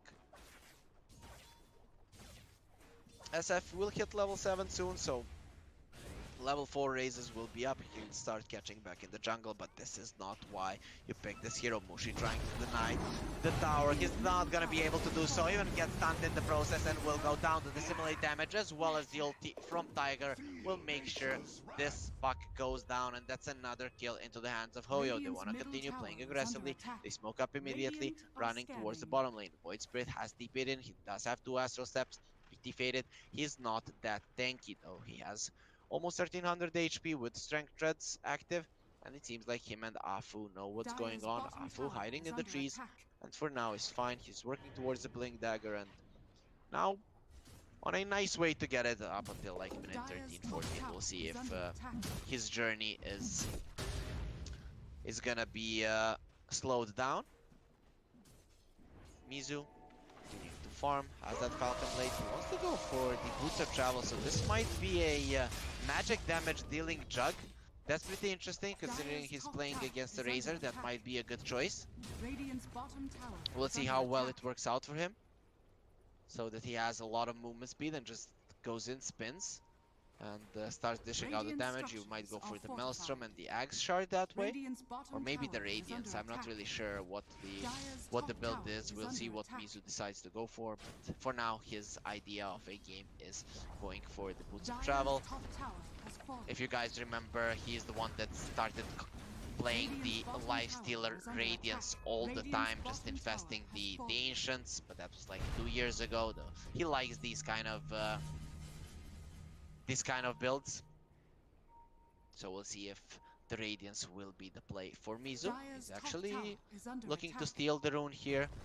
Mushi doing the same thing on top, and again it's gonna be 3 runes for SMG, so despite them losing 5-1 in kills, they're still keeping up quite nicely in net worth, and Mizu goes for a spin TP out. He won't get caught by HOYO, doesn't want to risk his life at all. Razor has 4 points in Plasma Field, only 2 in Static Link. Can they catch Mizu? He has a spin fairly soon, so this Jugger will be fine. He's just gonna continue hitting the creeps. Not really that fast at farming right now with just the Falcon Blade, but once he gets Boots of Travel, he's gonna be getting a lot of creeps around the map. Afu, he did remove the Blink Dagger from the quick buy, so we don't know if he still wants it. Fearless playing super aggressive here in the mid lane. Mushi is close, does have the coil, they're gonna connect onto him, but a beautiful fissure will keep him safe for now. They managed to flash him on, and with a few raises they'll get the kill. Mushi finishes him off with the illusory orb, and that's a nice kill into the hands of SMG. Jokam was in a good spot to protect his mid laner, but in the end it wasn't enough. Fearless just being way too reckless there. Furion coming in, he wants to go for Nia. Tiger, you're looking pretty dead, my friend. From the side, here comes Mushi, and that's gonna be the guy finishing him off. And VT faded, he solos the Juggernaut on the top lane. Mizu, what were you doing? In the mid lane, Zero dies as well, so SMG getting 3 kills around the map right now. HOYO, they did have a good start. Nia threatening with the ulti here. Jokam, you don't want to be going on this SF. You might have been killing him for the entirety of the early game, but he's no pushover at this point, and Nia, it seems like he's going for the Dragonlance, so he wants this right-click build on the SF. I guess Dragonlance into a BKB is the go for him. Definitely needs a BKB. Stun gonna come out onto Nia, but he's pretty okay. They can't close the gap. Top lane, Mushi secures the regen rune for himself. But that kill on the Juggernaut, that's pretty unexpected. So I'm gonna guess that was a mistake from Mizu rather than a outplay from VT Faded, because there's only so much he can do as a Razor against the Juggernaut and stop his spin TP. So Mizu is going for the Maelstrom. Jokam, he sees HOYO, goes for the stun with the Enchant Totem. They have the follow-up stuns here to have the Ether Remnant as well, and the Simulate damage will finish him off. They don't use the finger there, so Zero will save it for another target.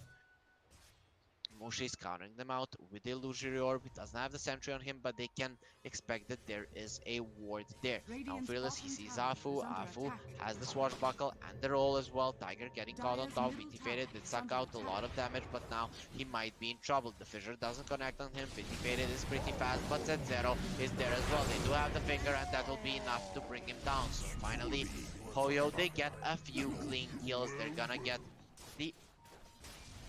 the Mars and the Razor on two parts of the map, so they're kind of using the mobility of their lineup to start ramping up those kills. The bottom lane is completely warded, so we can expect HOYO to kind of return to the bottom lane as soon as possible. Mushi does have these sentries. He needs to check what's going on. He's gonna find one ward. The other one is still securing this area, but it will be expiring fairly soon, so that's kind of gonna stop the potential of HOYO coming back into the bottom part of the map at this moment. Ohio almost has a Yules. That's pretty good, basically against everything that HOYO has. It can set up for this Void Spirit. His spells do have a cast point, so you can definitely latch him onto a tree or your arena with a spear. They find the Pangolier, they're gonna pull him in. Jocam is there as well, does have the Echo, a nice fissure, connects onto the Shadow Fiend. The Rolling Thunder will come out. Fearless does have one more Astral Step, so he's feeling invincible right now. He jumps in into VT Faded, does have the Dissimulate. They'll try to kill TSF. The arena is protecting him for now. Mizu comes in, but he's in a lot of trouble. They're gonna turn around on him. Tiger comes out from the back. He has an Orchid, but he won't accomplish anything with it. A nice fissure there, connecting onto 3. Will it be enough to save the Nature's Prophet? Definitely not. And VT Faded gets a double kill. You might have killed the Pangolier, but you overestimated yourselves. HOYO, you thought you could get more, but it just wasn't enough damage on your side. This poor Juggernaut just doesn't do anything. He just spins there, and it's just not that much damage.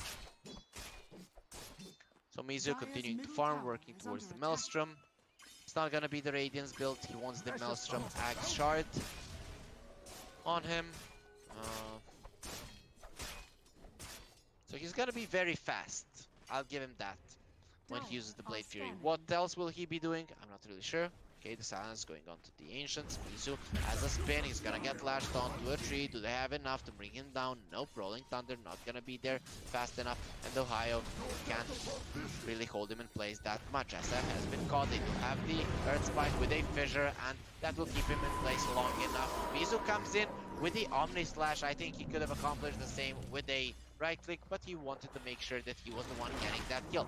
Now Pangolier is gonna get sprouted, doesn't have the Quelling Blade, and will get pulled into his death. In the end, the Nature's Wrath will be the spell that actually finishes him off. So nice 2 pickoffs for HOYO. This time around, they have more than enough damage to bring these heroes down, though. Despite their high lockdown, they are not killing these heroes instantly, so until there's an Axe on Fearless, they won't be doing that much magic damage. Only Setzero's finger is something that's actually going to kill one hero, but how do you kill the others? If SMG are together, HOYO won't be able to kill them that easily. Razor has a Yasha, is going for a BKB. Again, the silence on these Ancients. It's always making me move the camera, like what's going on, who's getting silenced, but everyone is okay for now. They did see Ohio, they know he's in the vicinity right now. Wards and sentries being placed by Z0. They want to play aggressive here. I think Mushi saw him for a second, but the Lion is juking around the wards quite nicely. Now he's TPing on top. They have found the Pangolier. That's a blink for Jocam, and Tiger with the silence will make sure that the Pangolier doesn't survive. Now, bottom lane, they did use the Yules on the Void Spirit. He's gonna get flashed onto the side of the arena, and he goes down. The Lion isn't able to kill Mushi. He even used the finger, and now he's gonna get coiled. That's how you kill people, my friends. At Zero, and Mushi gets a kill without a 600 damage dealing spell. So you see how the how all of the experience accumulated through the years is gonna help Mushi. He survives the finger, and then he kills the culprit that tried to abuse him. Radiant's top tower is under attack. So, HOYO, 11 to 10, they're leading kills, a slight deficit in terms of net worth. Mizu is climbing up to the top of the net worth chart. He's just going for this movement speed build, okay? it's interesting. I'm still not sure how much he's actually going to do. Yeah, the Yasha will come out fairly soon for him. It's just 200 gold away. It's gonna be the fastest Juggernaut I've ever seen. Will it be enough to win the game? Hopefully, he starts dishing out the damage. Radiant's middle tower is under attack. SMG, they have a BKB on the Razor right now. Not there just yet. He finds the Imp Claw as well. That's gonna be some nice influx of damage for VT Faded. A few more creeps and the BKB will be done. This camp will be more than enough for him. Mars going for a Desolator, so he wants to break some spines in this game. Dire's middle tower is under attack. Tiger, very close to his BKB, only the recipe away.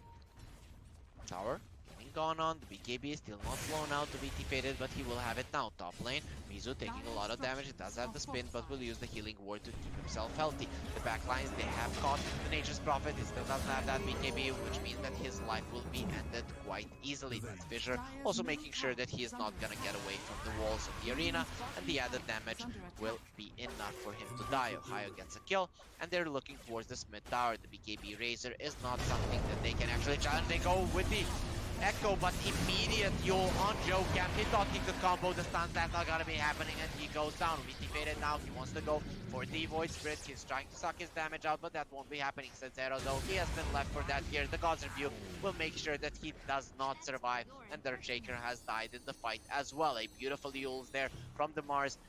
Made sure no follow-up damage is gonna come out onto the Razor. Pangolier getting dangerously close to death there, but Afu survives, and SMG get a clean 3-for-1 fight on top of that tower, and finally get into a solid lead in this game. It has been quite even thus far, but with that one fight, SMG are in a good spot to continue winning this game. Yeah, Jagger has Yasha. He's gonna get the Axe Shard. He will have it as soon as the 20-minute mark hit. The few camps that he's gonna farm in that time. Few camps he's gonna farm at that time, and the bounty runes on the bottom lane will be enough. Oh, look at this. This is quite interesting. Both Razor and Mizu have the exact same net worth, and they paused at that point. So let's screenshot this. You rarely see it. 10,084. This might be a sign, guys, from a higher power that this is going to be an even game. I kind of doubt it, but we'll see. Who died? Pango? Oh, Tiger gets him with the Nature's Wrath top lane. The Razor has been caught. Yulin pulled in with the Remnant. Doesn't have the BKB. Will try to run away. They do have stuns coming out from the line as well. Can they save the Razor? He's being very fast. Does have the Quelling Blade as well. SF wants to save him. And now here comes Mizu. That's why you need the movement speed to chase down a fast Razor. So Mizu now, he has the X Shard as well. He's gonna be even faster. We'll have 100 more movement speed during Blade Fury.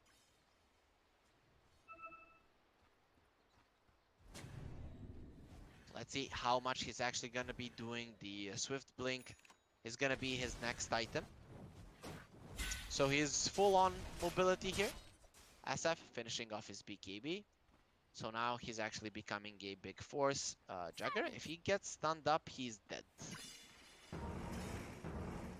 Has a spin, but he's just way too fast. HOYO can't even react. He actually decides to go for a BKB on this Mars. Doesn't want the Deso just yet. So VT Faded, he's back once more. He wants to go for the AC. Not a lot of physical damage on the side of HOYO, but it's a good item overall for Razor. They find the Juggernaut. Beautiful play for Mushi. That was perfect. Oh no, Mushi, don't do that to him. Don't be that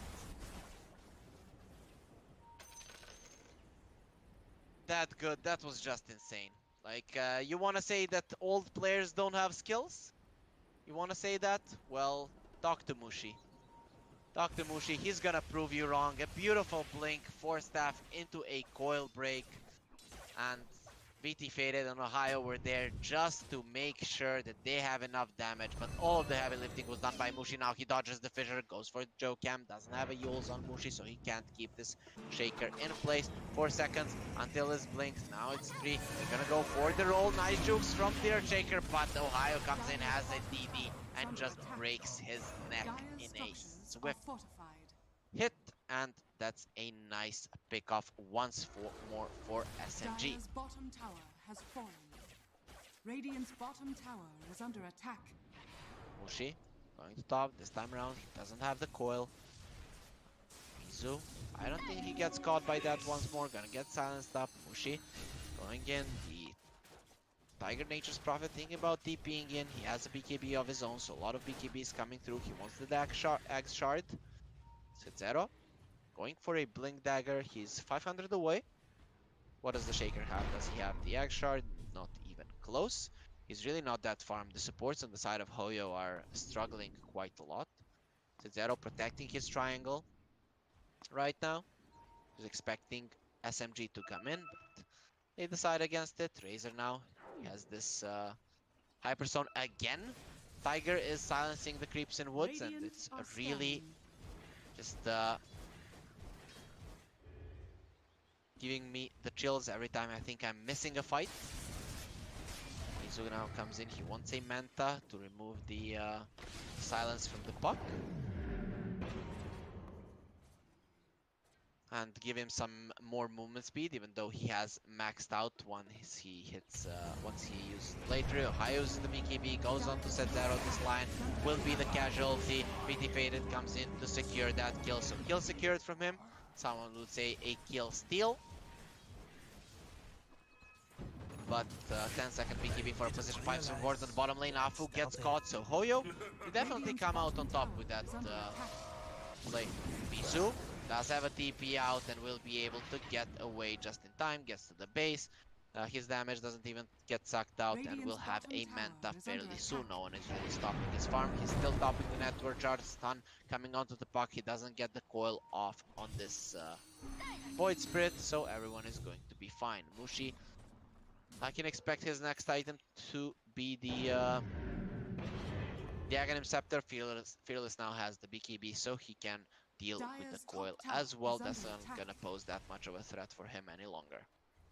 SF, it has been a long time ever since he got the BKB. Nia not really going into fights, just continuing to farm, so the game has slowed down quite a lot. 25 minutes in, a 3k gold lead is pretty low.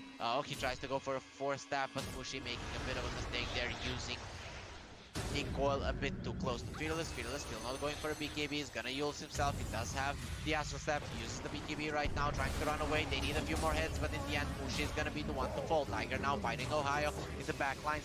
Mizu has been caught. BT Faded doing a lot of damage. Now he wants to go in. Can he catch anyone? No, he can't. So in the end, it's just gonna be the puck dying, though the BKBs have been used on the side of HOYO. That's 2 10-second BKBs, so Mushi is gonna be more than happy with that. So if he played that a little bit better, he could have killed the Void Spirit. Now Shadowfin gonna get stunned up. He does have the BKB, but they do have follow-up stuns. The finger is there. He's gonna use the BKB right now. There goes the Requiem, but Mizu does have enough damage going in with the Omni Slash. It will go into the creeps, but will not be enough for the SF to survive. Now they turn on to the Nature's Prophet. The Killing Ward is killing him so much. In the end, Ohio will get it. Now they turn around onto Tiger. They'll suck his damage and his life out of him. BT Faded gets the kill. Fearless is running away. The Ether Remnant is protecting him, and the other one is actually gonna pull in. BT Faded. It's a 2-for-1 fight. They're gonna force his BKB out. There's no BKB on the Void Spirit right now. No defensive spells, but with that, no chase potential on the side of SMG either. They have the coil in 2 seconds. He could be using that aggressively right now, but VT Faded without the BKB, he is not too interested in fighting. He's going towards an SNY, and we see this Jugger actually doing solid amounts of damage despite not really having damage dealing items. He goes through some of the HP of the SF, even through the BKB, and manages to bring him down. A nice kill for HOYO. In the end, it's still a slight victory for SMG, though VT Faded's BKB is getting lower every single engagement. Jugger now, 470 movement speed. very fast guy, has max movement speed when he spins. But SMG, they want to go for a smoke, and they will do it. Tiptoeing towards the enemies, a shard on the Spangolier. They catch the Void Spirit. Can they get the stuns off? Fearless is taking a lot of damage, but won't be using the BKB there to escape. HOYO, he's still chasing, and Fearless is gonna get salved up, so he'll be fine without the puck coil. They can't really keep him in place. And SF, he doesn't want the Enchanted Quiver, still staying with the Groove Bow. He just wants the constant amount of range, and he has 740 range, which is quite a lot. If they do find the telescope in the tier 4 items, this SF is gonna be like a sniper. Fearless going towards an axe. BKBs are on all 3 cores on the side of SMG. Though if their supports get silenced up, they're gonna be in a lot of trouble. Mushi in a lot of trouble here. He's gonna get hexed up with the follow-up bird spike finger, and Mushi is gone. Afu coming in, he wants to assist him. Meanwhile, the force of SMG, they're going for Roche. They really want to be fighting this without your puck. Mizu blinks in, he has the Omni Slash. Immediate ulti being used by VT Faded. He's gonna have to deal with some of these big treants, but not that big of a problem for a level 20 Razor, who has been caught. Is the Mars, no BKB on him just yet. Here comes Mizu as well. Look at the damage that he's dealing, and Joe Cam will secure the kill there with the Fissure and the follow-up aftershock from the Axe Shard. Now HOYO, they're pinging out the Roche. Only 1k goal lead for SMG, and HOYO are taking it back. This Mizu build, he hasn't really been doing much, but he has been topping the network chart ever since the end of the laning phase, so at least he's doing something good. But I'm curious to see at the end of the game how much damage he's actually done. Mizu for now is gonna take the Aegis. It's very hard to bring down. Fearless gonna get coiled, but he uses the BKB. Afu making a mistake there, not really connecting with the stun, and now Fearless going in. Yeah, nice usage of the BKB. It would have been a disaster if he didn't use it. Mizu now, he is gonna try to run away. Actually, no, 2 heroes are already dead on the side of SMG, and they have to run with the 3 of them. Lion is chasing. They have a few blinks. Nia does have a 4 staff, but the Zero is coming in. Their spike will connect. Ulti from the Furon is coming in. But look at the damage on the Shadow Fiend. He just deleted. VT Faded though. He takes the return kill. Has to TP away from this Juggernaut, and he will be successful in doing so. Afu has died as well. There from the ulti of the Furion. Tiger claims one more for his team. Finally, HOYO are able to get into the lead in terms of net worth. 2k in front of their teammates. And this Juggernaut, he's actually doing quite a lot of damage with his Omni Slash. Heroes on the side of SMG just aren't that tanky, and Mizu is able to go through them with his ultimate and then just run them down with a Blade Fury. Once the Swift Link comes out, we'll know how much that's actually gonna increase his damage output. Bonus damage and attack speed increased from 40 to 50. Yeah, that's insane. Okay, they go for the Nature's Prophet. Puck is immediately gonna get silenced. He just gives the gem back. They just got it from the side of HOYO. They go for the Echo Slam on the VT Faded. This is looking really bad for SMG. Mizu, he wants to chase, can't really get out of the arena. No Blade Fury from him. Gets put on the high ground here. No 4 staff, so he... Oh, he actually has a blink. I thought he was gonna have to TP, but a blink is at the ready for Mizu. And the healing ward ready right now, so that means that they can continue pushing. No tier 2s have been taken so far, but HOYO definitely taking the momentum here in the mid game. I didn't know what to expect from this Juggernaut, but for now, this Mizu's build is looking like it's actually going to work out. Continuing to ramp up the farm. He really doesn't care if his damage gets sucked out. He's still gonna dish out solid amounts of damage with the Maelstrom and the spin.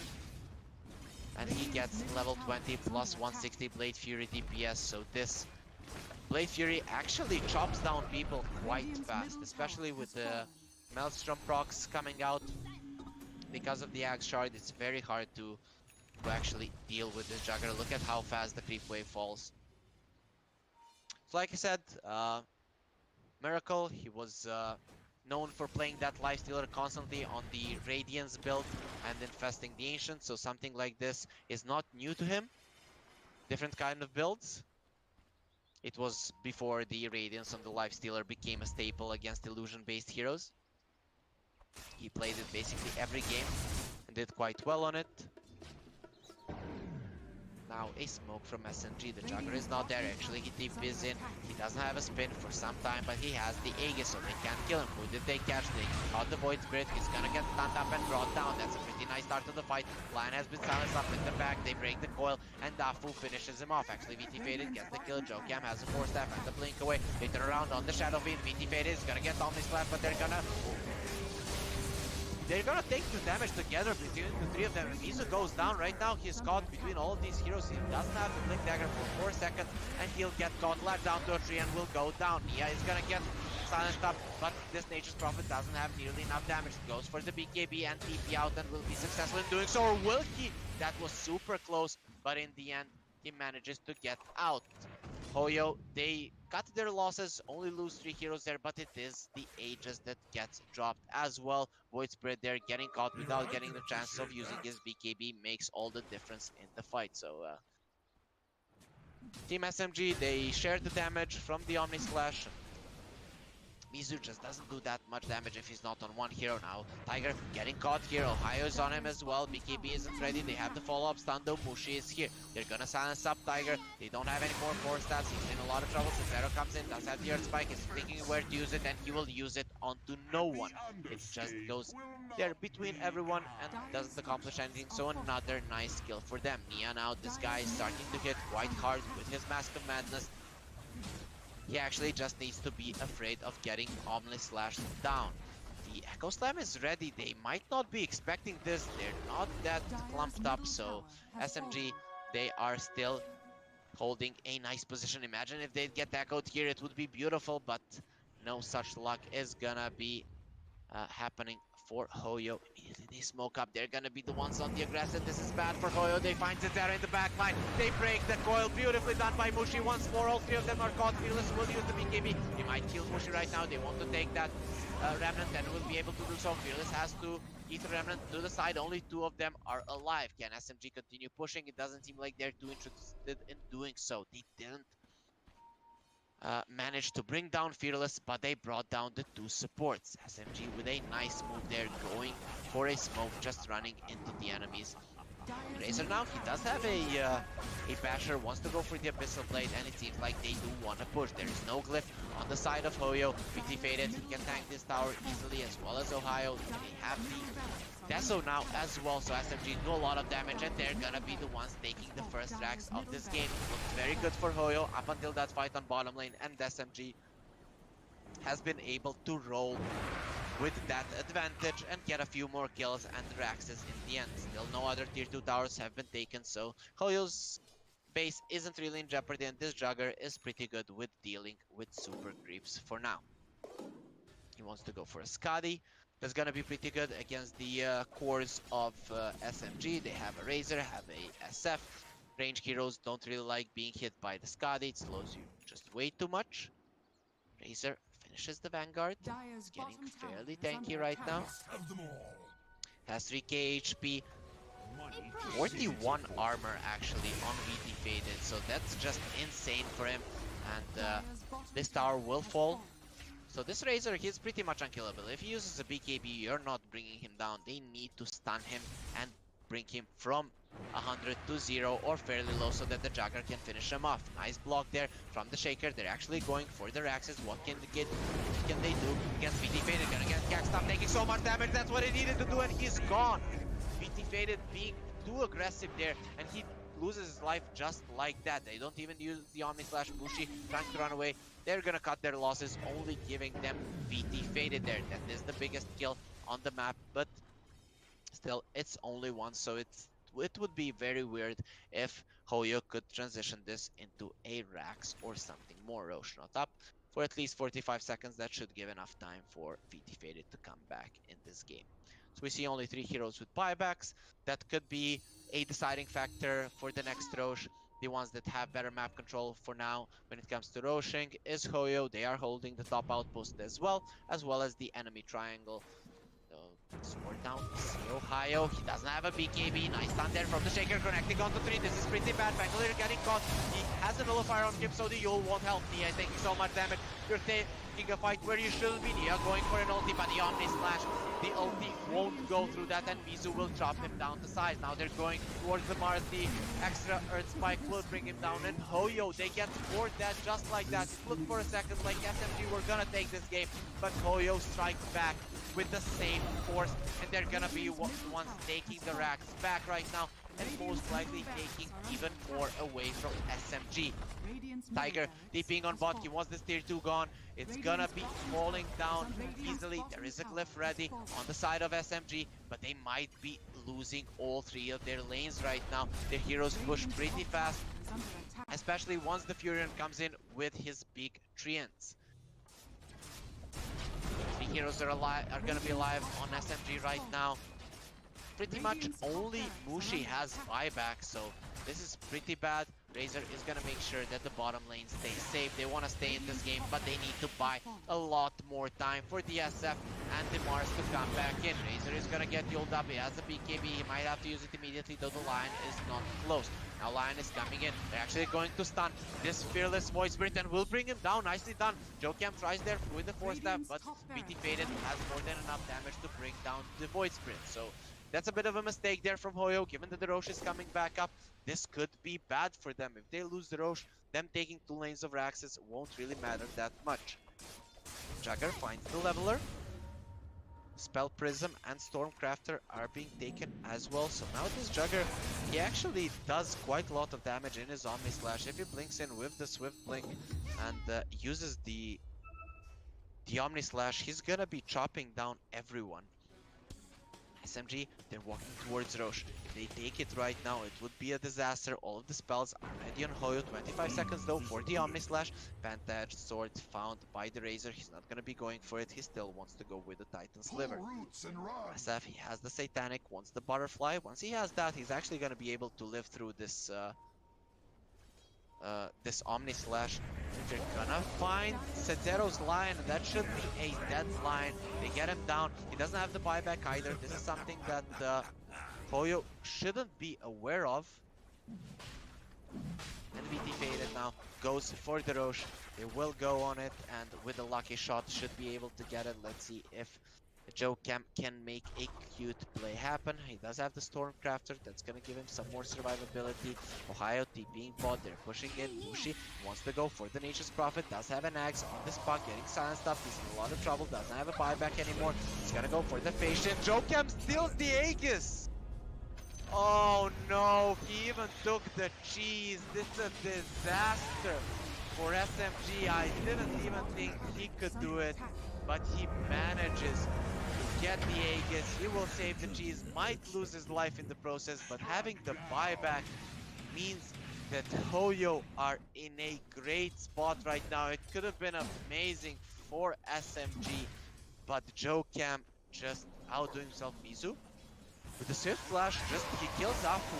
Just needed a Swift Flash. Now he's getting chased by BT Faded, but so much movement speed on him. Even this Razor, that's pretty much a race car, he can't get on top of the Juggernaut without the Abyssal Blade. Paladin Sword being found out by the Razor. Minotaur Horn being found by the Mars. So some nice items coming out from the woods. It just shows how much SMG have been fighting. It's gonna come down to buybacks right now. Razor 1000 gold away from his. SF has his buyback. We'll see if he continues to use it. They're gonna use the coil on the Void Spirit. They're doing so much damage. He actually breaks the coil, makes a mistake, and the God's Rebuke will do enough damage. Nia there making sure that this guy dies. Oh, that's a really big kill. He might have a buyback, but it's buying even more time for SMG. Their late game is quite formidable. So I don't know who to give the edge to. This Nature's Prophet is starting to hit quite a lot. Does have the Nullifier Orchid. That's a bummer for the Pangolier. His Yules just doesn't work. Though he does have the roll up. Just needs to remove the silence, go for the roll up, and he can use his Rolling Thunder. Yeah, almost level 25. Curious to see what he's gonna go for. 30% cooldown reduction would be good for the Satanic and the BKB. Yep, that's gonna be the case. It was like maybe because he's a physical damage dealer, he has a Penta-Edged Sword as well. The attack range doesn't work for him though, so he's not gonna be that sniper no more. and the butterfly is coming out. So Nia, no buyback, 200 gold for VT Faded. You really need to be careful. If the creeps get into their base on the top, the Furion can get the Raxes on the bottom lane. Mizu secures the range Raxes, and here comes the Furion. You have a glyph, but do you really want to be using it that way? Puck chasing the Jugger. He might get caught here himself. Has a blink away, but Lion coming in. Setero, will he blink in? Mushi jumps in, and he is in a lot of trouble. Actually has a blink to the left. Beautifully done by Mushi. Tiger has the 0-second cooldown right now.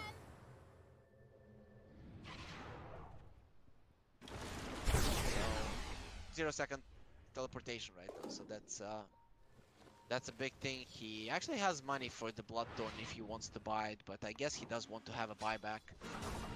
So no Aegis, no cheese in play. We might even be waiting until the next Roche. We'll see if any of the team actually has the courage to fight. HOYO, they have a lot of their buybacks, so they might feel confident enough going. All three of their cores have it. Their supports are a little bit lacking, but if they get one kill before dying in the fight, they will have theirs as well. On the other side, VT Faded, HOYO, and Afu. They have their buybacks, so SMG, they shouldn't be losing the game if they lose one fight, unless it's a pretty convincing victory. They see Tiger, he has a cheese. They're gonna go for the arena, they lash him onto the tree, he's gonna take so much damage, and here comes VT Faded. Tiger is gonna go for the cheese, they're gonna go for the Abyssal, trying to TP away. Foil, it's there, they're gonna keep him in place, the ult is there as well, BKB will run out, and Tiger will eventually fall. That's a nice pick up there for sure, but he does have buyback, so not much will be accomplished with this from SMG. They get a nice influx of gold, but still a 1k gold lead for HOYO. What a close game, and that's exactly what I was saying when there was that net worth of VT Faded and Juggernaut and that 1084. The game being paused at that point. Just a second here, they caught the Razor, he has so much armor. HOYO is there to actually soak up the damage, and Earthshaker will be falling down. Mizu doesn't have a TP, he has to be very careful, but here comes the line. They're gonna bring down the Razor, no way that he can survive. HOYO is looking pretty dead as well. With a finger, they get two of them. Only HOYO has a buyback, no buyback right now on this Razor. He's 186 gold away. If they do get the runes on the 45-minute mark, he's going to have his buyback, but we'll see if that's going to be allowed for SMG. Buyback was used by Tiger, so HOYO, they probably don't feel too confident going for the push right now. He's very close to the Bloodthorn, has a leveler. This Nature's Prophet takes the Raxes down in a second, right? So you always have to be super careful. Only one lane is left for SMG. Okay, nice coil there onto two. Puck is gonna be ult up. Zero breaks the coil, does have the A on this, he's gonna be fine. Puck is gonna die immediately. He has a buyback. Nia coming in, they're gonna kill the line. No ulti on the Juggernaut. He has a Swift Slash very soon. There's an A on this, on the Void Sprint as well. He just put it together. No BKB on DSF. He's taking so much damage. Goes for the 4-stab. That's not gonna be happening. Does have a buyback because will go down. HOYO didn't buy back for this, but DSF might have to.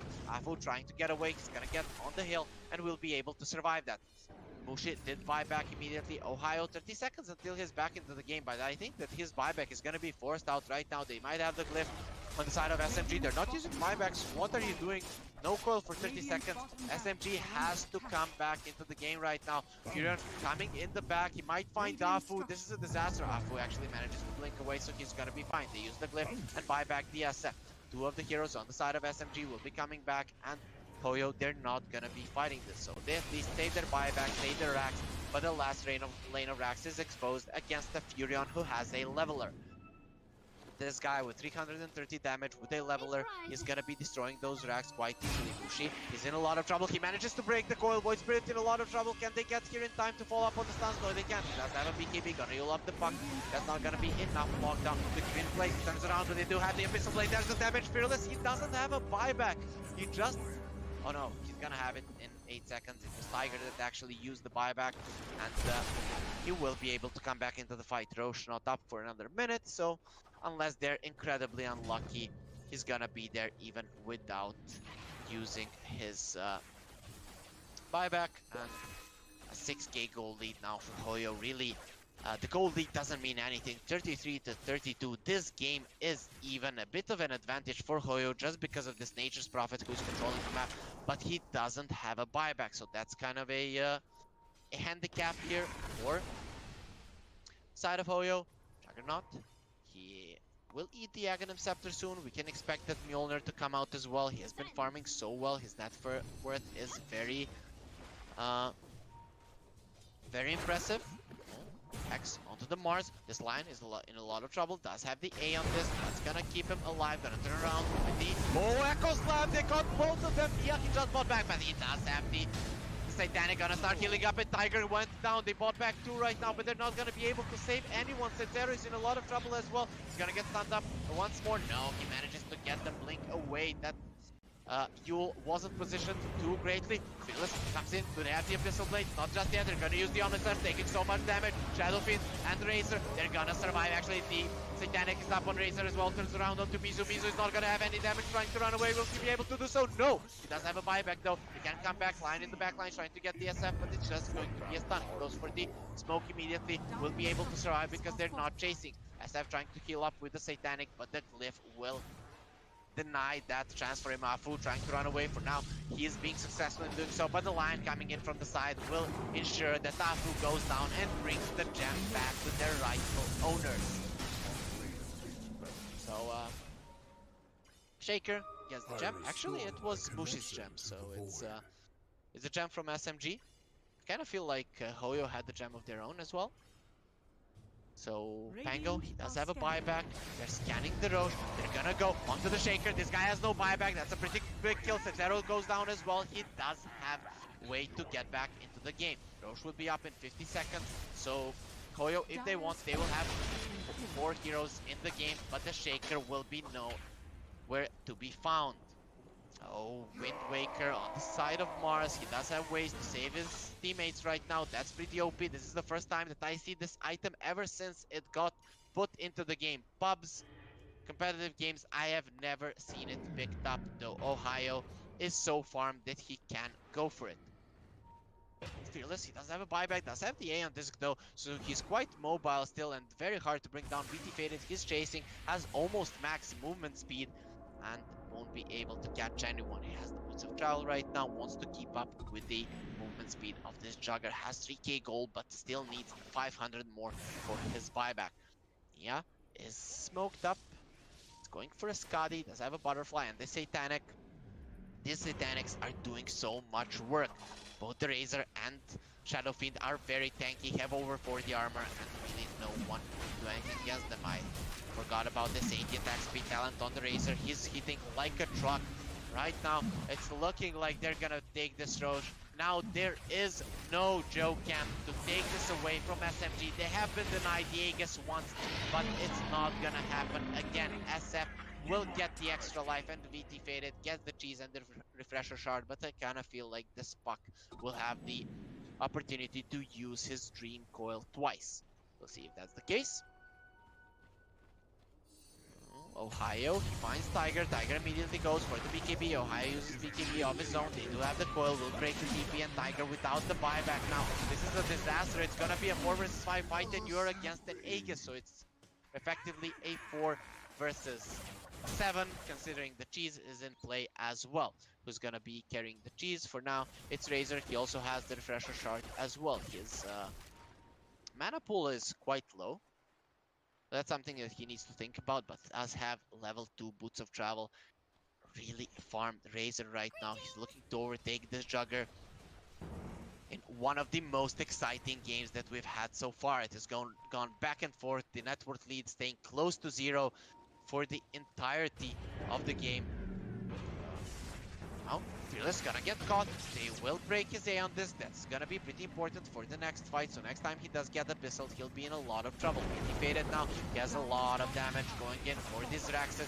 He doesn't even have the Shard or the Eye of the Storm, so he can definitely still get stronger on this Razor. They want to end the game. They know that Tiger doesn't have a buyback. They will go on the throne. And now Mizu will have to come back and face the lineup of SMG. Omni Slash is ready. He's gonna have the Swift Link in 5 seconds. Goes with the Omni Slash. He's doing solid amounts of damage. The SF is gonna be ulted up. He still has the Aegis. Fearless taking a lot of damage. Nice Fissure there. Joe Cam running around. He does have the Echo Slam, but he might die before even getting a chance to use it. They're gonna try killing him. Mushi sees him with a gem and will bring him down. No Echo Slam will be cast today. Mizu trying to run away. He's gonna get caught there with the roll up. Afu will stay in place, and will that secure that SMG will be taking this series 2-0. They might have not qualified for the DPC, but in a much more important tournament, they are making it count. And HOYO, they haven't been doing good in the DPC, and now in the Moon Studio New Year Showdown, they are getting brought down by SMG.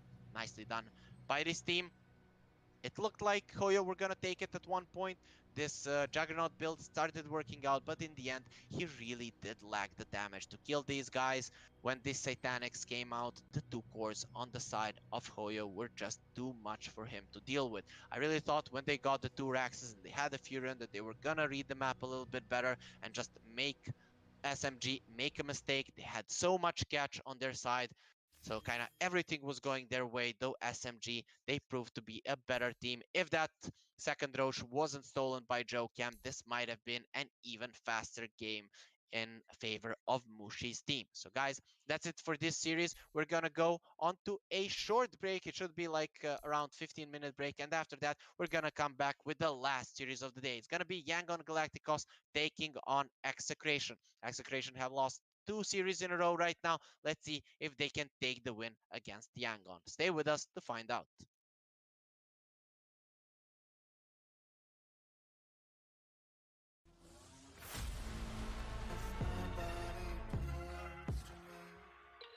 I love everything. Fire spreading all around my room. My world's so bright, it's hard to breathe, but that's alright. Hush.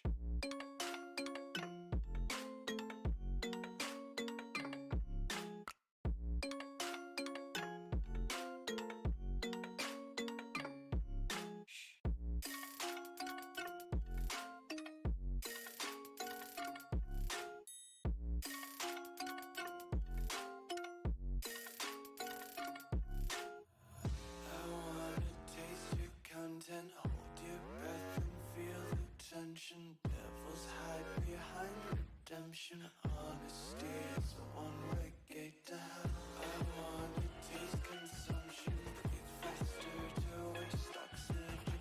Hear the children sing aloud. It's music till the wick burns out.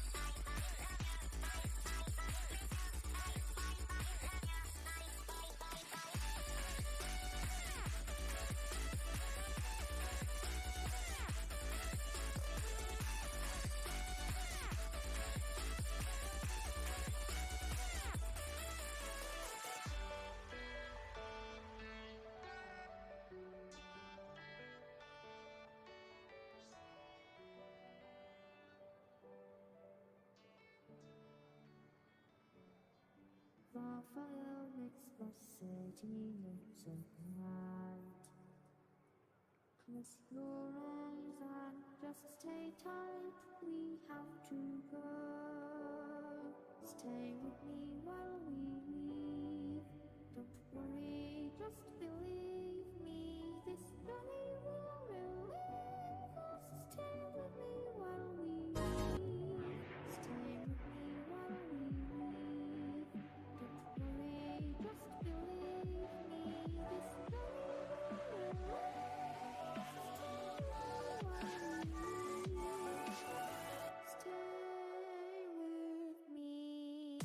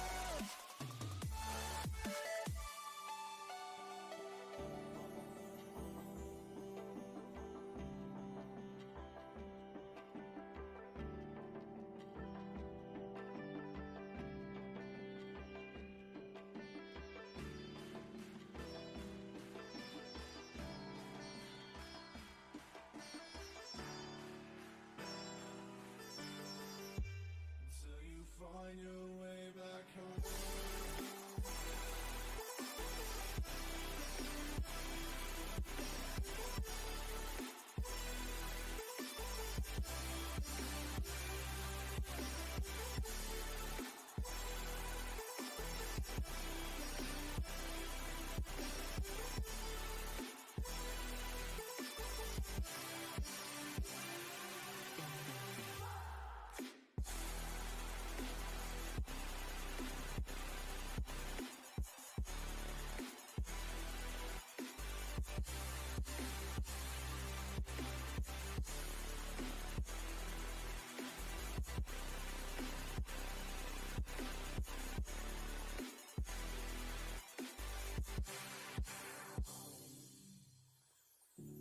Don't let me drown. Don't let me drown. Don't let me drown.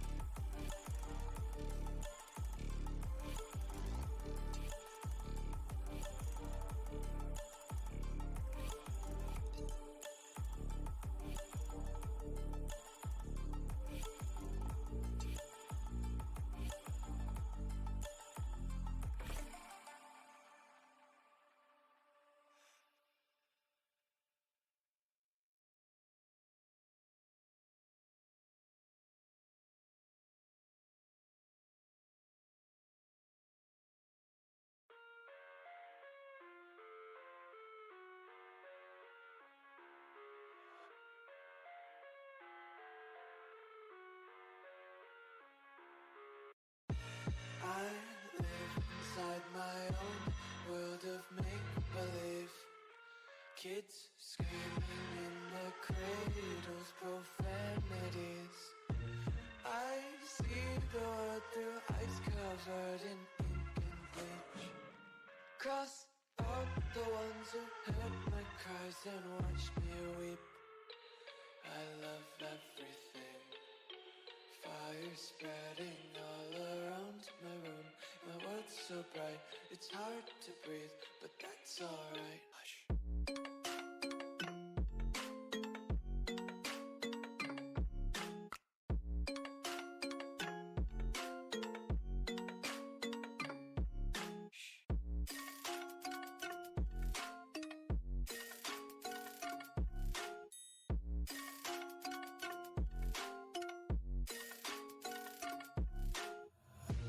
Take my eyes open to force reality. Why can't you just let me eat my weight in glee? I live inside my own world of make-believe. Kids screaming in their cradles, profanities.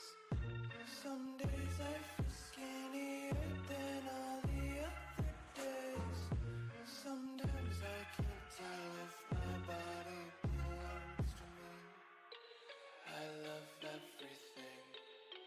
Fire spreading all around my room. My world's so bright, it's hard to breathe, but that's alright. Hush.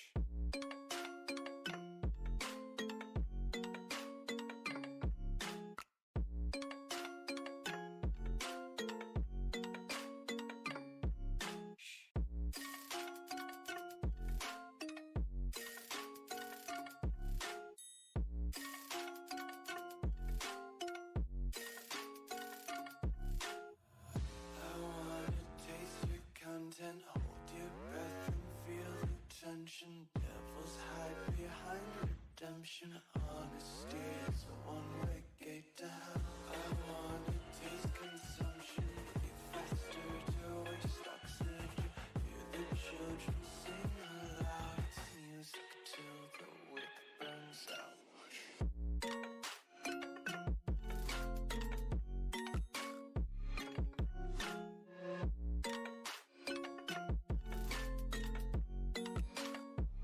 Just wanna be carefree lately, yeah.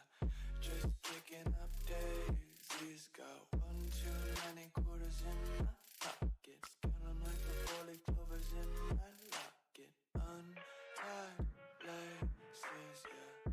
Just tripping on daydreams. Got dirty little lullabies playing on repeat. Might as well just ride around the nursery and count sheep.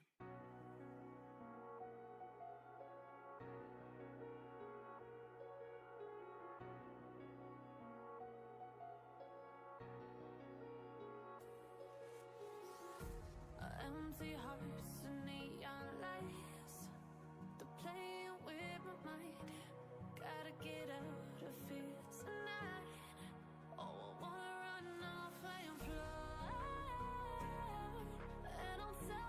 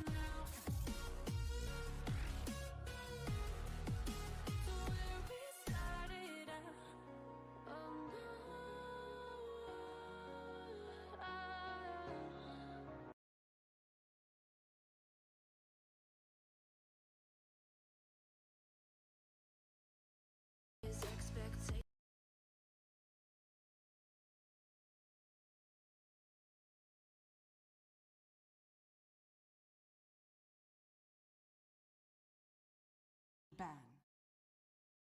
Dire team ban. Radiant team ban.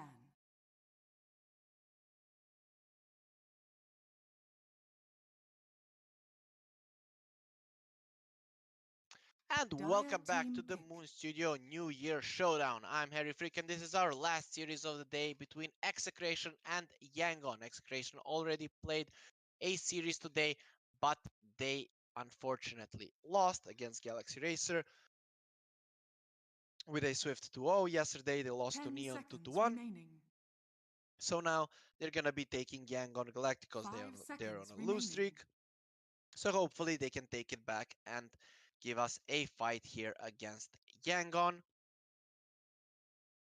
This, just to remind you guys, follow the Moon Studio English Twitch channel and also follow Moon Studio on Twitter and follow me, Harry Freak, on Twitter to know when we are live with your favorite Dota 2 teams. This tournament is gonna last until the 8th of March. We're gonna be having a lot of games every single day, so hopefully you guys can enjoy yourselves as much as I'm enjoying broadcasting this to all of you at home.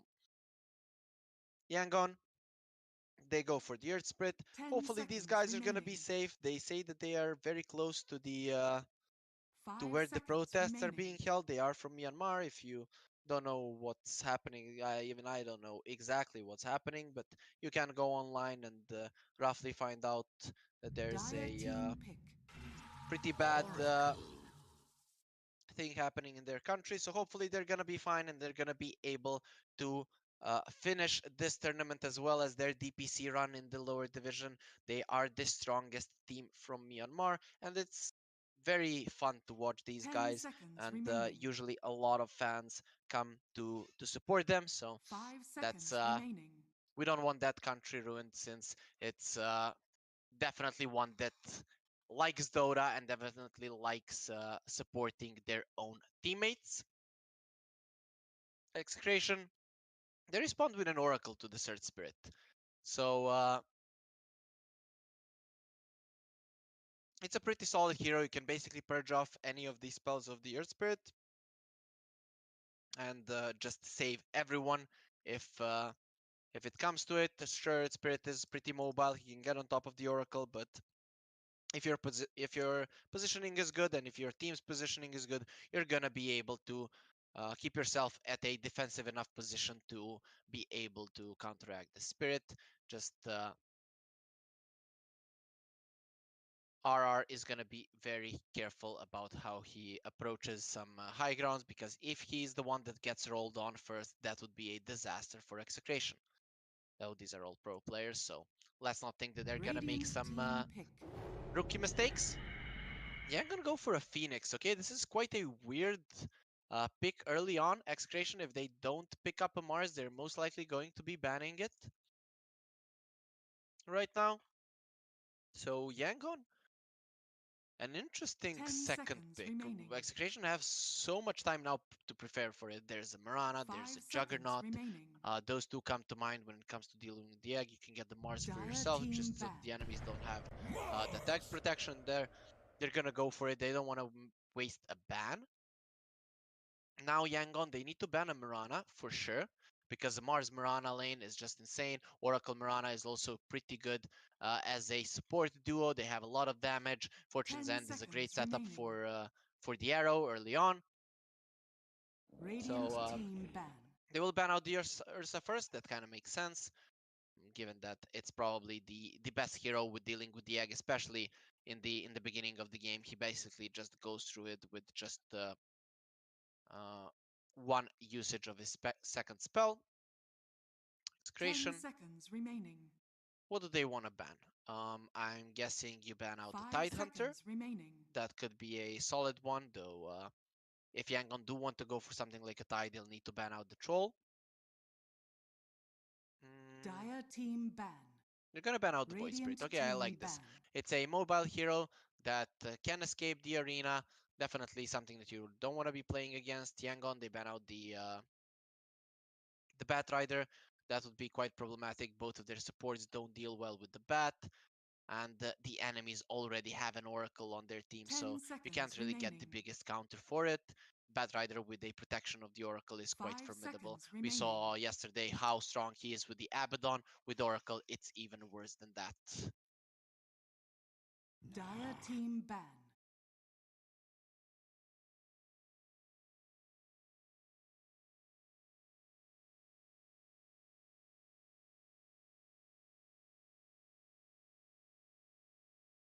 So, Execration, they ban out the monkey, not much surprise there. 10 OD seconds remaining. is most likely not going to be picked up that much in this 5 tournament. seconds remaining. People aren't exactly sure how to play against this hero.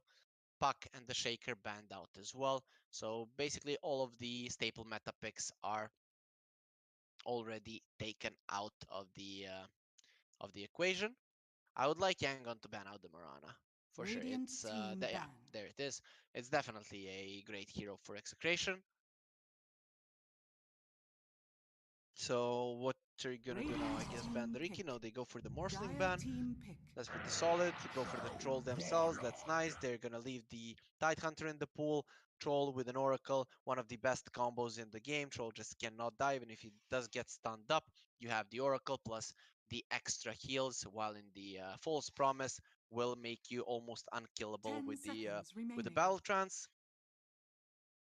You also are good if 5 you are playing seconds against remaining. a Pagana, let's say.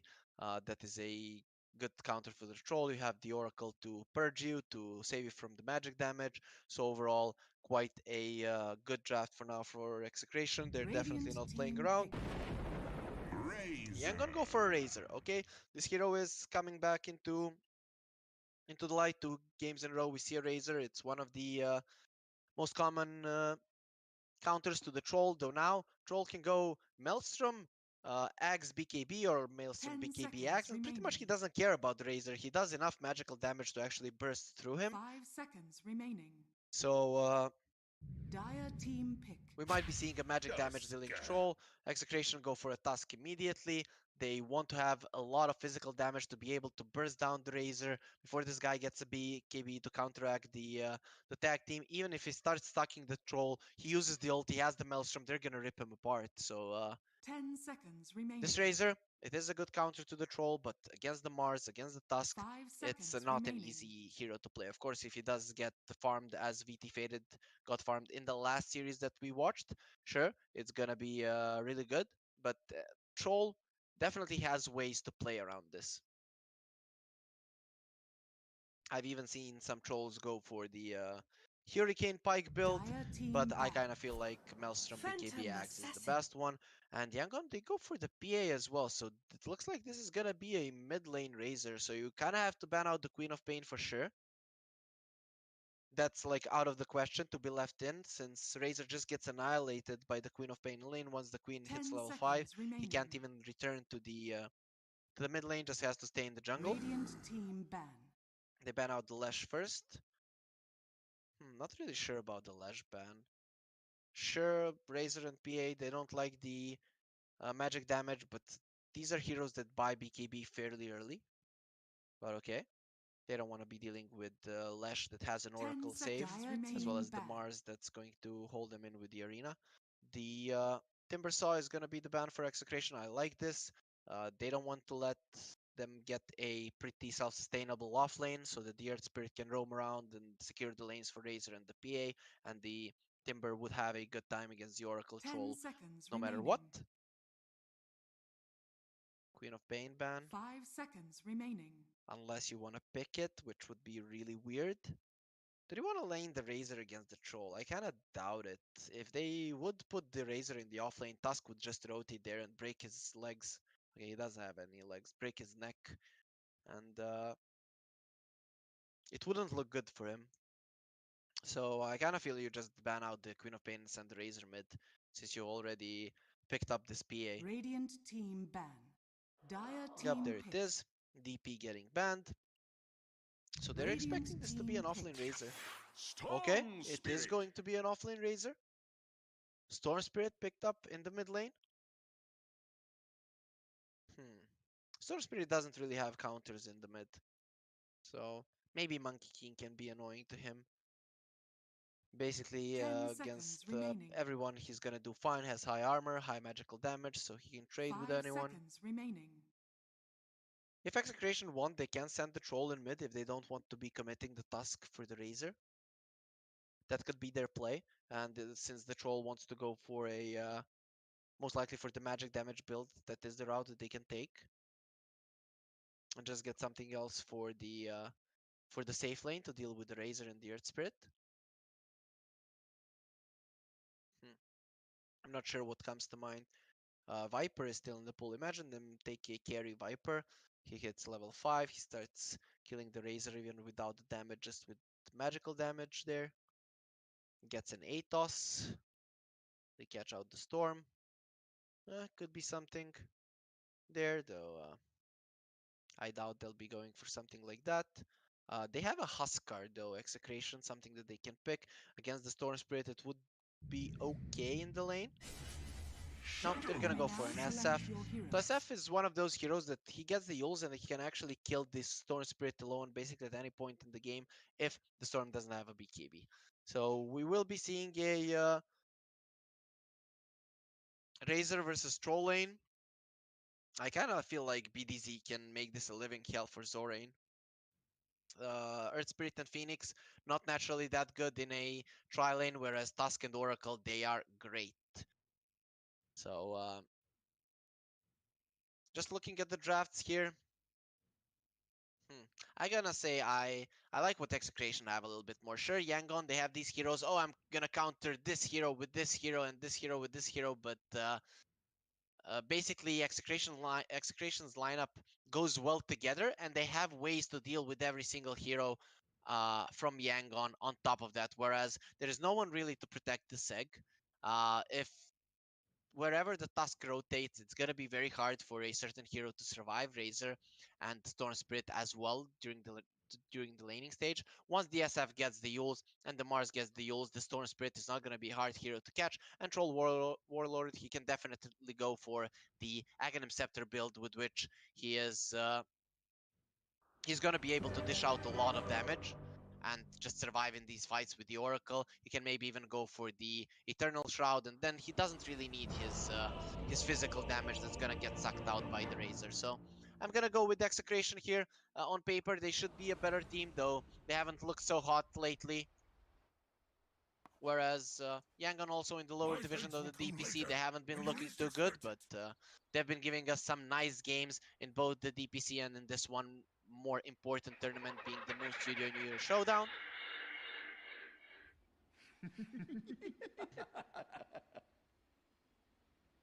Okay, Yangon says Discord, then they say it's fine. Rupido, though, kind of stops them in their tracks and says, guys, we need a minute. So just wait a second. So we're gonna be waiting for this game 1 of the last series of the day, Execration versus Yangon, to start. I'm not really sure how the standings are here for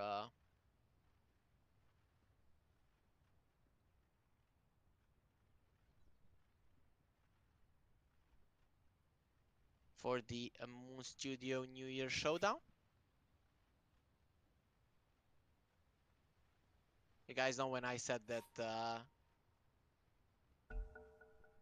that the Tusk was gonna break the Razor's legs, she was laughing at me and saying, ah, ha, ha, what is he gonna break? I did correct myself fast enough, but still my CEO is still laughing at me.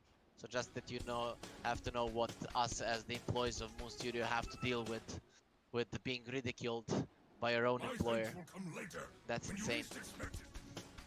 Of course, I'm kidding. Hopefully you get the sarcasm. If you don't, then Moon would be in trouble, like for making fun of her employees. Zorain, if you move to the left, you will die. Okay, skill lay, he wants to die right now. There's the tag team, surrounded by a lot of heroes. He tries to roll, but it will be denied for him. And Yawi gets a kill. A nice start there for the troll. They probably would have preferred killing Zorain, but will be happy 30 with getting the seconds to Earth battle. Spirit as well. Lun is bottom lane on the runes. So he might stay here if the task is on bot. Fire Spirits are a solid enough spell to deal with a tag team, though it's pretty much double the cooldown. Even a little bit more than that. So we might be seeing a 3 versus 3 on bot. Rupito is going to be fine with this The for sure. battle The begins. PA starting off with an Orb of Venom. Oh, BDC getting rolled on. He's gonna hit it. He does have boots, so should be able to survive. The Orb of Venom, is it enough to keep him in place? Razor doesn't have his first spell, and BDZ will survive. He uses the ward there on the lane. He's getting pretty low. Doesn't really want to TP to base right now. If that happens, okay, the Phoenix, he's gonna find the ward. Nicely done by Lun. That's nice influx of gold and experience for him. And Phoenix is running to top. Okay, so Execration, they know what they're doing. They just want to kill this Razor, and that's exactly how you should approach it. Sure. Yeah, look at Zorain. Look at how sad he is. They're gonna go on to Rupido on top. In pubs, your offlaner would cry, my position 4 is not here, but Rupido knows what's being gained because of this. The Razor is getting completely zoned out. Now Skill A has been caught, but he manages to roll out. The static link goes on to Yaoi, so he's gonna take 24 damage taken away from him. So even with 3 heroes here, they're not really threatening this troll. And Skill A managing to pull the wave, not gonna be successful. Nice pull there from the supports of Execration, making sure that the lane stays where they want it. And on the top lane, Mars is actually doing a good job. He actually got 4 last hits. Bottom lane, they caught Zorain, and that's a kill. Finally, Execration, they strike on this bottom lane. This is why I was afraid of this offlane Razor. Phoenix, he TP top, didn't want to leave young PH alone, and this might be problematic for them as well. Mid lane, Ken for now, he's getting destroyed by Hoff. 3 creeps though coming into his tower, so he should be getting a few last hits here, though he doesn't get, okay, he gets 1 there, so not really a great start for DSF, but the more levels he gets, the easier it will be for him, and harder it will be for Haw to stay in this lane. As himself, Spirit coming to mid, he has a roll. Ken needs to be careful. There is a pull on the Storm Spirit. If Ken is not careful, he could die. Troll is coming in. They're gonna go onto the Shadow Fiend. Ken running away. He has 6 stick charges. He actually puts the stick in his backpack. That almost cost him his life, but in the end he will survive. BDZ goes on to Skill A. There's not gonna be a roll for 4 seconds. The salve will get cancelled. They're trying to kill the Storm right now, but Ken doesn't have any more mana. And he'll get salved by BDZ though, so that's going to be fine. Now the Phoenix, he TP'd on bot. He's aware that Zorain is having the worst lane of his life. Only 3 CS compared to the 14 of Yaoi, who's gonna have the power treads fairly soon. BDZ now goes on to Skill A. He wants to get a few hits in, though with a quick roll away, the Surge Spirit will be fine. Yaoi continuing to push himself aggressively with level 3 and level 2 Whirling Axes. This Razor will take a lot of damage, no matter if the troll has any damage or no. They are going on to SF. They do have some slows. There's the level 2 onto Skill A. Will it be enough for this SF to die? He turns around with the Razors, tries to go for a kill, but won't even be close to getting that. So Skill A, he was patient, he was waiting, and in the end, the SF got into a bad enough position for him to be able to get that kill. RR getting gone on by Lund. That's only a level 1 Fire Spirit, so that's gonna be a big cooldown with him not really doing that much damage. Let's move to the top lane. Rupido and Young PH, they're pretty much head to head. A little bit more last hits on Young PH, though Rupido is having a pretty nice time considering he was against 2 heroes there for some time, but he's gonna be fine at this point. Yaoi continuing to farm. He's really not gonna suffer at all. Zorain is very scared to come at him. He's only level 2. BDZ, he knows that Skill A is here. They want to go for the SF. One more. Earth Spirit, he kicks BDZ away. BDZ hasn't skilled his second spell yet. We'll see what it's gonna be. Will it be Ice Shards or Snowball? Look at Zorain's defensive positioning. The power treads are done on the troll. RR not an easy hero to go for. Zorain is putting himself in a bad position. Oracle is gonna purge himself away. Zoray now did still a lot of damage. Now BDZ is gonna be the second target. He's taking a lot of damage as well. Goes for the snowball. They will go for Zoray. Yawi is doing a lot of damage with his power threat. Now they turn around on the skill A. This troll is a beast. Skill A, you're in trouble. He might have lost 2 supports, but we will kill everyone. It will be a triple kill for Yawi. Lun can just run and hope that his life gets spared, but no such mercy will be given from Yawi, and we can already see his mad face here on the troll, being super happy with how it turned out. Skill A, he comes to mid, he refills the bottle, will roll onto the Oracle, but in the end he doesn't really accomplish that much, and we see now Execration have a 2k gold lead out of the laning stage. A soft lane Razor not really working out. He go for Yawi here. He can go and drain some of his damage. Yawi turns around, slows him down, but will lose most of his attack damage. Now Ken is gonna get caught, slow down, and with 3 heroes surrounding him, will just use 2 raises. Actually, the second one doesn't even connect, and that's the SF dying the second time. Right now, Yawi, he wants to go onto Zorain. They're doing so much damage with the Purifying Flames. They're gonna do enough damage for him to die. So Storm Spirit, he has TP in. Yawi, he's taking a lot of damage. Can he survive? No, he can't. Ho has killed one. He might have the enough mana to kill even more of these heroes. Nope, he's actually really low. Only 100 mana on him. Though with the Earth Spirit coming in, maybe they have what it takes. No, it's going to end with that. A 1-for-1 trade, Razor for a troll, definitely a trade that's favoring Yangon. Good rotation from Ho, but still, this troll is on top of the net worth by quite a huge margin. Rupido has a spear, he wants to spear young PH through the eye, though Lun is here to protect him, so he's gonna be the one that gets lashed onto the tree. Nice jump out of the arena there.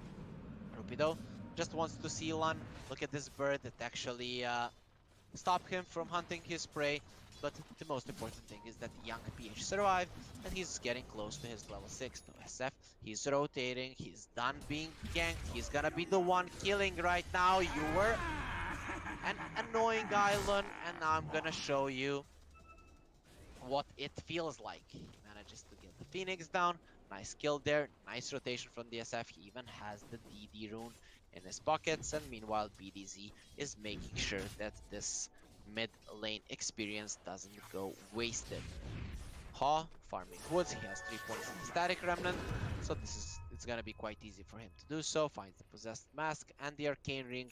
Arcane ring, one of the best, if not the best items for a storm, and his bottle gets refilled as well by the Phoenix.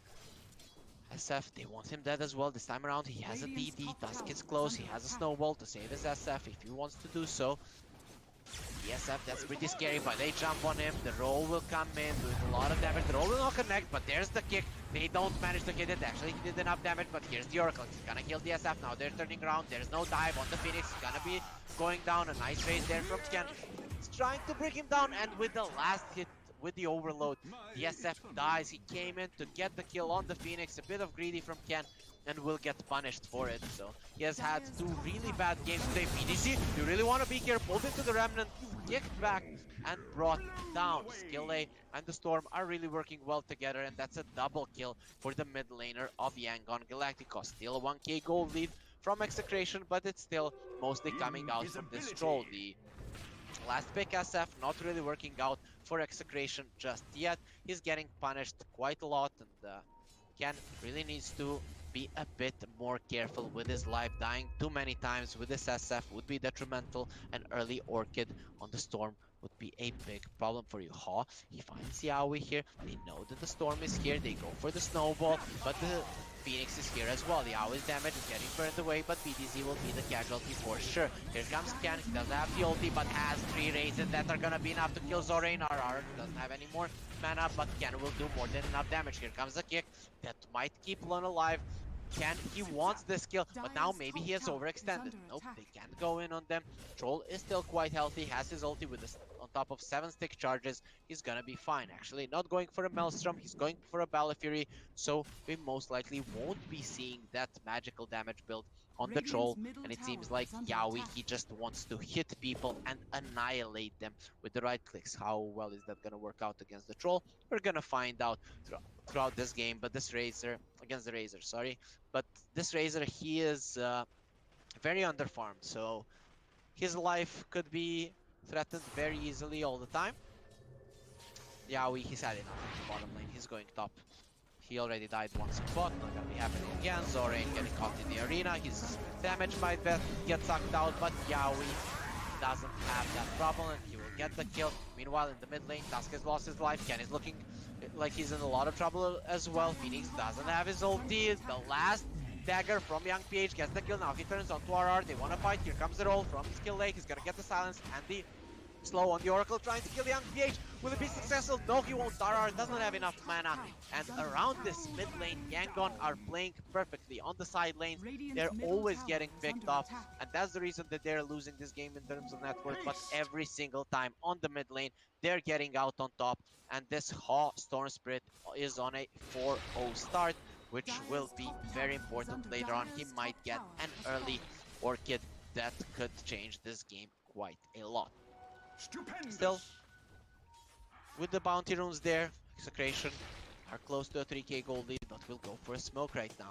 Rupido, if he gets the spear on the storm, that would be really big. That's the biggest target for sure on the map. Though there are 4 heroes here with the egg ready as well. Execration, they could be walking into a trap. They don't have the Requiem. Here comes the stun on the storm. Will it be enough? They turn around and there's the damage, and they have it. With the Oracle keeping it, he finishes him off. Now Rupido, he's taking a lot of damage, not being saved by the Oracle. He has the false promise, will use it onto BDZ. The Magnetize won't be going through anymore. They've already lost 2 heroes, though BDZ is taking so much damage. He did use the stick charges, but I'm not sure if he'll survive. He does survive, but barely. When taking a lot of damage, there is going to be a snowball on this Tusk, which means that the Phoenix is a goner. He's trying to go through the trees, but just a few hits will seal the deal. That's a 2-for-3 fight right now in favor of Execration. Now Ken, he needs to run away from Zorain. They do have the snowball. Can they kill him fast enough? Zorain is turning around. Raze, one more. It's gonna do the trick and Ken survives. Here comes the Storm Spirit. What a bloodbath on the bottom lane. And in the end, BDZ also died there to the Razor AoE damage.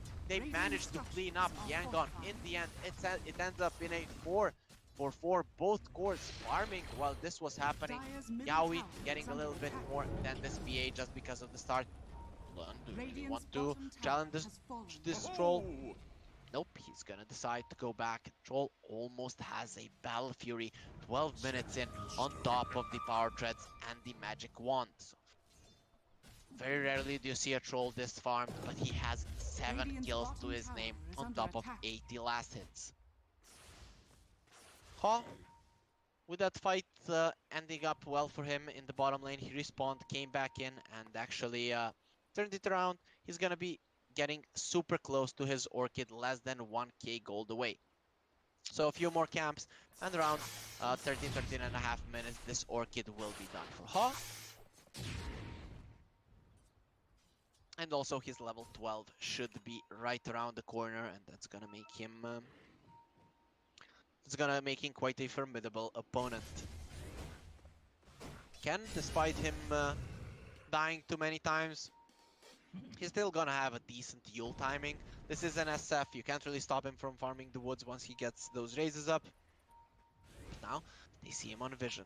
This would be pretty big if they get him one more time to delay that Yule even further, and then the Storm would get an Orchid. You could kill him once more before that happens. Zorain dies on top. I didn't follow that. It was the arena used, but now SF getting hunted. Can we see him? Is there gonna be a dive? Yes, there will. Can, sorry my friend, but you are dead once more.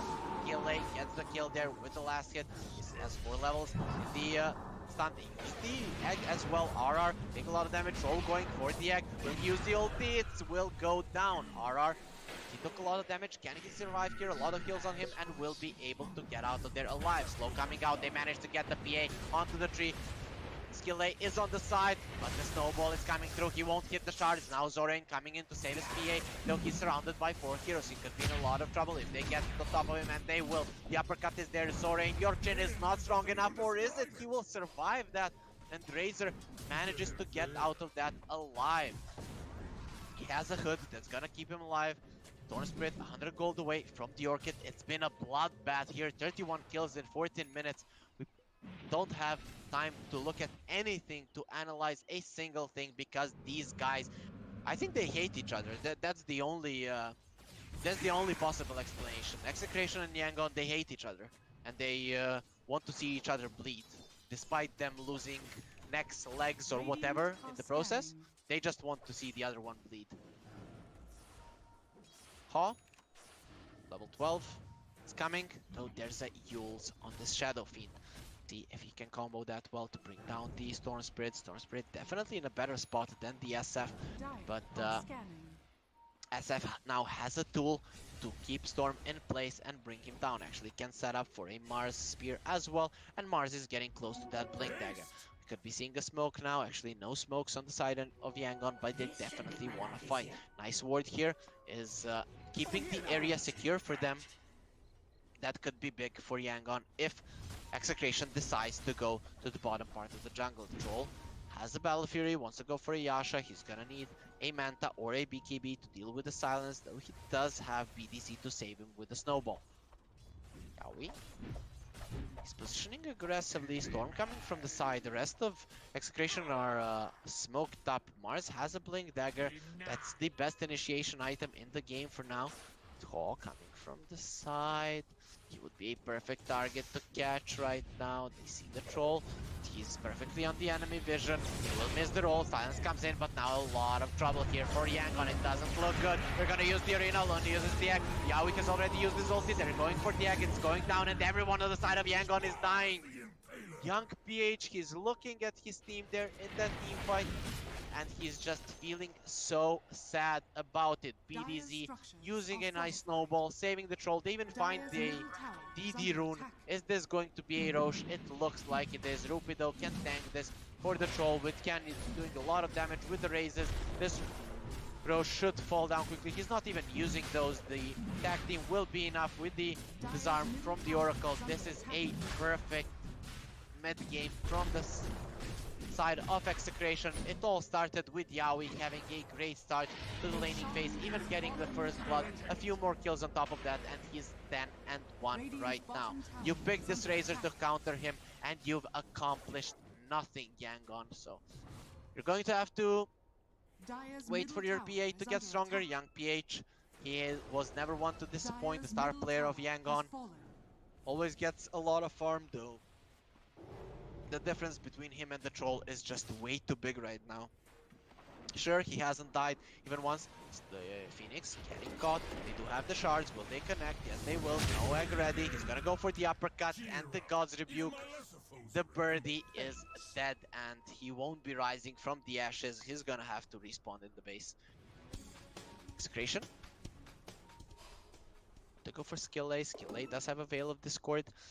Don't see anyone. Oh, they're gonna find Young PH. They're coming in with the arena, focusing him down. They have the Purifying Flames. The Skill A manages to kick him out. Beautifully done. He saves his position 1. He's actually looking to run away right now. No one from the side of Yangon is ready to fight here. And meanwhile, Yowie with the Aegis is focusing down the bottom tower. He's going for a BKB right now. Battle Fury, Yasha, BKB into a Basher. This is a standard build for a Troll. We'll see if he will want to finish up his SNY in between the BKB and the Basher, but I don't see this guy dying anytime soon, especially with 2 saves ready for him from his supports. Tusk has 1,000 gold. I would expect him to go for a Blink Dagger just to have that save, even if he's out of position. HOYO going for the BKB. This Orchid hasn't given them anything. Arena is not ready. Mars, can he run down Zorain? This Razor is quite fast because of the Storm Surge and the Phase Boots, and will be able to survive. Mars almost has the Nules, and soon all of the cores are gonna have ways to save themselves from the Orchid. HOYO, he had a great start of the game. The SF got ganked so many times. He got a lot of kills, a lot of farm, but now the SF actually overtook him in terms of net worth. Find the Essence Ring on SF. Ken is gonna be a very hard nut to crack. HOYO and the rest of Yangon, they're on the top lane. They know they have to push. Young PH just focusing on getting that BKB as fast as possible. He's aware that they're losing this game and that the troll can start banging on your door very early on, so he needs to be able to fight. If he gets into the backlines with the BKB, he can kill this Oracle quite easily, and that would be a great start of the fight for Yangon. Him and the Storm are both going for BKBs. Understand it, they have to fight. Young PH in a lot of trouble, doesn't have anywhere to jump to. He's gonna get lashed onto the arena wall, and this is one dead BA. He's gonna get uppercutted to the face, and the poor girl didn't know what hit her. So, 343 gold goes into the hands of, or 323, okay, 323 goes into the hands of Tusk. Gaben showing us that this is not going to be a 3-2-2. Execration are in firm control of this game. Oh, they have a ward here. Yangon, they might be able to catch someone. They want this rune, but Yaoi is here. HOYO really needs to be careful. He jumps in. He's going to use the illusion rune. Doesn't get caught by the Fortune's End, and HOYO is fine right now. The arcane rune has been scouted there by the side of Execration, who has been caught. It has been the Oracle. He's silenced and most likely will go down. Will tick out. HOYO trying to escape, but he's gonna get caught by the troll. You might have killed my Oracle, but here is my revenge. And BDZ is he's going to be the one getting the revenge for his support buddy. So Skille trying to run away, he does have the roll, will be able to get from the cliff. The shards will not connect, but they see him for a second. Now the snowball comes in, they're gonna get in front of Skille, doesn't have that much mana, gets lashed onto a tree, and the God's Rebuke with the addition of the tag team damage is more than enough to break the neck of the poor Earth Spirit. The stones just shatter on all sides. Drawing a line towards the bottom lane. Yaoi wants to play there. He still has an Aegis. It's gonna be up for another 30 seconds, but he will get a BKB right now. So even if it expires, he's gonna be able to fight this PA 1,000 gold away from the BKB. But where are you gonna farm it, PH? He pretty much doesn't control any part of the map. And if he shows his face in the mid lane and they're already pinging, they know. Come on, young PH, come on. Come. No, he's going to the side. He's smelling them. They haven't baited for a few weeks now. So he knows that they're there. Nope. He's gonna continue farming and though he knows that young PH is there. Okay, now they know exactly where he is, but he's being very careful. And this guy has a sixth sense. Beautiful blink there from the Tusk. You're not going anywhere. Skille. Oh, the uppercut with the spear. They actually get him over the arena. That's a nice interaction. Now the SF has been caught, doesn't have the Yols, and will get brought down. That's definitely a better kill being taken by Yangon. They were super patient on the top lane, and they managed to get a kill. So good reading of the map from them. They are losing heroes, they're losing in gold, but at least they're getting something out of the map. Young PH, he would hope that this troll was a little bit less farmed, but Yaoi, he just looks so powerful right now. He gets a Basher in the Monkey King bar, he's gonna be eating young PH, no matter if he gets a BKB or not though.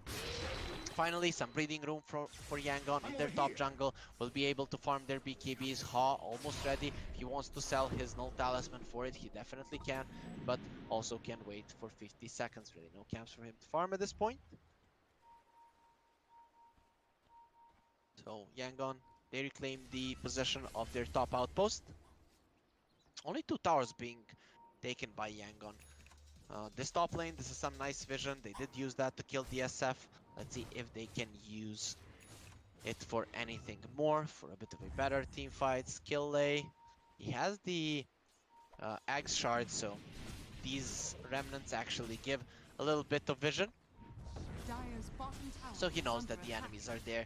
Yaoi though, he doesn't care. He has a DD bottle. Is he actually looking to go in? There's a Yule on this poor Spirit. Yaoi coming in and he is looking pretty dead. He wanted to leave the kill there, Rupi though. And in the end, RR will go. He's going to be the one putting him down with the Purifying Flames. Yaoi finishes off that tower, gets even level 18. Oh, who has been caught? The Phoenix is basically done. BTZ though on the other side, so both teams will lose a support. A bit of a win for sure when it comes to Yangon. Oh, you really want to be here. Rupi though, he did have a Yules, but now has a blink. Yules, the spear is there, and next to this cliff, you're not getting away from it. They do get the root as well. He did have the illusion rune, but very low when it comes to mana, so probably wouldn't have been able to outrun the side of Execration. Top lane, Seth, think about going in. He does have a BKB in his base. Young PH, he did get a BKB right now. There goes the ult onto Zorain. Here comes Young PH, he turns around, but his damage will be taken down by the Requiem of Souls. Young PH in a lot of trouble. The spear doesn't connect. Skill A, what exactly are you doing, my friend? Sure, we'll take a bonus any time of the day. He's gonna try rolling out, but not even gonna be able to think about it. And that's another kill for Execration. They've also forced out a 10-second BKB for Young PH, and he accomplishes absolutely nothing with it. Dire's top tower has fallen. So the Requiem doesn't take the damage away anymore. Okay, that has been a change for a very long time, though. I forgot about it. I thought Young PH's damage was being taken away. No. Poor Phoenix, getting caught. The spear is there, getting caught in 3. Ho does have a BKB, he calls onto the Oracle. It's a 1-for-1 trade right now. Young PH and Ho, they turn around. Here comes Zorain, he's gonna drain the damage from Yaoi. They're following him right now. This could be a good fight, though. Ken, he's actually going to keep them away. And Troll is still going to have some damage left in the tank. They turning around onto Zorain. Well, DDZ coming in, doesn't have the uppercut. So that means in the end the Razor still dies. Young PH in a lot of trouble. He does have a BKB, will have to use it if he wants to survive. Does have a blink to the right. Rupido though, he wants skill A. Skill A comes in, he wants to save Young PH. There's 7 seconds until the TP, so he has to eat through the trees, and that will most likely save his life. There's Spirit rolling to the side, Skill A will survive as well, and the Yangon really doing a good job staying alive in that fight. They did lose 2, but get 2 of their own. It is only the 2 supports, but at least something when you're losing like this is fine. Basically, no gold swing happened from that fight. Young PH did lose his 9-second BKB charge. Storm lost his 10-second one. At least they are not bleeding any longer. They are showing that they have what it takes to fight. But this Razor is so underfarmed that he's just not able to stay on the Troll. Once he gets a BKB, it's gonna be a bit of a different story. Troll Warlord going for the Abyssal Blade. He almost has it. He's 600 away. This is one of the most farmed trolls that I've seen lately. Storm Spirit, there's the ulti from the SF. You're gonna get feared and you will die. I'm not sure if it was a fear of death or the Requiem itself, but Ken has more than enough damage to assist Rupido to get that kill. Nice kill there. He didn't have his BKB ready at that point, which means that his life will not be spared. PA almost has the Deso. Ken continuing to show on top, though without the Storm they don't really have the jump to get him. The Enchanted Quiver has been found out by the Troll. It's not being picked up by the SF just yet. He wants to stay with the Quicksilver Amulet, and this is the second Roche. The Storm not up for 20 seconds. The Outpost is in control of Execration, which means that you guys are way too late. They're gonna scan out. The Roche is falling quite low. Rupido getting out of the pit. He knows what's up. Skill A goes in. He doesn't want to live in this world anymore. We'll just offer his life on top of the Roche. Young PH getting caught as well. He has a BKB. We'll have to use it. Who's the second casualty? It's gonna be Zorain. He wants to suck someone, but he won't be able to do anything. Did he take any damage from anyone? Nope. He just dies. He even had this BKB, but the uppercut stun was enough to kill him. That's just a 1-second stun from Tusk, and it's more than enough to kill this Razor. That's how much damage Execration are doing, and that's how underfarmed this Razor actually is. His armor is so underwhelming comparing to the Razor that we saw in the last game. Would pretty much be disrespectful to the hero. Titan Sliver being found by the troll. He's gonna have the SNY finish, so that's gonna be close to 50% status resistance. This guy is a beast. How do you deal with him? He only died once in this game, has 14 kills. His team set up everything for him, so pretty much Yaoi doesn't need to do much. He can just let his hero go and he will kill everyone. Pop BKB, pop a pistol, click R, and go have a drink with friends. You know that in just a few seconds, everyone on the side of Yangon will be dying. Execration, they are taking this slow. They do have the Aegis, but they're farming the entirety of the map. Yangon should be aware that they need to get out of the base. If this lead continues increasing, they're gonna be accomplishing absolutely nothing.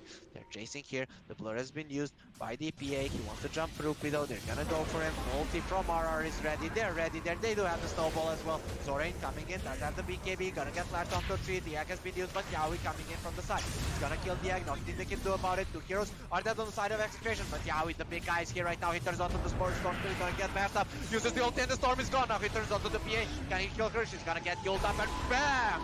Goodbye, my friend. Now, Razor, we have bought back. You might have killed us, but we have bought back. You better call GG, but we're gonna kill you anyways. First game of this best of 3 series goes to Execration, and they managed to stop their lose streak. They win game number 1 against Yangon, and in quite a convincing fashion. The bottom lane went heavily in their favor. Really, it's not something that that should happen, but I'm not sure how Yangon didn't really know that it was exactly what Execration were gonna do. Send the Tusk bot, he will destroy the Razor, and then you basically don't have an offlaner. Skill A, making Ken's life a living hell in the beginning, but he paid them back triple in the later stages of the game. And with that, Execration had more than enough power to force Yangon to tap out. That was just a desperation smoke in the end, and it ended pretty badly for them. So guys, that's it for game number 1. Gonna go on to a short break. After that, we're gonna be back to see if Yangon Galacticos can equalize this, or will it be Execration taking a 2-0 victory over them. Stay with us to find out.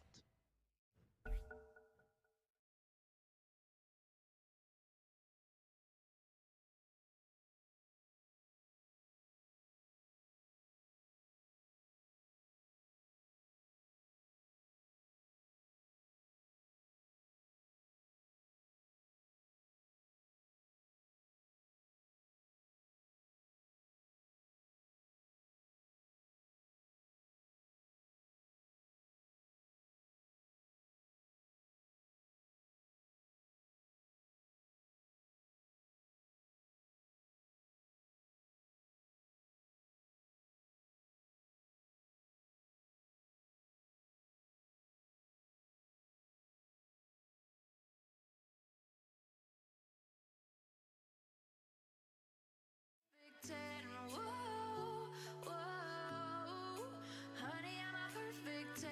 Whoa, whoa, and if I say it enough, it gets ingrained in my head, and I start to see. Honey, I'm a perfect 10. Honey, I'm a perfect 10.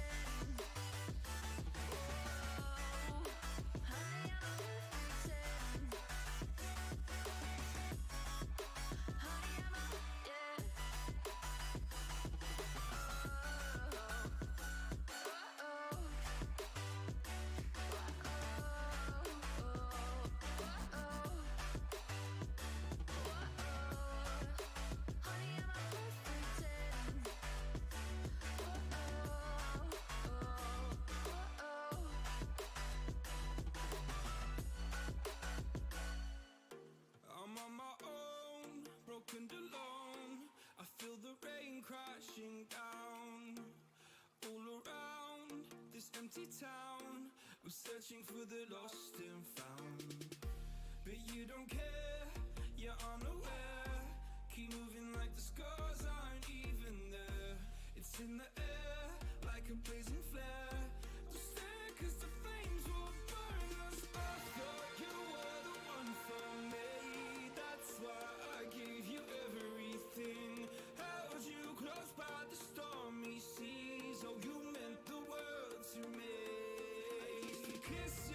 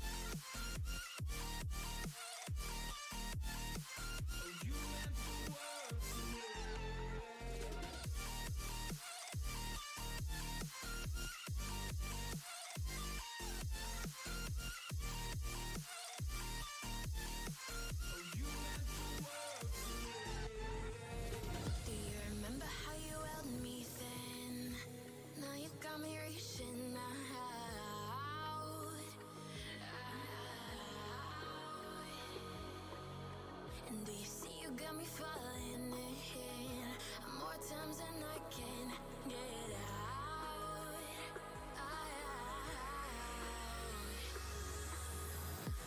Down in the deep of my mind, I call for you and you're always inside.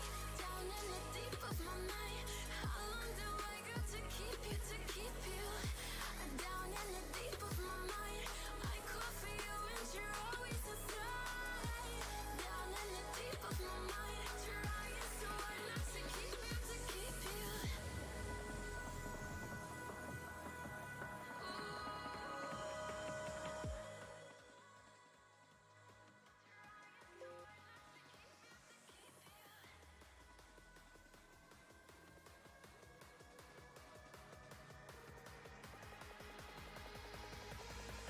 How long do I got to keep you, to keep you?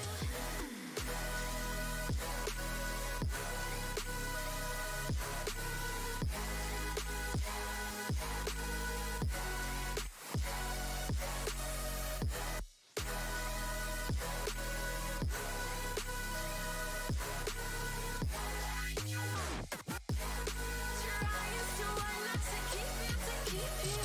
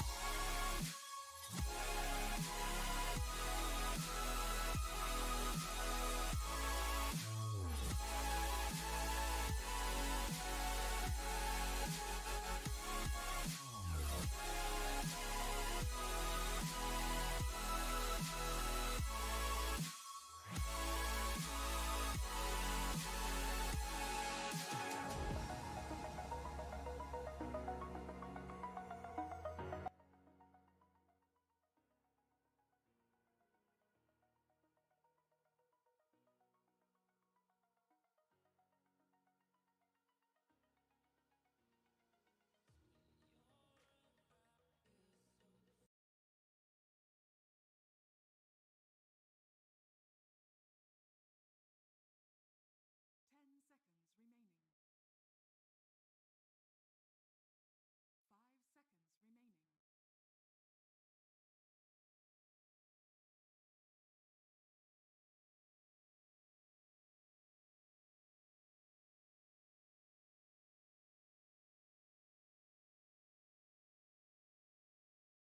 And welcome back to the Moon Studio New Year Showdown. I'm Harry Freak, and this is a 10 series seconds between remaining. Yangon, Galacticos, and Execration. First game goes to Execration 5 in seconds remaining. quite a convincing fashion. Ever since the start of the laning phase, they were accumulating their advantage, getting their troll pretty fat, and in the end, he was too much to deal with. Of course, the other heroes helped him perfectly, but he was just a big force for Yangon Radiant to kill. team ban. Their offlane Razor just Dire didn't do team that pick. much, and in the end, they were lacking a Radiant offlaner. team pick. Earth Shaker. Just to remind you guys to follow the Moon Studio Twitch channel here, and also follow Moon Studio on Twitter, and follow me, Harry Freak, on Twitter to know when we are live. But we're gonna be starting very early in the morning every day now until the 8th of March when 10 this tournament seconds will remaining. finish. Execration, they're gonna open up with the Shaker. It 5 was seconds banned in the remaining. last game. This time around, Morphling Dire got banned team pick. earlier.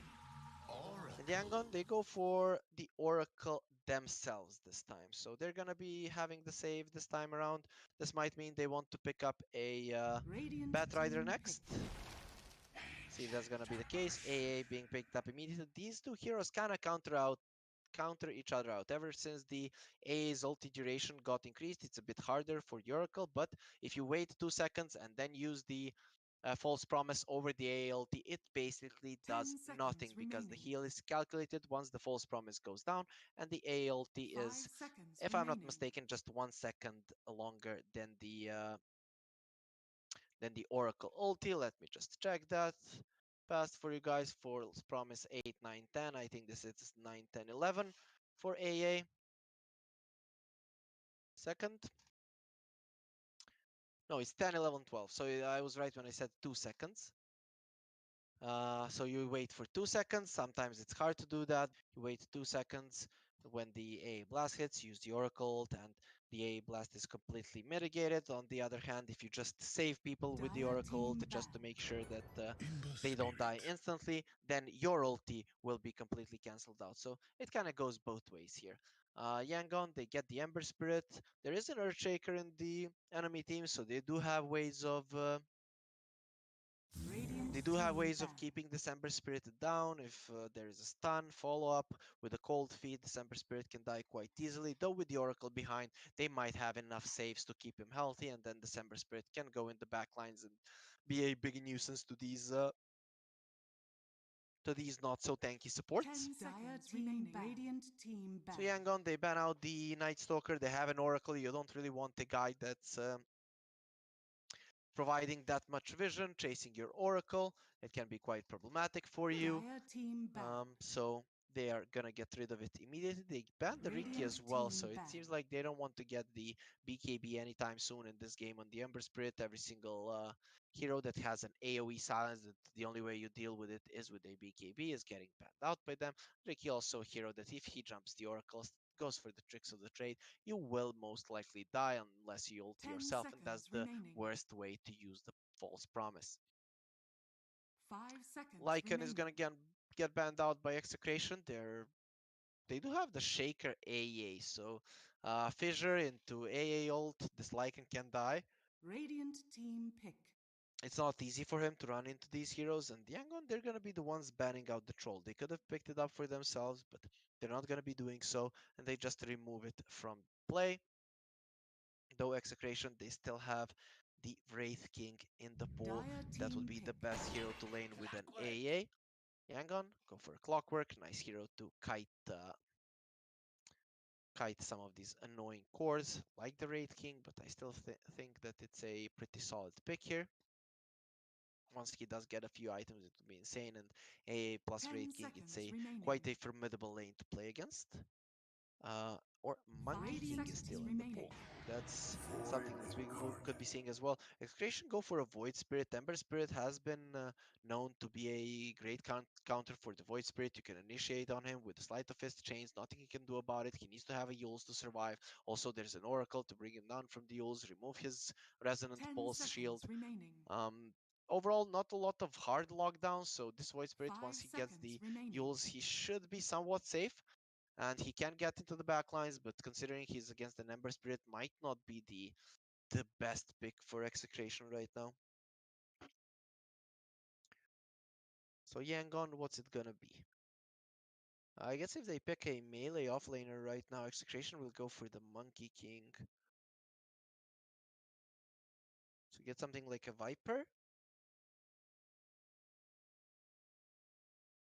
with a possibility to put it in the mid lane. You have a Clockwork to protect you. Later on, you can just come to towers. You have the Oracle behind you to make sure that you don't get bursted down by spells. It could be a good hero for Yangon to go for. I don't know if they like the hero, but it would be a solid pickup here for sure. Mm.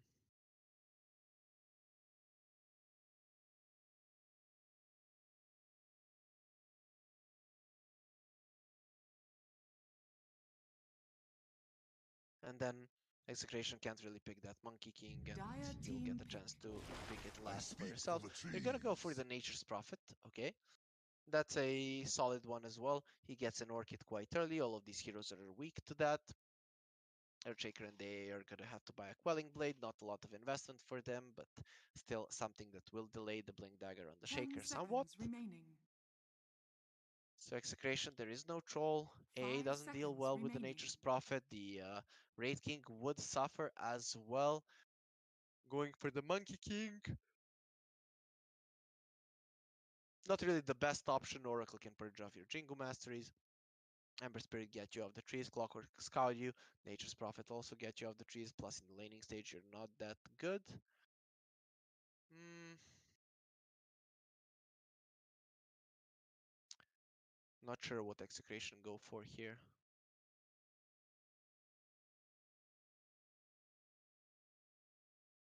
Kind of like what Yangon got going here. It's in my mind covering all the heroes though. Always when you're not looking at the hero pool, there's something that's actually slipping your mind. Maybe the PL would be good here. Ember Spirit is solid against the PL, but not the best one. These heroes can get easily overwhelmed by him. He's pretty good against the Nature's Prophet, gets an early Manta, so can remove the silence as well as the chains from the Ember Spirit. We can ban out the Lesh, ban out the what else is there? Something that Dire buys team a ban. Radiance. Nope, they're gonna go for the Beastmasters. They'll pick out their offlaner first. It's a pretty solid pick for sure. All of these heroes, they don't deal well with it, apart from the Oracle, who can actually remove his ulti with the False Promise. But Hawks are a nice way to be able 10 to scout seconds where the remaining. Oracle is, and then the Void Spirit can do his thing, just jump on the Oracle with the 5 Shaker backing seconds him up, with the remaining. Fissure and the Echo. It's always hard to just completely commit onto the Void Spirit. So I definitely like this. The enemies have a Clockwork. We're gonna counter that out with some vision of our own, Radiant and team ban. Shaker would be in a pretty bad spot against the Clockwork if he didn't have any extra vision, though with the Beastmaster in his team, he's actually going to be able to position himself a little bit better than he would without him. Plus, you have a Shaker, so this Beast is going to have a pretty solid laning phase for sure. 10 seconds remaining. Dire team ban. So Yangon, they ban out the Medusa. Radiant That would have been a team solid ban. hero for Execration. Yangon don't really have the damage to deal with a tanky hero like that. Immediate ban of the Monkey King. I like this.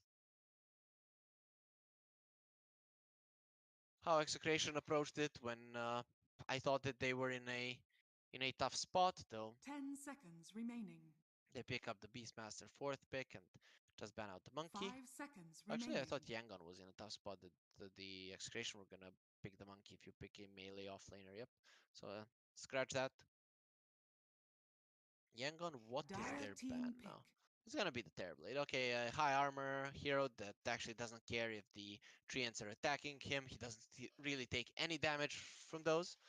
If the passive melee hero shield procs as well from him, he basically takes zero damage 10 seconds from the remaining. treants. Creation, how do Radiant you round team this up? pick. I have no idea. They're Phantom gonna go for the assassin. PA. That's a pretty solid one. Gets an early BKB. All of these heroes are not that good when it comes to armor. They basically die to the crits. You have the Beastmaster to secure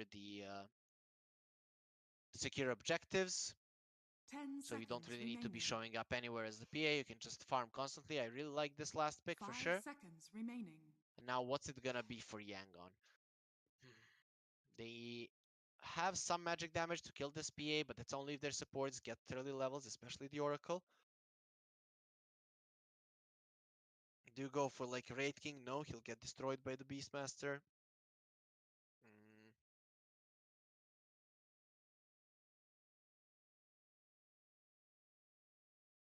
I haven't seen Drow for a long time, but wouldn't be a bad Drow game. Templar No, they go for a Choose your TA. hero. Okay, so it's a safe lane Ember Spirit. Mid lane TA against the Void Spirit. That matchup can go TA's way, though if Void Spirit is positioning himself well against the side blades, he's gonna be fine. Young PH is gonna be playing the TA. Mm, I have to say I like what Execration have a bit more. This TA doesn't do well against the AA. Once she doesn't like building a Monkey King bar that early. Sure, Yangon, they're on a pretty set timing. They get Blink Deso on the TA. They start mowing down towers with him and the Nature's Prophet. They just run around the map killing everyone. But the problem is that Execration, they have very annoying Void Spirit who is hard to catch. Your heroes don't catch him that easily, especially when he gets in Yules. A Beastmaster that is going to take a tier 1 in the safe lane quickly, take your jungle, and then even if you're killing him, the PA is getting levels and farm. And when Yaoi has that BKB, that's actually when it becomes scary for Yangon because there is just so much that his teammates can provide for him. So I have to say, I like what Execration have a little bit more. Plus, this PA-AA combo can be quite annoying. The cold feet into a stifling dagger slow can put Zorain in a tough spot and just put him in a bad position to get brought down easily during the laning stage. So Yangon, they have a clear timing here. Will they be able to hit it? We're going to be finding out in this game number 2, Yangon versus Execration, but I kind of feel that this day is going to end with each series going to... Oh, I just prefer the Execration draft here. I can see how Yangon can win, but everything needs to go well, and they need to start snowballing over Execration. Is that going to be happening? I think it won't, but it's definitely a possibility, and I wouldn't say that there's no chance for Yangon to win this game. So let's see if the strongest team from Myanmar can do have what it takes to Prepare take for a game battle. off of Execration, or will Execration finally win a series convincingly here at the New Year Showdown? Yaoi going towards top. Rupido just banging some drums here. Nice music for us. PDZ going for a ward. He probably wants to block the camp. We'll see if he gets spotted. Okay, he's not gonna block the camp. Puts the ward behind the tower. He's gonna scout out the Ember Spirit.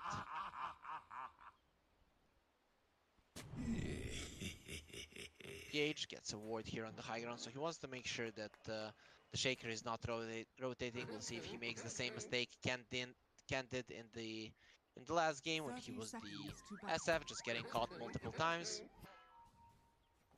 It was quite bad from him, to be honest. Seeing the Air Shaker walking to him and dying anyways. Until this AA hits level 6, they can't really kill the TA, so that's pretty nice, unless young PH really messes up. The battle begins. So we'll see if that's going to happen, though. Execration bottom lane should be okay for them. They have the Shaker to block the waves. Top lane, the Furion will farm, but you can't really stop the PA from farming. You always have the Stifling Dagger to be able to secure the last hits. And there is always a chance for them to kill someone with a cold feet, though RR is going to have to be careful. If Clockwork gets on top of him, that's gonna be one dead Popsicle. Mid lane, already talked about this matchup, a little bit of TA favor just because of the amount of harass he can dish out, though with melee heroes it's a bit easier to dodge side blades, though still you can get hit like this normally, right click down by the TA. Skillet going on to Yaoi. He's actually doing quite a lot of damage here with 2 creeps next to him. Yaoi and RR are taking a lot of damage, so they really need to be careful how they approach this clock. Zorain doing a good job just pulling the creep wave back. Oh, nice fissure block there from BDZ, bringing both Ha and Lun closer to their creeps, but you won't be able to do that much damage. Ha and Lun are pretty powerful themselves. There is a Blightstone on the Ember Spirit with the start to the Sleight of Fist. You really need to be respecting this damage. Mid lane, young PH, he's taking a lot of hits. He doesn't have a healing salve, so really needs to be careful how he approaches this. Only... Okay, he has 3 tangos though, so both mid laners getting the tangos out. And we'll see how many those Psyblade hits young PH can actually dish out. Bottom lane, both Rupido and PDZ are getting quite low. They need to be careful. They did put the lane at a good spot. Now they're going on to the Earth Shaker. If they get the Shack, oh, he doesn't get the chains on him. That's pretty unfortunate for Ha. He was sure he was gonna get BDZ there with another Purifying Flames. It probably would have been a kill. Now Skillet taking a lot of damage, but Yaoi, he is pretty low. Doesn't really want to go in with the Fairy Fire, and they stick. Mid lane, or actually bot lane, Ha gets the kill. Rupido will die. Lun and him have more than enough damage to bring him down. Meanwhile, BDZ, I'm not sure what he's doing. Maybe he wanted to pull the creeps, but now when his offlaner is dead, he's not really going to be doing anything. Top lane, Skill A running in. He still has 7 stick charges and the Fairy Fire. RR might be in trouble. Yaoi has a blink to the right. If he wants to use it, Skill A will get slowed down. He still has that Fairy Fire. Can use the sticks. Turns around with the rocket. RR is taking a lot of damage, but so is Zorain. He might die and he will go down. Yaoi, he doesn't have any spells, so Skill A should be fine, but they do get the kill on this offlaner. Lane. Think about going in. He got level 3, so his damage output is gonna be insane right now. Mid lane, Ken winning the lane against Young PH. Usually not something we see. I've usually seen the TA winning the matchup against the Void Spirit, but Ken doing quite a good job here. He has a bottle already. It seems like it's okay. Young PH not going for a bottle himself. Gonna get pulled into the creeps. Ken doing solid amounts of damage. Gonna slash him a few more times. BDZ. Oh, no mana on the Oracle. If there was some mana, this Shaker would be long gone. He needs 4 more mana. Does he have the range? Nope. BDZ with the boots will be able to outrun the Oracle. But if he didn't have those boots, he would be a goner right now. Execration. They're getting quite healthy on this top lane. Zorain nearing his level 3 skill late. Does have that level 2 battery assault, so if he gets on top of this AA, she will be in trouble though. Yaoi runs in, they're gonna slow him down. Skill A is looking pretty dead. He doesn't have the cogs, not gonna get cold feeded. They're going in on him, do have the slow from Yaoi. A few more hits are needed. The battery assault will run out. He still has the Fairy Fire, baiting them in as much as he can, and he will use that Fairy Fire in the end. There is a chilling touch ready on the AA, but he won't get close enough. Actually, now he sees Skill A. Can he kill him on his own? Skill A, he's playing with his life, and there's one more hit from RR. He doesn't even need the chilling touch and will secure the kill. Now he's TPing back to the top lane. He has a salve for himself and one more salve flying out for the PA as well. He's gonna use it firstly on the PA. He knows who's the more important guy. So in terms of last hits, Yangon are definitely ahead in this game. We see Young PH actually winning the last hit battle right now in mid, and Ken taking too many hits there. Bottom lane, this is the worst one for the side of Execration. The Shaker hasn't been able to secure the lane for this Beastmaster, and with that, Yangon are gonna have a great start for their Ember Spirit. BDZ wants that career, but Young PH knows what's up, and his little flying cat will stay in the trees. See how cute it is. Dire's middle tower is under attack. Skill A. He's gonna find BDZ. BDZ can't use any of his spells through the battery assault. That's why Clockwork is such a great counter to this Shaker. BDZ might secure the rune, but Zorain coming in from the side. The battery assault is still keeping him away, and he's gonna be able to use the fissure. Will he be surviving? The Treant's going in, but he will be fine. Zorain TPing in. He just needs one more hit. He's thinking about TPing. No, he won't be doing that. Skill A getting slowed down now. The cold feet will kill him. RR gets the kill. Yaoi thinking about chasing for more. There's really not any chance for them to kill this Nature's Prophet, but still they can posture aggressively and get him a little bit away from the creeps. So 3-1 for Execration, but they're definitely losing in last hits. Most of the net worth difference coming from December Spirit. Now here comes the Void Spirit. He wants this Nature's Prophet. He has been scouted and immediately goes back to the mid lane. Now he knows he has been seen, the sword scouting his every move, and he won't be able to find anything. Meanwhile, the Young PH does secure the haste rune for himself, so no bottle refilled will come on this day for Ken. Bottom lane, Beastmaster left alone, and this is exactly what Yangon need. They need the Beastmaster to be weak. They don't want him. Oh, they're actually diving him right now. They do have the chains with a few more Purifying Flames. Rupido should go down. One more Purifying Flames. Yep. One gets the kill. Ha, doesn't really matter for him. There's been a salve used on this Oracle as well. He's gonna make sure that he's healthy, and that's how you need to play. You need this Beastmaster to be weak so that he can't take down your towers. Now, AA getting caught. He does have a TP. Will TP back to the lane. But he's gonna be fine. He's buying a Quelling Blade immediately. He knows how important it is for him to survive this.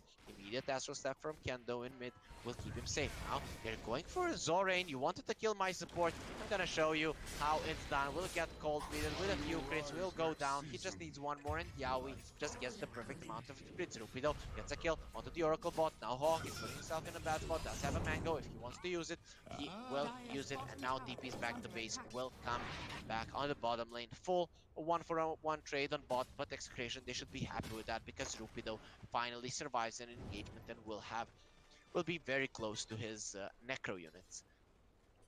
Yaoi makes sure that the Clockwork doesn't pull. Zorain TPing on the bottom lane, TPing on the triangle. He wants to just continue farming. Ken's bottle is going to get refilled. So a lot of little plays happening around the map, but nothing too significant. We see 3 traps placed here by Young PH. He's doing solid amounts of damage to Ken, and he's just gonna continue controlling this lane quite a lot. He's 400 gold away from his mid lane counterpart, not that much, but still Ken would like that to be even less. One finds the sentry ward. Now Ken is coming in. They did spot the Oracle on their vision. He's gonna use a ward of his own. He might have now spotted Ken. Ken is running around. Do they know where this Void Spirit is? He's gonna show now on vision, but he's immediately TPing top. Actually, he hasn't been spotted because of that tree. So this ward doesn't reveal his positioning. There is a nice ward, seeing the Zorain Furion, Ken running in, gonna get slowed down. You're not going anywhere, my friend. Pulled in into your death, and Yaoi gets the kill. Ken really wanted to get that Ha.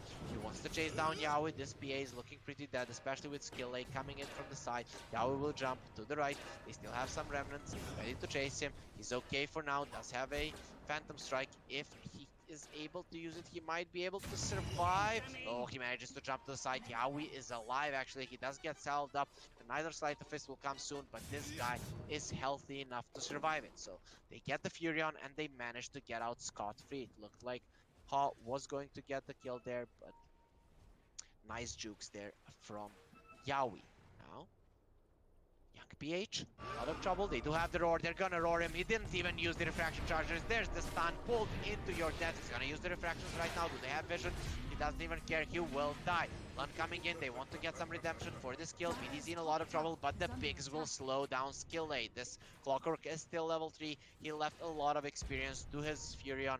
Now they want to train Rupido. They do have a few more traps, and they will get some revenge for their TA, but that TA is the most important hero on the map. They need her to snowball quite heavily, and he died to the first smoke of Execration. The top lane, Zorain doing a good job making sure that the top tower falls, something that the Beastmaster wanted to accomplish on bot, but hasn't been able to do any significant amount of damage to this tower. Kill A, now level 5. Still didn't take the book. He's gonna use the rocket flare going in. Does he really want to be here? The AA has been caught. Poor guy will just die without any chances to survive. Ken still being chased up. He does have one astral step. The second one coming out soon. Will use the Ether Remnant, but it will not connect. Another tower going into the hands of Yangon. This is the start that they definitely needed. 3k gold lead. They might be losing in kills, but all 3 of their cores are having decent amounts of farm, and they managed to keep the Rupido Beastmaster down as much as possible, and that's the most important hero for the mid-game of Execration, where they would trade towers. Haw coming in, Yaoi could be in trouble. His blur is not gonna break just yet, so they haven't spotted him yet. Rupido is in trouble here. If they try to find him, the smoke will break from Skill A. Okay, he knows someone is there. The rocket flare will scout him out. With all the damage coming out, he won't be able to do anything. He will accept his fate. Primal Roar will not be used, and Haw, they'll leave the kill to him. With a Sleight of Fist, is gonna make sure that he gets that kill. 4k gold lead right now. This is exactly the start that Yangon needed. Basically all of the heroes that they need have a lot of farm, and the guys that they need to put down are having a bad game. Ken getting caught. He does have one more astral step. He's gonna get slowed down. He needs to be careful. Here comes the hook shot. Gonna get pushed back and just dies just like that. Beautifully done by Yangon. They're really playing well here. There is a quelling plate onto RR. He manages to get out of that sprout and will survive. Zorain using his Wrath of Nature, but it won't really do much around the map. Just push out the lanes a little bit. Basically, the heroes on the side of Execration are quite healthy. BDZ not even close to his Blink Dagger, and Deso is done on the TA. 12 minutes in, Deso, Raid Band, Power Treads, and the Roche will be taken. This is the kind of game Yangon needed, something we talked about that could happen. I didn't have trust in them, but they are proving me wrong right now, so they're gonna be taking the Roche. 12 minutes into the game, Young PH will have the Aegis in his hands. RR not really using the Ice Blast there, but Radiant's bottom tower is under not sure attack. if he knows that this is happening, but they should be somewhat aware. And Young PH now has 2 lives on him, which will make him quite a hard target. Yaoi doesn't have his Battle Fury just yet. Radiant's bottom tower Compared to has his fallen. last game, this is about the timing where he already finished his full Battle Fury with the Troll. He's definitely not behind in net worth that much. He has a lot. 3-0-2, this game is looking good for him, but compared to the heroes on the side of Yangon, he's definitely lacking. Rupido, only a level 1 Necrobook right now. He's closer to the supports than the cores, and that's not really a position that you want to be in. Young PH though, he's posturing so aggressively right now, wants to get into the enemy triangle, actually deciding against it, but his supports, they're going in. They won't be finding anyone. The 3 heroes on the side of Execration are on bot. If they can get the roar onto HOD, that would be perfect. Okay, they're gonna find the Shaker. They know where BDZ is. All thinking about going in. He could get roared right now. Yeah, there's the roar, but the Shaker will die. He won't do anything. Ember Spirit in a lot of trouble. He's gonna get Remnant to the side. Rupido taking a lot of damage, but here's Lan ready to save his Ember Spirit.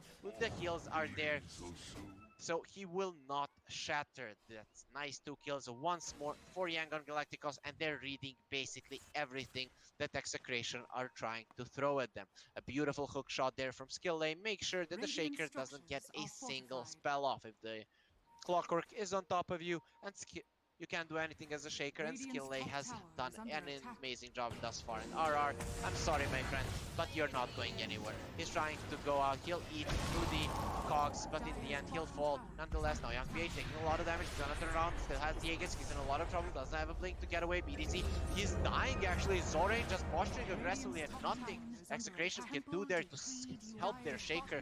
They did use the roar for the Aegis. That was 3 minutes before it expired, so well worth it, but losing 2 supports in the process, still with a 7k gold deficit, it's a bad spot for you. And Young PH, he won't be playing that aggressively anymore, plus his Blink Dagger is coming out, so it's gonna be much easier. They're coming in, you have this Light of Fist chains, the hookshot doesn't connect, Skill Lane doesn't get on top of him, but it will be enough. They have the silences, they have the Fortune's End, and this Void Spirit didn't go for the Dissimulate. It's gonna cost him his life. He actually didn't have any mana, so that was the reason that he didn't get out of that bad situation. Gone. Look at how well they're controlling the map. The triangle is taken from the enemy. Yaoi is farming. He's going for the Ag Scepter today against the Galaxy Racer. Yaoi did go for the exact same build. He did kill some of the supports, but in the end it didn't work out too well for him. So he's not going for the Deso build on the PA. He just wants to be a ninja. It's fun being a ninja. Ninjas are cool, but Dire's middle tower is under attack. or according to South Park, ninjas are something else. But we're not gonna be using those words here in the Moon Studio English channel. We're very well behaved. RR just gets destroyed there. Yangon, they're running around the map, chasing everyone. Yaoi just using his blur every single time on cooldown, just to make sure that he can get around the map undetected. The hook shot connected to the Shaker. This means that BDC is dead. They're actually bringing more heroes. Those Kill Lake could have done this on his own. He says, guys, please let me get this kill. I want to destroy the Shaker alone, but these guys, they are hungry for blood as well. And Zorain will be the one taking the kill there, and the 214 gold from the Earthshaker. Ken has heals right now, so that's gonna give him some survivability against the Yangon lineup, though if the Fortune's End gets casted on him pre-usage of the heals, he's gonna be in trouble anyways. Put down and rooted immediately. Yaoi. He is not even close to that Ag Scepter, but they have to fight. They see Young PH. Do they have the fissure? Yes, they do. They're gonna connect with the ulti of the A. He cannot blink out right now. The roar is there from the side and he goes down. That's a pretty big kill.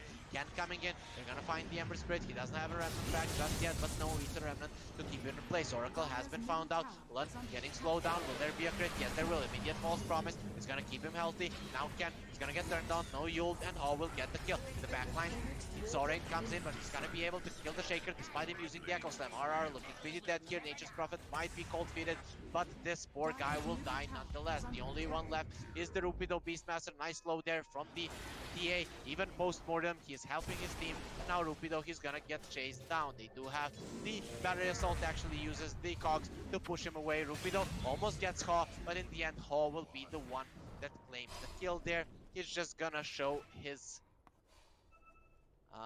power to Rupido and show him who is exactly the boss in this game. All 5 heroes from Execration fall, including their PA, who has been having a solid game until now, and that's her first death. She's behind all 3 cores on the side of Yangon. This is one of the biggest stomps that we've seen in this tournament so far. Execration think they can still win. BDZ, he has said goodbye to his Blink Dagger, just wants to get the Ag Shard. That's gonna help his team quite a lot if he can get it, but he needs 2 minutes to farm 400 gold, considering that he needed 18 to farm 1000. He's not really gonna be getting it anytime soon though. With the bounty runes, and even if he gets a few more camps, that might be enough for BDZ to get the Saganim Shard. Not sure how much that is going to change, but Execration, they showed that they can at least kill the TA. That's at least until Young PH does get a BKB or has an Oracle close to him. Our Shaker, he won't get found out immediately. Zorain coming in, they want to break this tower down. They do have the Deso still, no glyph on the side of Execration, and Young PH and Zorain will take this tower with no effort whatsoever. The rest of the Execration lineup are trying to push out the other waves just to make sure that the enemies are far away from their base, but the next Roche and the BKB on the TA will be the biggest timing for Yangon. PH even wants to go for that Monkey King bar. BDZ is gonna get scouted here. Is there gonna be a hookshot in the base? Kill A, he's not feeling that cocky.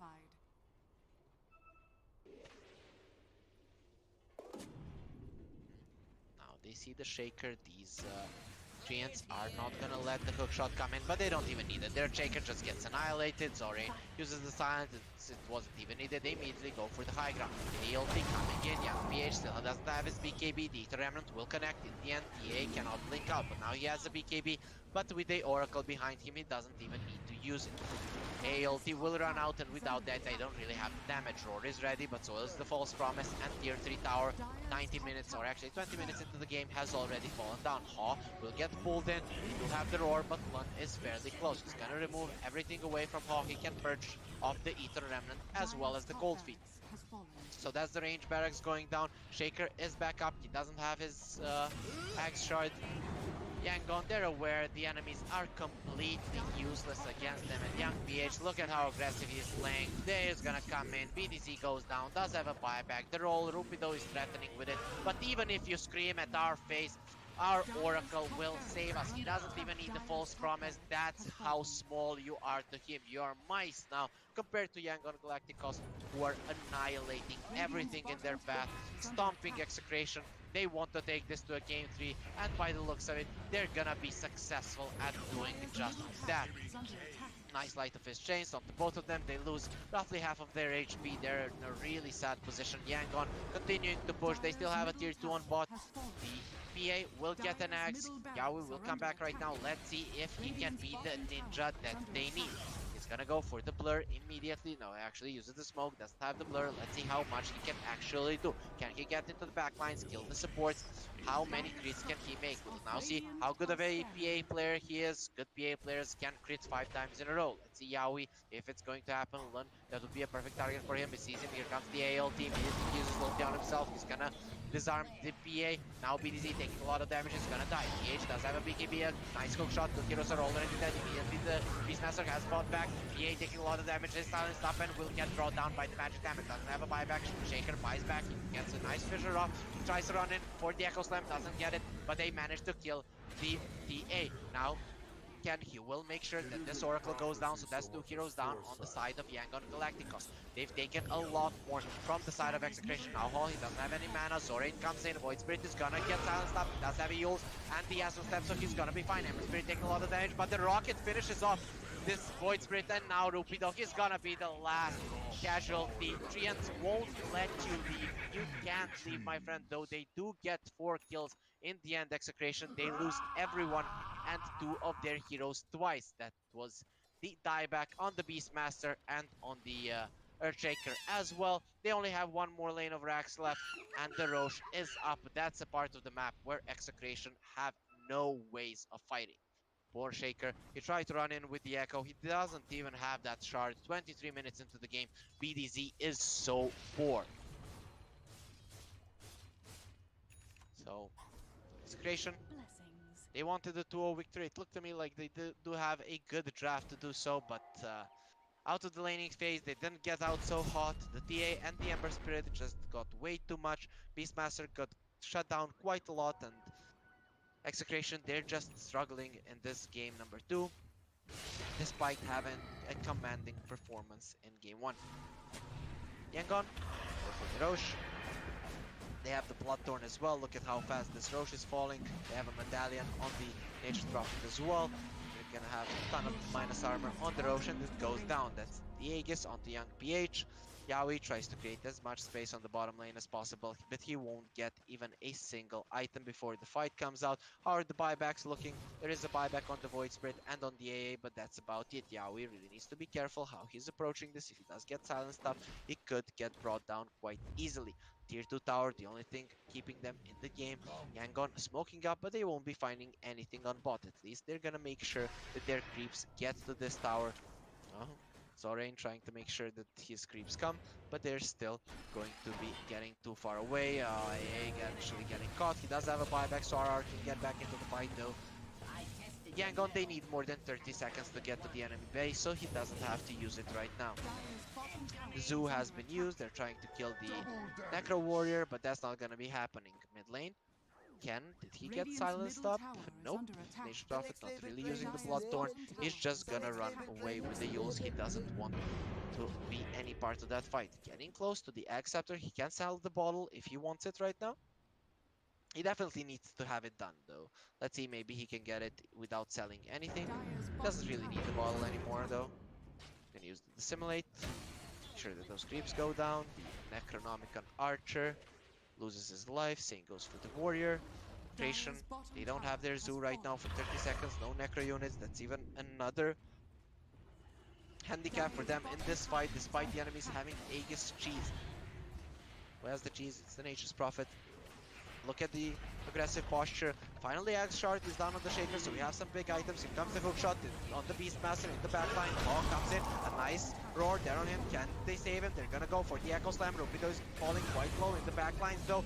Yaoi is killing the Oracle. This might be a cleanup now. Yaoi is gonna be a real ninja. He's starting to slash everyone. The only 2 of his teammates are alive, and the A-bot back now. Everyone is dead. Yaoi needs to run away. It looks good for a second, but you just don't have enough. With a 25k gold deficit, he still wants to go in and greet people. He's gonna remove that chains. He's gonna get silenced right now, but manages to get into the fountain. He's okay for now, though his base doesn't look okay at all. The Aegis and the cheese are still in the hands of Yangon, and now the poor AA, he just bought back. He's gonna get deleted. That's how you kill people, Yaoi. That's how you become a ninja, an assassin. Now they turn onto the PA. He's gonna get Bloodthorn, and no misses will come on this day, which means that Execration have been forced to tap out in just 26 minutes. One of the biggest thumps, if not the biggest thump in the tournament thus far.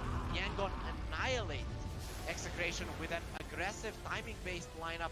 They take everything away from Execration, and they were so helpless in this game. Yaoi tries to make a difference with his Aghanim Scepter, but he definitely needed more damage to be able to go on these heroes of of Yangon. He was missing at least one, maybe even two items like a BKB and a Divine Rapier in that fight, and maybe, just maybe, they win. That's 10k gold more than he had at that point, so it was pretty much a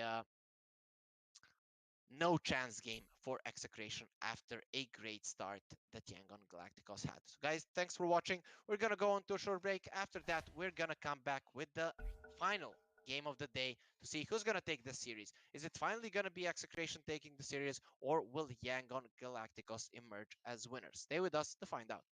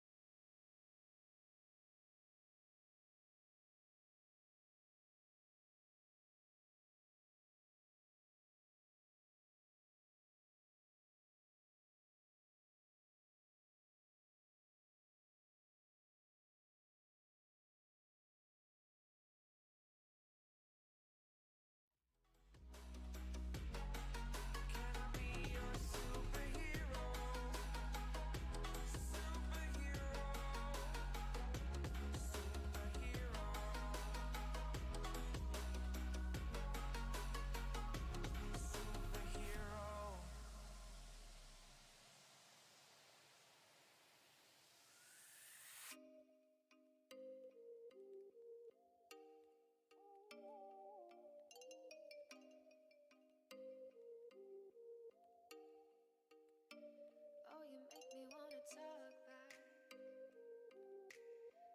back to you. Say it like that. If I hate you, then I'm someone new. Baby, but you know I never will. No, so I choke you down just like a pill.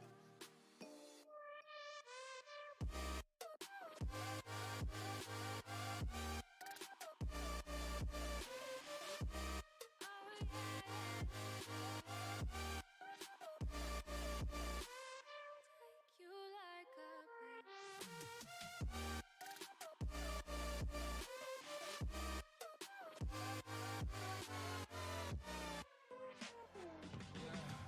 I can never ever find the right words, and there's no way this is real life. There's no telling you're the right girl, so I can only say that it feels right. It feels right. It feels right. Yeah, I can only say that it feels right. It feels right. It feels right. Yeah, I can only say that it feels right.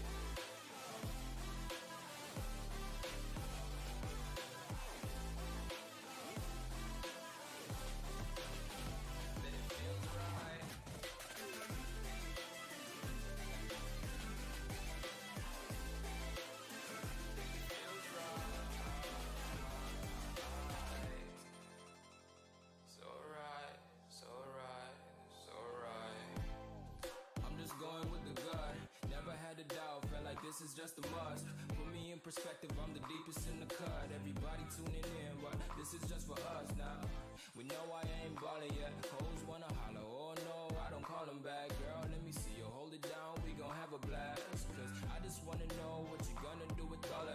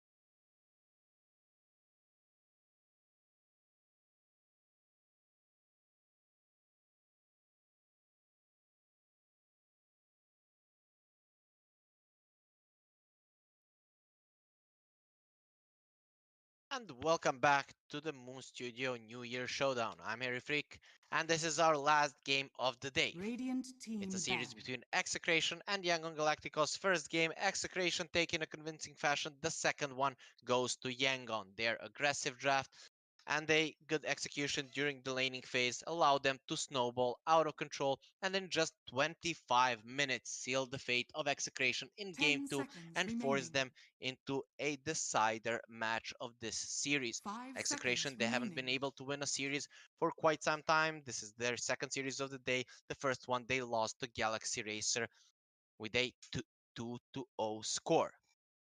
So they're really looking to Dire take a win team here, ban. considering they haven't been looking so hot either in the DPC or here at the New Year Showdown. So we're wishing them all the luck, but all the luck to Yangon as well. These guys are really showing up. They're the strongest Myanmar team, pretty much the only Myanmar players that I've heard 10 about, seconds and remaining. they're bringing out some really nice drafts, some Radiant really aggressive team pick. plays, and showing that they can definitely play Dota despite them all being from the same Dire country. team So pick. Earth Shaker. one country teams can definitely Radiant work out in team pick. Yangon, proving that for sure. Also, guys, don't forget to follow the Moon Studio Twitch channel here and also follow Moon Studio on Twitter as well as me, Harry Freak, on Twitter so that you know when we're live. We're gonna have games up until the 8th of March. So, a lot of Dota every day here 10 at the seconds remaining. New Year Showdown. Yangon, 5 seconds they go remaining. for the Earthshaker. Execration are gonna pick up the Oracle. Oracle quite contested in this series, and it's 2-0 for now. First game Execration had it. Now uh, Yangon had it in the second one, and now Execration have it once more. So is this the key to winning the series? We're gonna be finding out in this particular game. Yangon, they're taking their time. They're really thinking how to get on top of this Oracle. How do we deal with it? Are they gonna? No, Morphling is banned. Okay. So we aren't going to be seeing a Shaker Morph today. Every time that Shaker was picked, the Morphling was already banned or there was an AA being picked over it. So the team just refrained from the Morphling. I just don't want to see the AA anymore. It's actually been banned. So this hero just hasn't been looking that good. I think that even against the Morphling, it wouldn't be Dire uh, team pick. doing that well. Just its laning phase is too weak. And Yangon, they go for a troll. I like this a lot. Execration probably would have gone for a troll themselves. The hero that is left in the pool is the Monkey King. So that could be something that they're looking to get, though troll is a solid hero against the monkey as well. 10 seconds remaining. I'm just curious to see if Yangon are gonna be banning Radiant out the team ban. Razor. Oh, Execration go for the OD. OD hasn't been banned against the troll. That's probably the single strongest hero against the troll if he uses his ulti. You just astral him. Basically, the whole duration of the ulti is gone. If he has a BKB, you astral yourself, 10 and then seconds again, remaining. he's not really doing anything. Though Yangon, 5 they do have the seconds Shaker for a remaining. long range fissure to kind of catch the OD, but you have two saves here on Execration, both Oracle and the OD, and I already love their draft. When you have two saves, it's just so hard to play against that. You need to bait them in somehow, maybe with a hero, with a Dire fat hero team in ban. front and have a save of your own, but the OD just does immense amounts of damage, so I'm not really sure how you approach this as Yangon. Looking the opening from Execration, I already love it. So Yangon, they ban out the Earth Spirit. They know Execration, they need some frontliner that's actually gonna go in, or 10 if you're seconds initiating remaining. onto someone, that guy gets Radiant astral, team and then ban. they see you, he can re-engage quite effectively. That's basically how the Earth Spirits like to play. They like to see the team fight start to develop before they actually come in with the rolling Dire boulder team and ban. then spread out the magnetize onto everyone. Yangon, they ban out Radiant the Bat Rider. team That's ban. quite understanding. They do have the Troll. If the Bat lanes against the Troll, this guy can be in a lot of trouble. Though OD himself lanes well against the Troll, so Execration have quite a lot of ways to set up their lanes in this game. 10 Yangon, seconds remaining. what do you ban here? 5 seconds remaining. Hmm. Guess you don't have to ban the Razor. There is always already a counter for your troll. Though a very farmed Razor in the later stages of the game is quite problematic. That's what we saw in today's second series when we defeated played the Razor. It was a 2-0 victory from SMG against HOYO.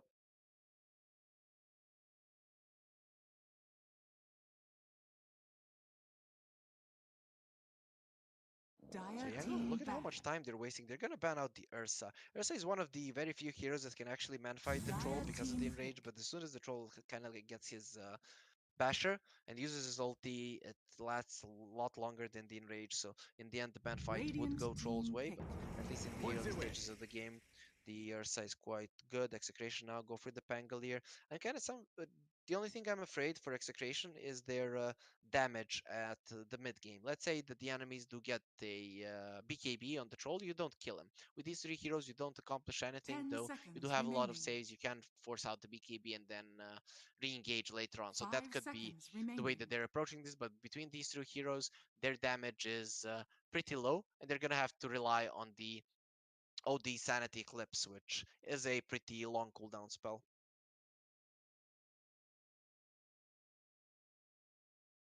So Yangon, I mean, they have so little reserve time. They really need to be doing this a little bit faster. It's gonna be the Grimstroke. That's a pretty good hero against basically everything that Execration has. Pangolier can be caught in it. OD, he really doesn't like getting silenced. His attack speed is quite low, so he can't deal with the Phantom's Embrace. I like this a lot. It actually synergizes well with the Troll in the lane because he likes to get into the face of the opponents. Sure, against the Pangolier, he won't be able to do that effectively, but still, it's a possibility that they can actually run down this Pango even through his swashbuckle during the laning stage. And of course, we already discussed the power of the Grimstroke later on. Plus, it's a good deny pick from Execration as well, who could have put the Spango on position 4, put Grimstroke on position 3, and just completely annihilate the lane. Even it being a troll against a level 2 Inks, well, his life is in a lot of jeopardy for sure. Execration.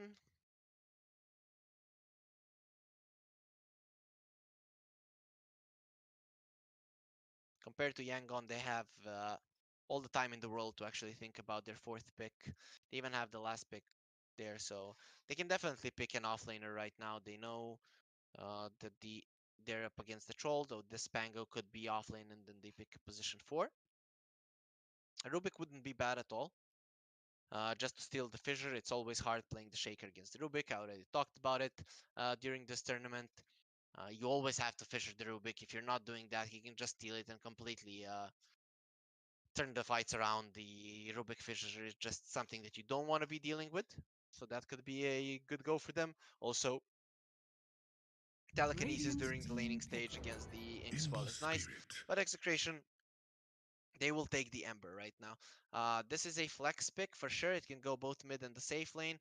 We saw last game how good the Oracle Ember Spirit lane actually worked out even against the Shaker. So who was blocking the camps.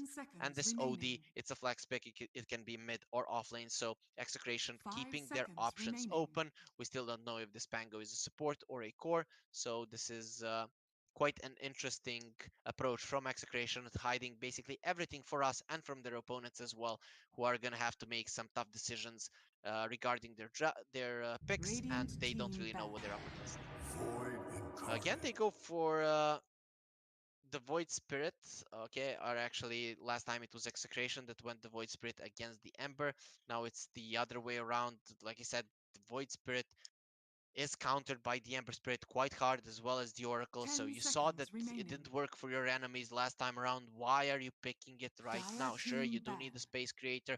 You might be good at this hero, Ha, but still, it's not a good hero in this game. If perfectly positioned, Meteor Hammer will make sure that you die. If you do get the the Flight of Fist chains on him and the Fortune's End, again, he will die. So I'm not really sure what they're doing here. Not a fan of the pick for sure. And the Execration lineup is just looking a lot better at this point. Plus, they have the last pick, 2 saves, last pick, ways 10 to kite the seconds troll. remaining. Sure, there are some counters for the Pangolier, but with good positioning, which is possible because 5 all the seconds heroes are quite remaining. mobile. You don't even have to get caught by the Soulbind, Dire and then the team Rolling ban. Thunder will create a lot of problems.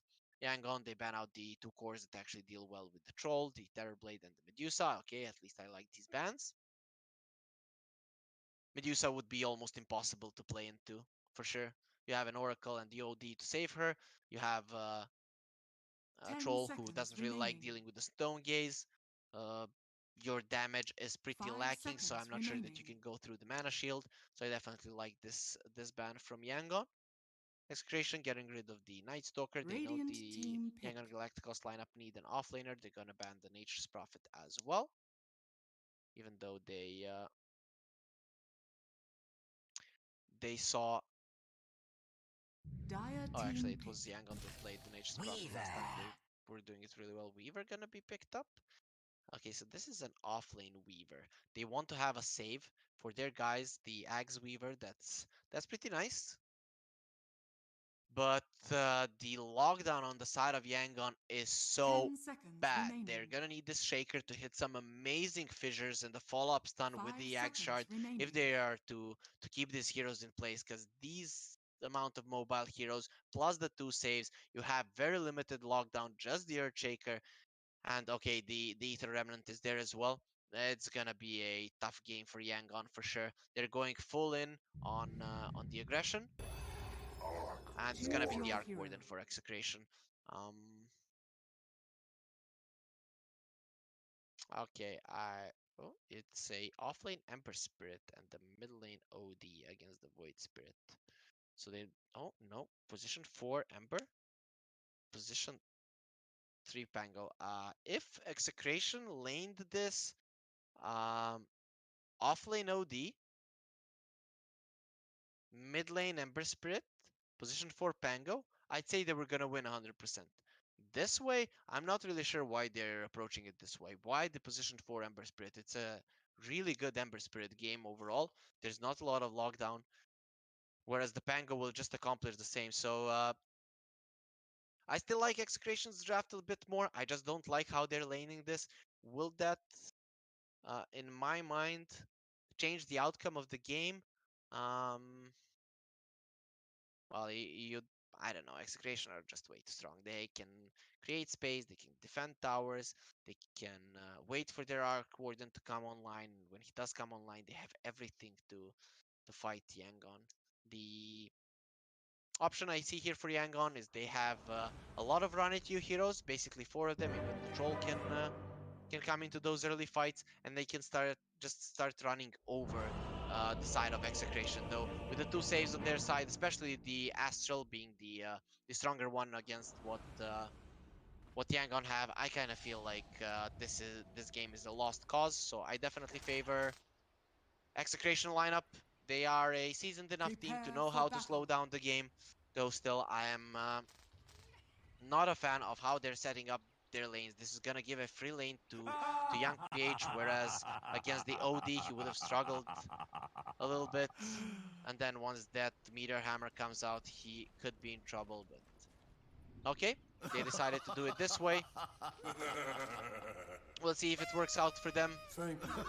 I shall Yangon, we're gonna be seeing them running in, so this might be quite a bloody game, or at least a lot of hits flying out, and maybe no one dying in fights just because of the uh, saving potential on one side and not that much damage on Execration.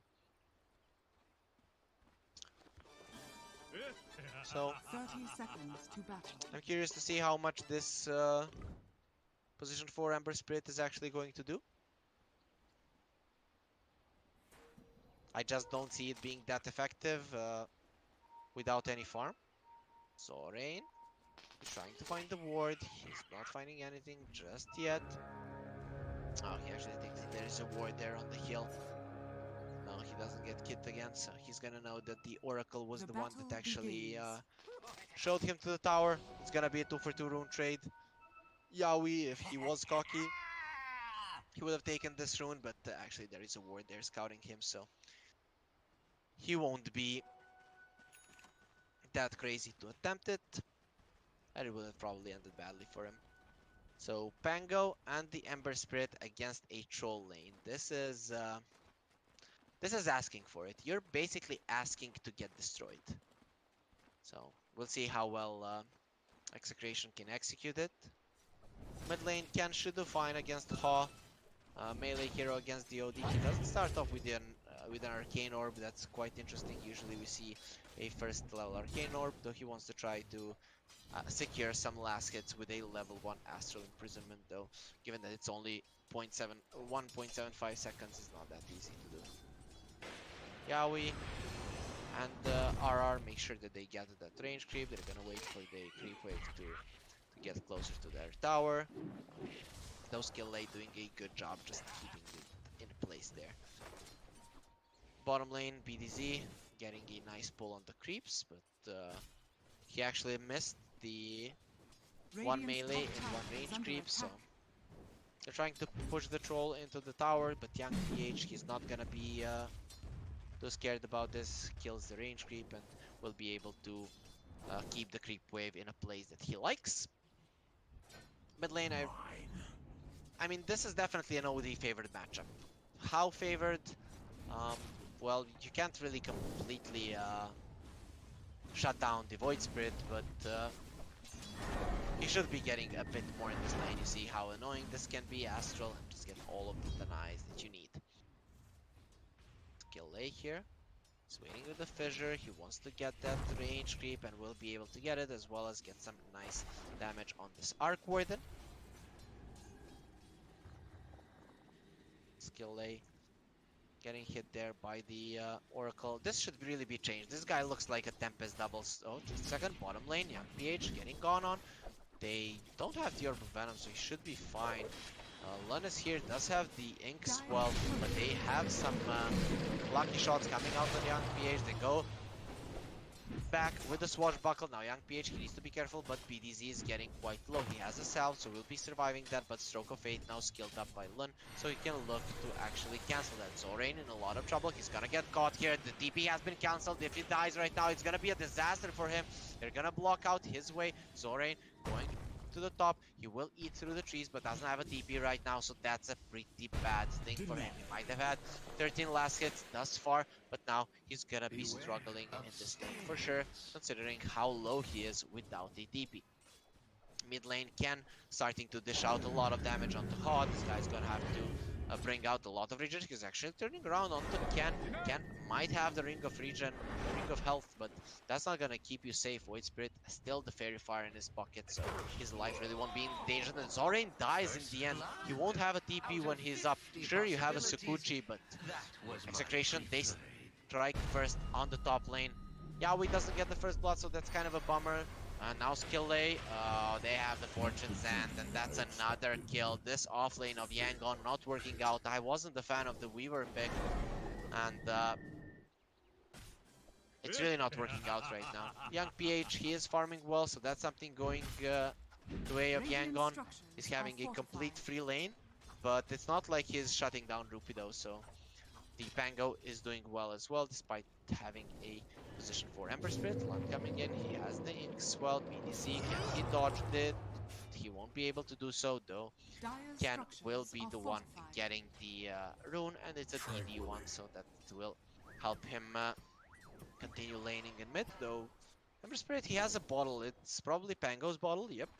So he's gonna refill it with the DD. He's actually waiting for Ken to take it. So nice swapping of items there. Rupido will have a full bottle. Ken, he still has his bottle. He wants to get the Astral. They actually can kill this guy with a DD on them. Paul will be taking a lot of damage. Does have the simulate in 3 seconds. That should keep him alive. He needs to be careful how he's approaching this. Goes to the left and gets to the safety of his tower. And now Rupido will be getting a full bottle on the bottom lane just before the runes, which means that he's going to be quite healthy. Him as well as BDZ. 30 last hits on the troll. This was what I was afraid of. This is the kind of game that you don't want PH to have. Troll has been a really big hero in this series. Time around, he doesn't have any saves. It's his enemies that do have saves. He is playing against the Arc Warden and the OD, but being as farmed as he is, he could pose a big threat in the mid game. Ken has a level 3 Astral Imprisonment, very close to the Meteor Hammer. Uses the Simulate. He did max it out just to make sure that he's gonna get some of these creeps, but he's taking a lot of damage from this OD. Easy, pulling the creep wave back. Did get pulled there by Lun.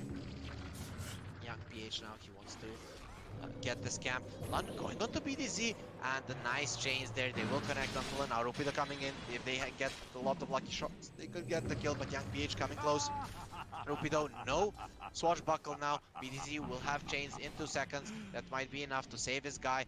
There is a full bottle with 4 stick charges. He doesn't have the stroke of fate. Easy coming in. He's gonna go with the sleight of fist, keeping them away. He'll go with the chains onto the troll. A few tower hits will get him relatively low, so he needs to be very careful how he approaches the heroes of Execration, but they are very low on their HP as well. The Fissure will connect. Yowie's on a bad side of it. There's gonna be a purge there. Yowie's okay for now, and they kill Hobbs. Missed Fissure there from skill A.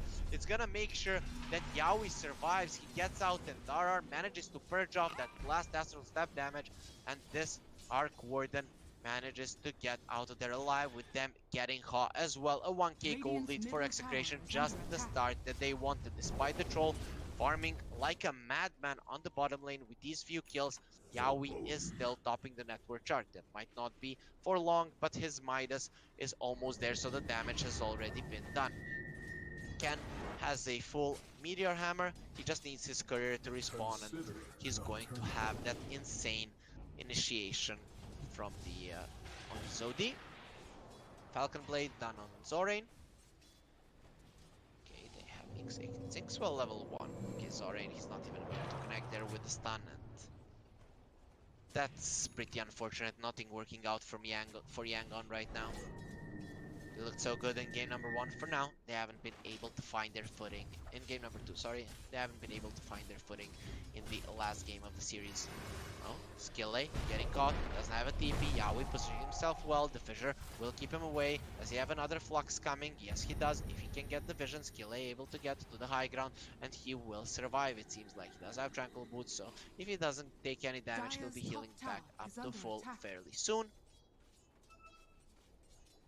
No, the kill won't happen. Yowie just didn't want to use the other flux immediately. Who has been caught?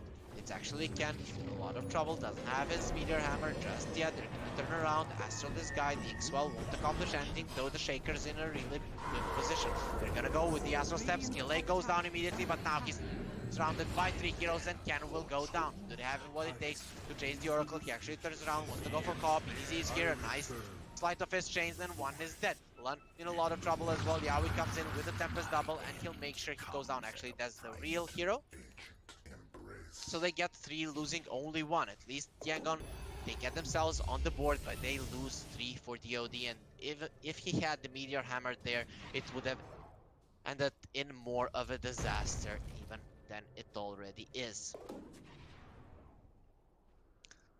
Young PH going for the Battle Fury, has the Ring of Health right now, so that's gonna give him a lot of HP regen. He does have a Mango to help him with his mana during farming time, but this is not gonna be that super fast Battle Fury timing. He has a great game, but no kills to his name means that he's not gonna have the easiest timing. Though Raid Band and Magic Wand on him with 70 creeps, he's not in a bad spot at all, but still, this Arc Warden is over him, and with 2 Midases on him, he'll really be making a difference. Again, going for the Meteor Hammer, but a nice Fissure will stop that. So these long-range stuns are really good against the OD. Yowie getting slowed down by the Stroke of Faith.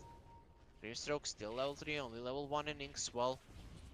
It's quite interesting that these guys are favoring the level 2 Stroke of Fate over the Inkswell, so it's such a big improvement.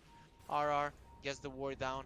Rupido still hasn't been spotted. He does have the javelin. They're gonna run onto Yaoi. Here comes Rupido. He does have the rolling thunder. The false promise is there. RR is already level 6. That's because their lane went so well. Yaoi is taking a lot of damage. He does have 50 big charges. He needs to use them. He didn't use them. He probably died because of that. Now the Void Spirit is gonna go to the side. He managed to get the Sleight of His Chains off the Grimstroke. Again, gonna go in. He does have the Astral Imprisonment once he sees skill A. This guy is a goner. There's the Astral, and he will die right after it. RR gonna turn around onto the Weaver. They go with the Swashbuckler and they bring him down. The Fissure will keep Ken away. He needs one more hit. He goes for the Meteor Hammer, and now this Astral Imprisonment should be enough. He actually infused Raindrops. Will it save him? No, the damage is just good enough. They do pop, but in the end, it's not enough to save him.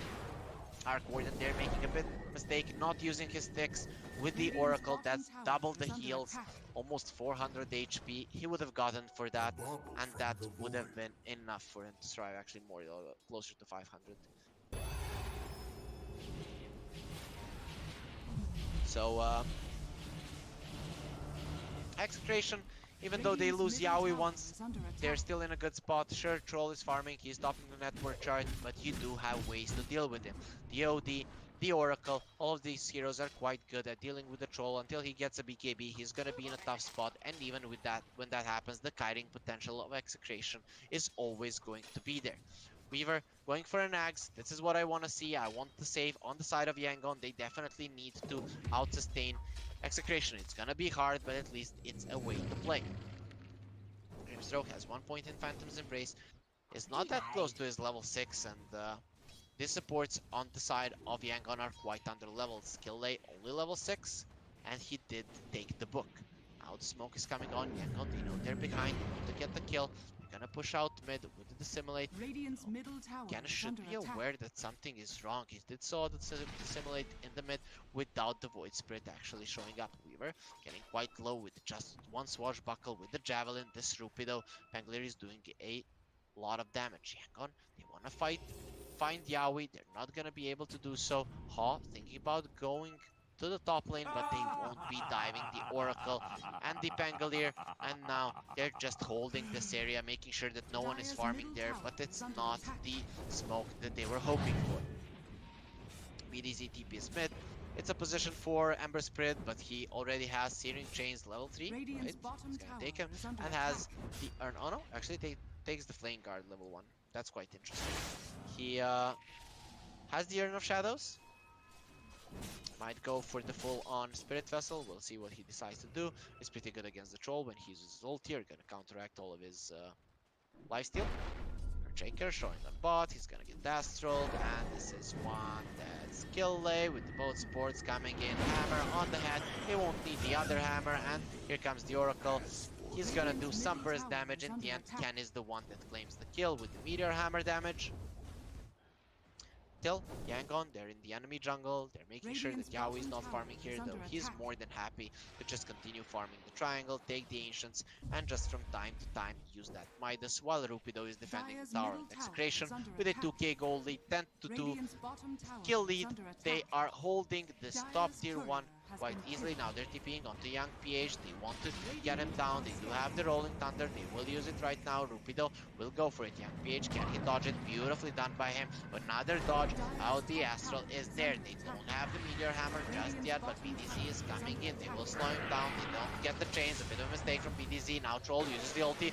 Nice stun there on them, but Rupido is gonna get ulted by the Oracle. They do have the bubble here. Then the Troll dies in the end. Echo Slam from Skill Lay. Oracle won't take any damage, and now actually Yaoi has died. So in the backline, Void Spirit is doing enough with his TD, and 2 heroes from the side of Execration have gotten down. BDZ in a lot of trouble, though he does have 3 remnants. Ken doesn't have his Meteor Hammer right now. He turns around onto the Weaver. Zorain, no ulti on him. A beautiful fissure there. And now this could be a dead OD. He's trying to run away. Doesn't have an Astral. And the damage from the Dissimulate will kill him. They're looking towards the Earthshaker right now. They want to equalize the kill score. Nice stun there onto the Ember Spirit. But this Light of Fist will make sure that he gets that kill. He's going to TP away. Ha doesn't have the Remnant, but he doesn't need it. He goes in with the Astral Jump and with the Astral Step and with the Resonant Pulse, and make sure that BDZ goes down. He was a bit greedy there, didn't have that much mana, so he knew that his escape was not that probable. wanted to TP away, but Ha was on point, and the fight going into the hands of Yangon. They might have lost their troll at the beginning of it, but and use their echo pretty much doing nothing, just echoing a Oracle who had a Fate's Edict. In the end, they get out on top. Again, getting the Shaker on the bottom lane. Here comes the Arc Warden. Ha gets RR on top. Rupido is still there. The PDZ is here as well. He's gonna get silenced on the Ember Spirit. He needs to be careful right now. If he gets pulled in, he could be dying. Know the role. Will make sure that Lan goes down. Skill A dies on the bottom lane. The OD runs him down, but on the top lane, they managed to get one more support, losing only RR in the process. So 3 supports on 2 sides of the map have gone down. 1 for Execration and 2 for Yangon. Ha, warding a ward. Rupido will spot him, but this Void Spirit is quite strong. He's level 11 with a Yules now on him. Troll getting disarmed. He won't be getting this tower, but mid tower of Execration is getting quite low. If their map gets smaller, Yaoi won't have that many places to hide. Now Hawk is gonna catch this Void Spirit. Gonna catch him with the Inkswell as well. The silence is there.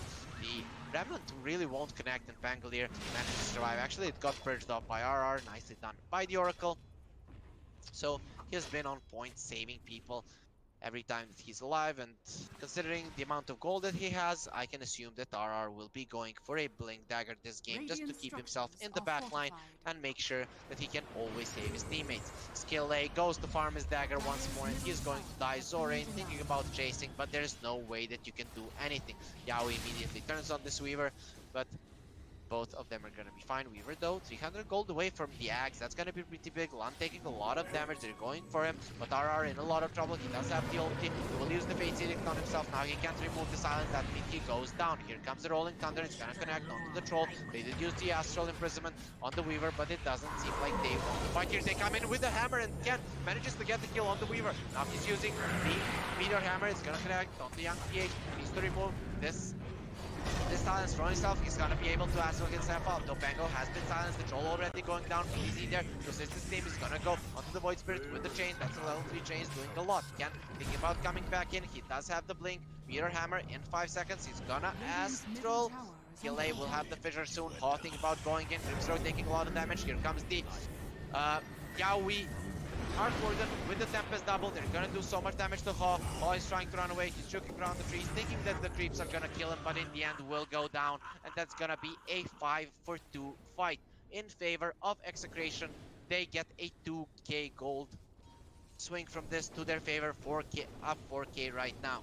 So we see how annoying this OD can be to the Troll and basically to everyone, just constantly using the Astral left and right. He's putting people out of commission, putting himself out of harm's way, and not really letting anything happen to him or his teammates. Yaoi comes there in the end, just to make sure that he gets some nice kills. And the Troll, he doesn't have his ulti. 20 seconds. BDC, he saw them for a second. Man, this is so lucky for him to survive. Oh, gonna get the Astral. Will it be a perfect Meteor Hammer? He doesn't even want to go for it. The chains will connect, but the Meteor Hammer will be stopped. He needs them, and they come in with a Rolling Thunder. Beautiful fissure. It's gonna keep them away. Can they keep him down? Yes, they can. The Sleight of Fist gets the kill. Now he's silenced up with Defensive Embrace. BDC will take it off immediately. They want to get Lun with the chains. It's gonna be more than likely to happen, and the Swashbuckle will make sure that he goes down. RR actually takes that kill with the Purifying Flames. Meanwhile, young PH continuing to farm. He does have the Yasha, does have the Belfry. His next item is the BKB, aware that he has to fight with his team. Though this game, it's looking pretty much out of hand at this point. They're going to have to wait for a mistake from Execration. Shaker getting close to his dagger. That's gonna be the main thing to use if there is a mistake coming. Can going for the Meteor Hammer is gonna connect onto the Weaver. Can they bring him down? He manages to use the ulti. Now he's running away. He does have his axe right now, but 20-second cooldown. Young PH running away. He's gonna get whipped there, getting enough movement speed, but getting slowed down by the lucky shot. Hammer being dropped, and he has been Astral. Can he use his ulti? I don't think he can. The damage comes out immediately. Actually, he does. Use it, turns on to BDC, starting to heal up a little bit, but RR disarms him. So this Troll won't be doing much. BDC might have fallen, but young PH now trying to go in. He is actually being pulled by his own ulti. Though now There's an Astral on this Void Spirit. A Hammer will drop. They're using the Rolling Thunder. They'll be able to connect that. Do they have the Fortune's End? Not really. He's gonna be able to use the Dissimulate, and this Void Spirit should be fine. Zorain, think about going in. He's pretty fast with his Inkswell, but this Fangalator tried to get on the high ground, will get Astraled on the low ground, and this could put his life in danger. Though Zorain, he's pretty low, and he does get killed by the Purifying Flames. A lot of damage being done. Now 2 Phantom Embrace on the Ken. Oh, actually the other one is the bug from the Weaver. Inkswell is being used on the Siege Creep. They're gonna try to pull him back. Ether Remnant doesn't connect. Now he turns around onto Lun. A beautiful fissure, but Void Spirit still has his heals. Doesn't have the Essence up for some time. They're gonna bring him down. RR gets another kill, and this OD, he is not done. He has the hammer, and he's gonna drop it onto the head of the Grimstroke, making sure that another hero falls. What a huge fight for Execration. One more time, they only lost the Ember Spirit, killed every single hero of Yangon. A fight lasting for more than 2 minutes here, and Execration come out heavily ahead of Yangon. 10k goal lead for them, actually 11 at this point. This position for Ember, I had my doubts about it, but BTZ really doing a good job. He's doing a lot in fights. He's level 14. So that's basically, he's over leveling the Void Spirit. So they're really winning. These things can look amazing. Oh, skill A getting caught. They don't even use the Meteor Hammer. Actually, it was on cooldown, and Ken is unstoppable right now. They hit basically all of their spells, and this poor Shaker has no chance of survival. He's 300 gold away from the dagger. These Earthshakers haven't been looking too good in this series, and definitely Oracle is the main hero between these two teams. They should have banned it one game so that we know, so that we don't know who is going to win exactly between them, because this hero has just looked amazing in the series. Radiant's top tower has fallen. Dire are scanning. Oh, they know where it is. This is so sad. Young PH, he's not aware of how dead he is. He has a TP. Ooh. Oh, they see him. How did they see him there on the high ground? This tower actually revealed him. Poor Young PH. He does have the ulti. I'm not sure that he's even going to use it. The Gleipnir is down on Yaoi, and Troll will just accept his destiny. He has the ulti. And he'll go down. That's a wicked tick for Ken. 9-2 for this OD. This is why you don't give this hero to anyone in this patch right now. The hero is just way too powerful. Even with the Shaker on your team able to cancel that Meteor Hammer drop, the hero itself just works too well. A core that has a save, that is very fast and very tanky, and Ken just utilizing this hero to his full potential. And we have forgotten about the position 1 of Execration, who is just making sure, hey guys, I am a failsafe. If you guys make a mistake, if you give them all the lead back, I am still going to rip them apart. So I'm not really sure what Yangon are hoping for. Blink Dagger from the Shaker is done. He's only level 10, but a big Echo might save them. BKB done for the OD, so that makes it a little bit less likely to happen. They still have those 2 saves, but let's see now. Can Execration, or can Yangon force Execration into a mistake, and then Skill A maybe annihilates them with the Echo? Smoke being used. EDZ, that would be a nice kill. He has 1700 HP. He's not that easy to kill, but if he does get silenced, he's gone. Has a Remnant on bot. As soon as he sees a hero, he's gone. He doesn't want to be fighting them, and this is a fast smoke from the side of Execration. Has it been spotted? Not really. And it's gonna be a disaster for Yangon for sure. They're coming in. They're gonna find the Troll. The Meteor Hammer is coming in. The Fissure will connect, as well as the Ether Remnant. It actually doesn't connect. Heal immediately on them. Shaker will die before using anything. Blink on him. A nice ulti from the Grimstroke in the backline, but he just died. Meanwhile, Haw trying to run away. He doesn't have any of his defensive spells. Dissimulate in 4 seconds. They're gonna try to get him, but the hammer being dropped on his head. Can dropping hammers left and right. He sees the Troll right now. Young PH in a lot of trouble. Gonna get Astral. Another hammer is dropping on the heads of Yangon. Galacticos. Troll will go down. He can't even use his ulti. Actually, ulti being used by the Weaver. Buyback now. Immediately from the Void Spirit. He's gonna get disarmed. This Troll is not doing anything. They're coming in. Can now finally uses the BKB. They have bought back on the Void Spirit, but he might just be paying with his life immediately. Gonna get Astral. He doesn't have too many defensive spells. The Simulate will come soon. Does have the Yules. Echo Slam will connect on a lot of them. Where's the follow-up, my friend? You might stun us, but we are not going to die. Skill A is gonna take a lot of damage. Nice ulti there from the Weaver, but now he can't save the Grimstroke. The Shaker will get brought down. Most likely, he's gonna get the hammer dropped on his head and will die in the end. BDZ taking a lot of damage, gonna get healed by the Oracle. Hawk taking a lot of damage, does have Yule, so he will survive that Spirit Vessel. And with the buyback from the Shaker, Execration doesn't want to be pushing anymore. Yaoi going in on the Weaver, he's immediately gonna use the time lapse on himself. Only a 20-second cooldown, considering that he does have the Ags, but an 18, actually a 19k gold lead for Execration. I have to say, in this meta, I have never seen a lead like this be turned around. So this is most likely going to be a game going into the hands of Execration, but let's see. Yangon, do you have anything left in your tank? What can you give us in this game, number 3, that can actually turn it around? It's very sad when you have to write off a team so early in a game, but 26 minutes in, Ken, he's deep blinking in with a BKB. The Meteor Hammer will connect on top of the Surge Shaker's head. He's immediately dead. That's no buyback on him. Young PH and Lun, they're in a pretty bad spot, but they're under their own vision. Without getting caught here, does have the roll up as well as his ulti. Will he go for the Rolling Thunder? Not really. He's thinking about going for the Rolling Thunder. He uses it too late. He's in a lot of trouble now, getting silenced up. Moving away from the OD, doesn't want to latch on with that ulti on him. Now Young PH using his ulti, he's gonna get the Astral immediately. He doesn't have the BKB just yet. Meteor Hammer will fall on his head, and with that, another hammer. Ken will drop it, and he will go down. 50 seconds for him on the silence. He does have a buyback. Weaver, though, he doesn't have that luxury of coming back into the game. He's very, very poor. And Yangon, okay, they've had enough. This was the last fight that they had in them.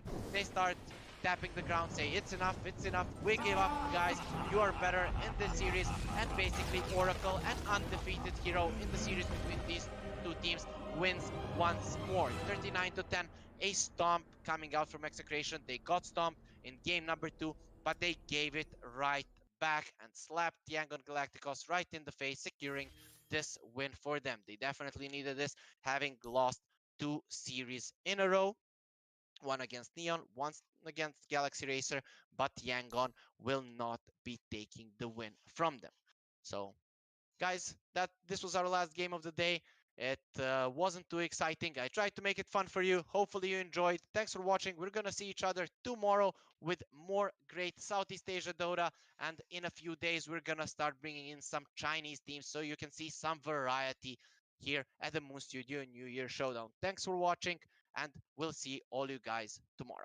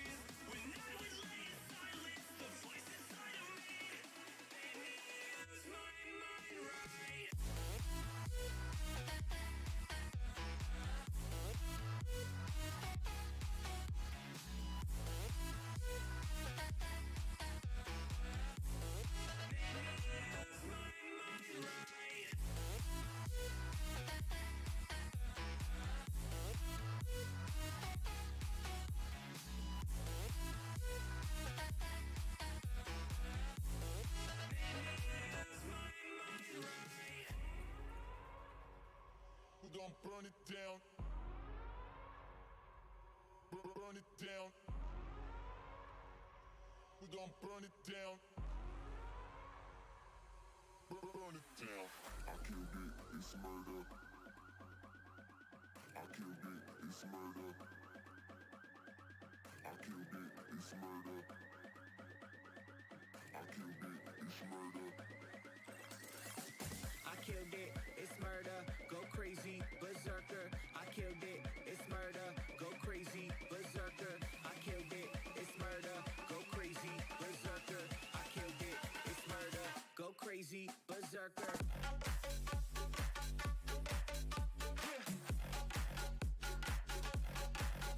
Show them.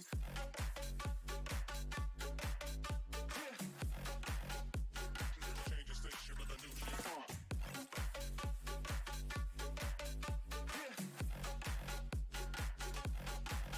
Show them.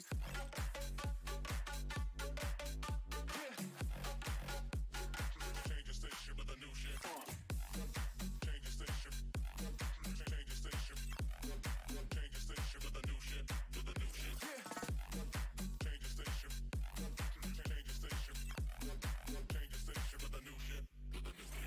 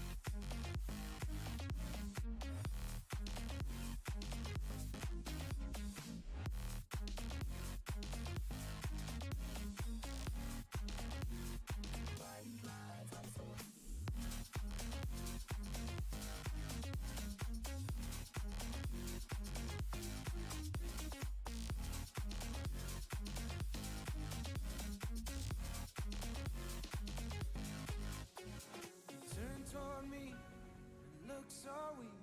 I've never seen you with such tired eyes. And everything we said we'd be, we just traded for a suit coat and a tie.